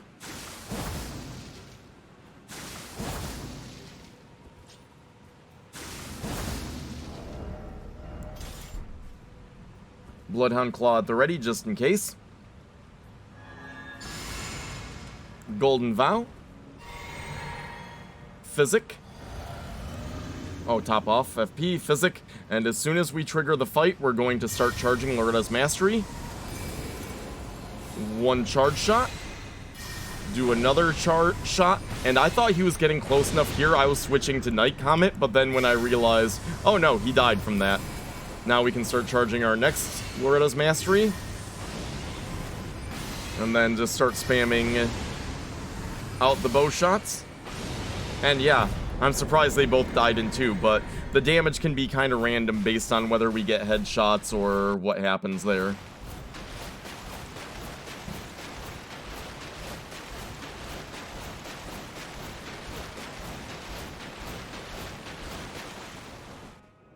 And jump into this coffin here.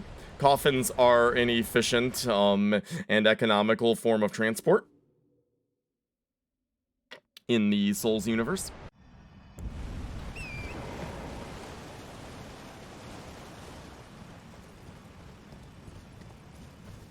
And jump onto this branch. And gallop on down here.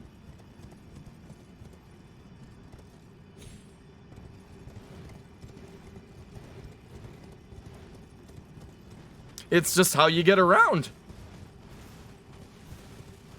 And yeah, we go around this way. Just heading north-northwest. Into this murky water. Through here, I kind of want to be more to the left so that I don't have to deal with basilisks, but basilisks have never caused me that many problems.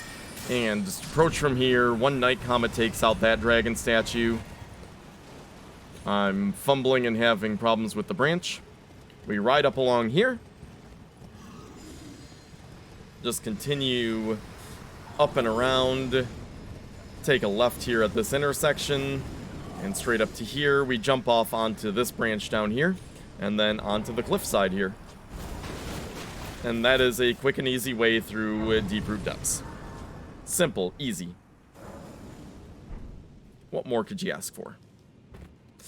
And now, this fight here, I think Night Comet shines in a lot of places, but this is one of the places where Night Comet really shines. This fight right here. The NPCs in this fight cannot deal with Night Comet. It's fantastic.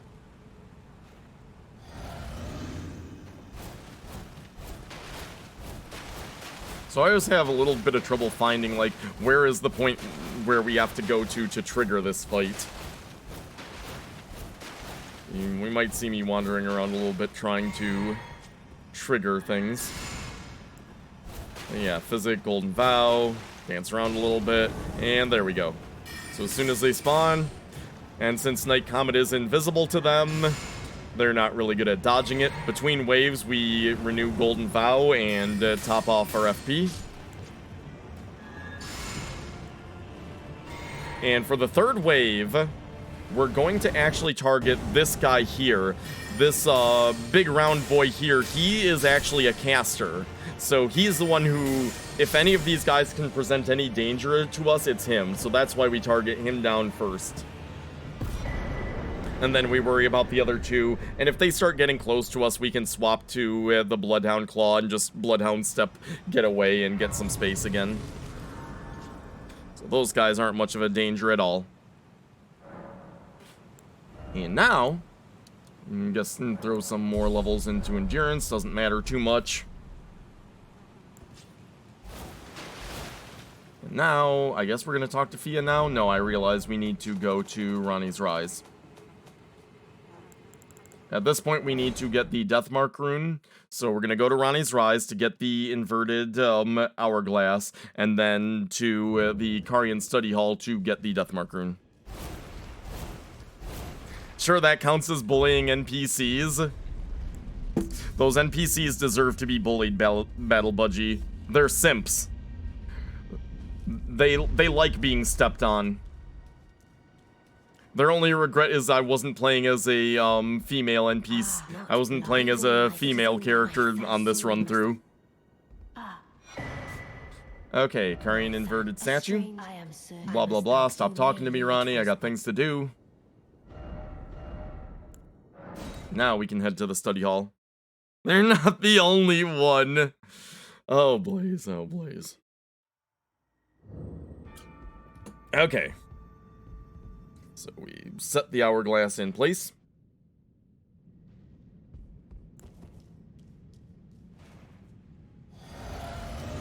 Go ahead and just physic here, I guess. And, oh yeah, I forgot I'm supposed to kill one of the hands first, but I accidentally dropped down.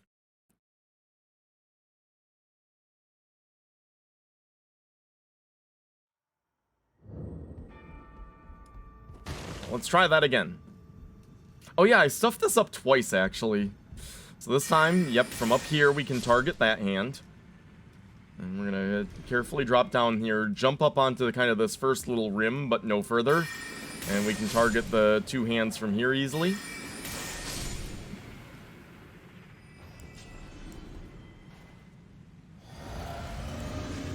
And then we're gonna physic, vow, and top off. Now, one charge shot and one normal shot will actually kill this NPC, but I think I stuffed this. Yeah, I'm not far enough forward, so my first shot hits that ledge, and so by the second shot, he's down underneath this ledge. He's still alive and kind of hiding here. And I could go down there and fight him. I've done that before, and it's fine, but the safest thing to do is just reset and get it right. So that's what we did. That is what we chose to do.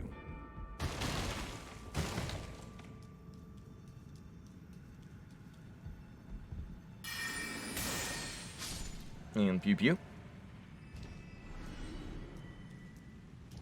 Climb up on this little lip. Pew pew. Pew pew.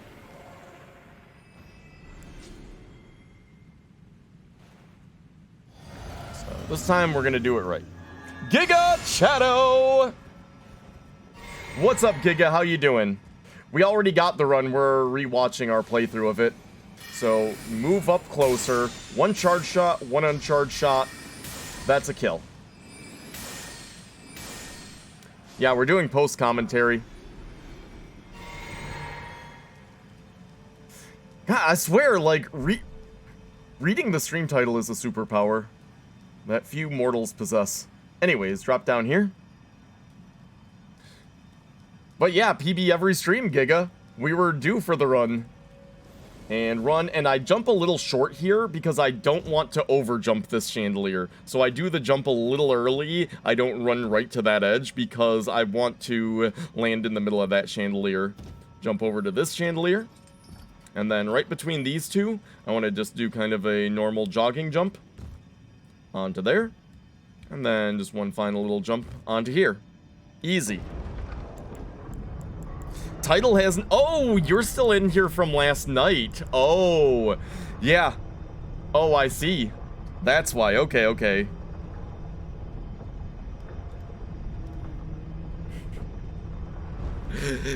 If you were lurking... If you had the computer on, were lurking all night, then yeah, title wouldn't update. The dedication. The dedicated flippy lurker. Thanks, Giga. Hope you are having a fabulous morning, sir. Alright, gallop on down here. We got our sleep pots at the ready. There is a Godskin Noble, and if you just try and ride past him and he does a fireball, he'll nail you. So we don't want to just try and ride past him. So we kind of lob one high. That's a decent hit. We want to land in front of him instead of on him. We're throwing a little too far, but good enough. Sleeping 2 is fine. On beating Deacon, soul level 1 sorcery.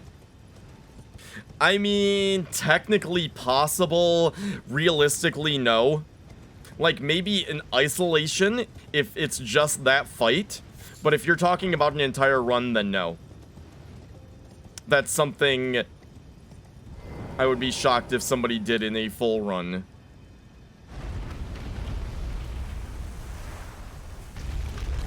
I think it's in isolation, like if you just ground that out, yeah, technically possible, but if you're talking about like as a part of a full run,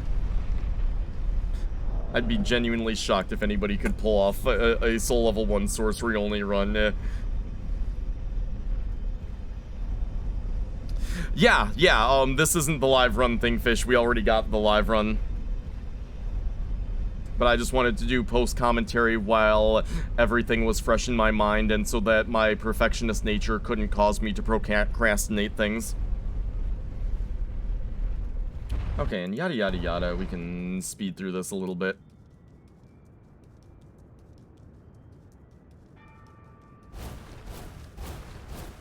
And yep, right here is the curse mark rune. What's up, dude? How the hell you doing, my brother of action?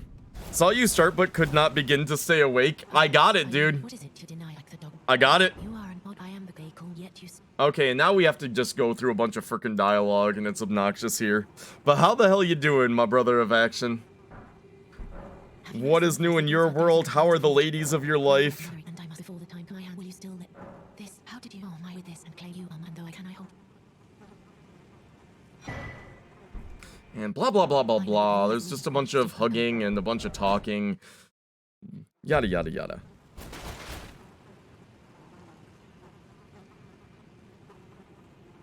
This is what I choose to know women what grid.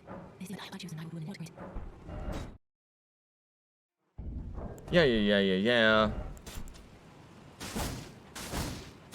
Okay.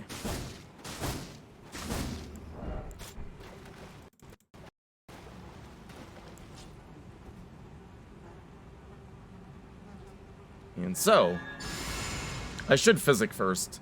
It's physic golden vow for most fights. Top off. And we enter. We're gonna lock on and strafe left just a little bit at the beginning of the fight before we fire the first shot. Because if we don't, if we just start shooting from where we're at, a branch is gonna block our shots.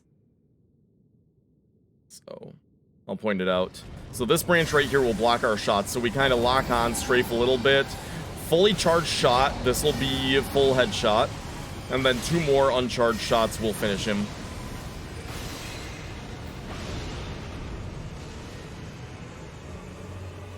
And yeah, so a lot of these bosses that we've saved till the end, it's just like cleanup. It's mostly running sections. It's time you start playing something else? Never. Absolutely never. Elden Ring is my game. I just need to make things harder on myself. I'm a junkie chasing a high.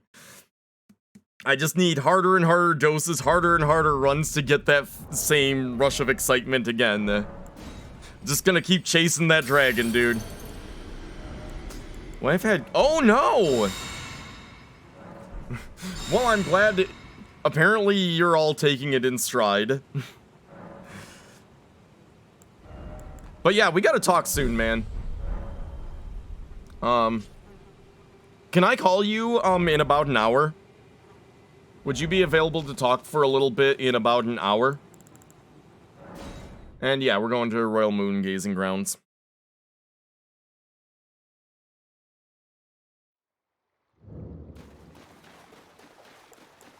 And so the final part is Ainsel River getting to Astel. So yeah, just up here, not that way, streamer, this way to Rena's Rise.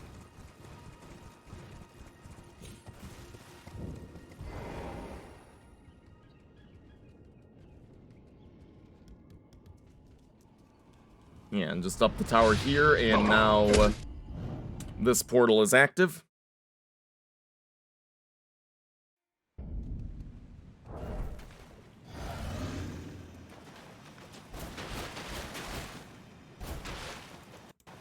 And so there's 2 kind of enemies hanging out here. Okay, man.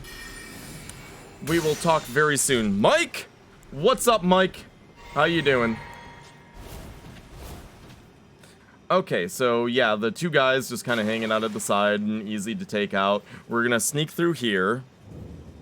Thank you, Mike, for the GG. Sneak around. How you doing this morning, Mike?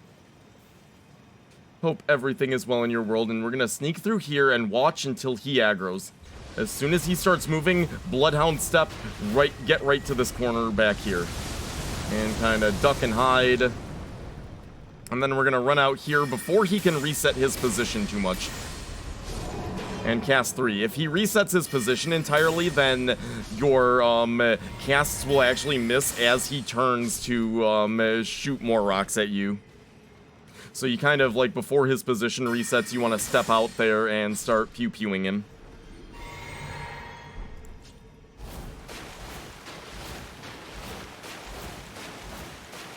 But yeah, this is a lot of Bloodhound stepping at this point. This is just a long-running section of Bloodhound step with occasional pew-pewing. So, we'll kind of speed this up here. And through here. And we'll kind of sit here just to renew our physic.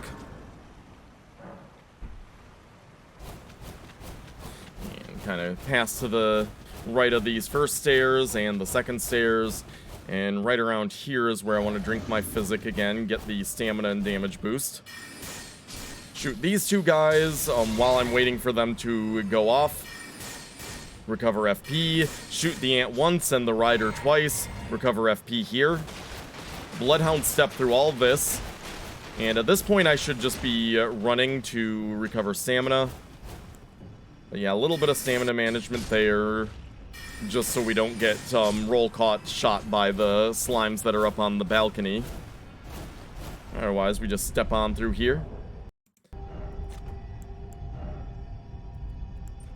And at this point, we're going to equip Radagon's Icon and Green Turtle Talisman. Radagon's Icon mainly just for extra hit points so that we can survive the Lake of Rot easier. Let's Bloodhound step through all this. And once we get to the final bonfire here, we're going to allocute flasks, 7 to Crimson and 2 to Cerulean. We need at least 5 to safely get through the Lake of Rot. Allocute 7 and 2. And we're going to equip our Traveler's set for a little bit of poison resist. Delay the inevitable a little bit here. Boom, Bloodhound step through all this.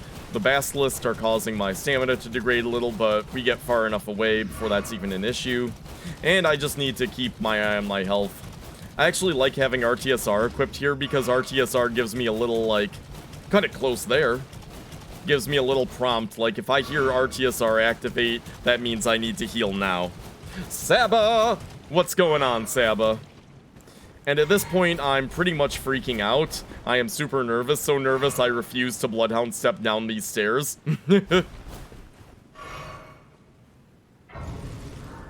Extra little heal there. And now, yeah, we don't need the Crimson Flask anymore. Allocute away from that. Unequip all that. Back to Mask Raven and Magic Scorpion. And yeah, just our normal setup otherwise.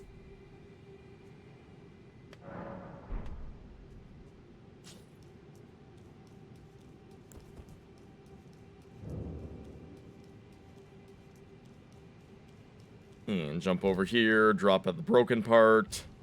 Around the corner, we drop, and drop again. And I could sneak past these guys, but that would not be adhering to the Sorcerer's Code. Little out of range there. Well, we can easily one-shot these guys. They're actually weaker than the shrimps back in Haligtree, so easy one-shot. And we just sneak around here.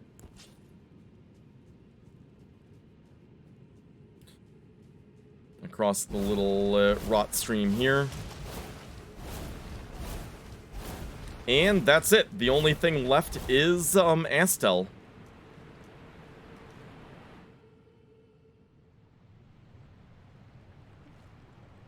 And once again, the most convenient form of travel in a Dark Souls game or a FromSoft game is by coffin.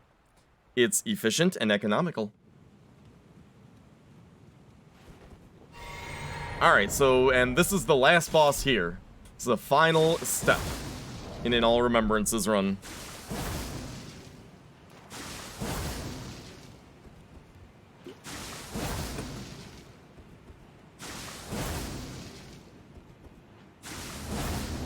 Set up RTSR, swap the short sword out for the Bloodhound Claw.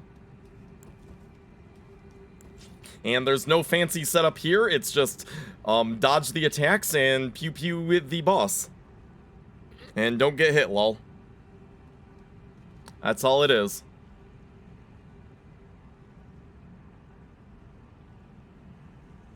Streamer is stalling. Oh. Physic, don't bother with Golden Vow, it'll be mostly worn off by the time we get there. And in we go. And he's doing laser opener. And you see we kind of delayed our Bloodhound step a little bit so that I could properly time a Bloodhound step dodge to the side so we don't get roll caught by it. And just step in on that. Get a couple hits here. And I expected him to teleport, but instead he does the tail slam. Could have gotten a bigger punish there if I had been a little more confident. Teleports away. Teleports above me. That means he's going to go for the bite. You just watch and dodge that. And goes for the laser. That was a little bit of an early Bloodhound step, but Bloodhound step gives us so much room for error. It's beautiful. And now he's going to go for meteors. And when he does, we kind of move forward and to the left here. And this line gives me perfect safety against the meteor rain. It's pretty consistently safe. Comes in again with the swipe. And I'm a little worried about my position near the wall. But he does this, so we just kind of move in on him and stay away from that side. And that's it. That is the run. That's all it takes, guys. Even an idiot like me can pull it off.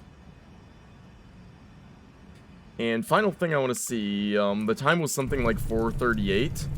Yeah, yeah, hold on. Yeah, 4:38:40 or something like that. So I was hoping for sub 4:30, but with how nervous I was and everything, doesn't surprise me. Yeah, 4:38:40.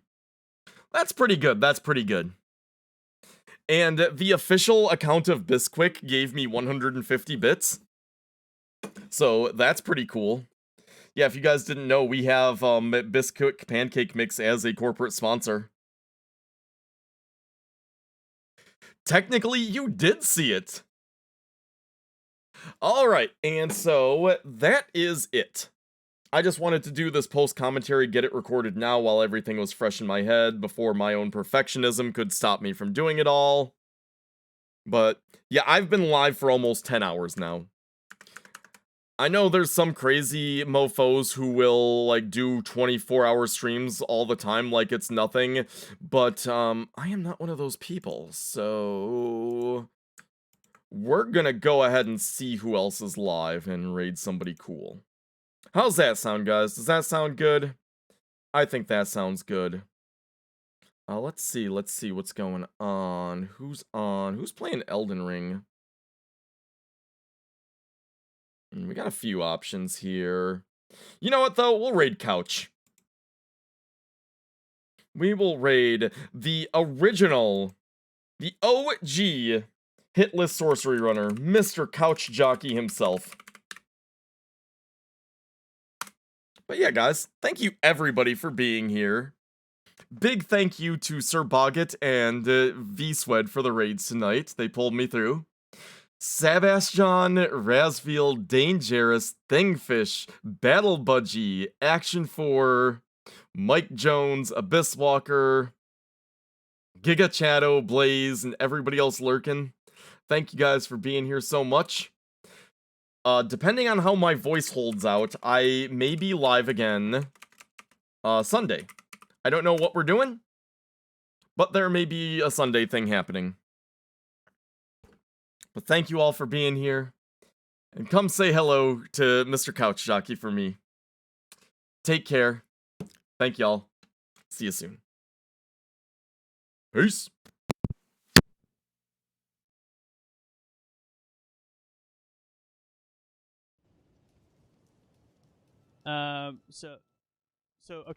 So yeah, you have to give Gideon the potion.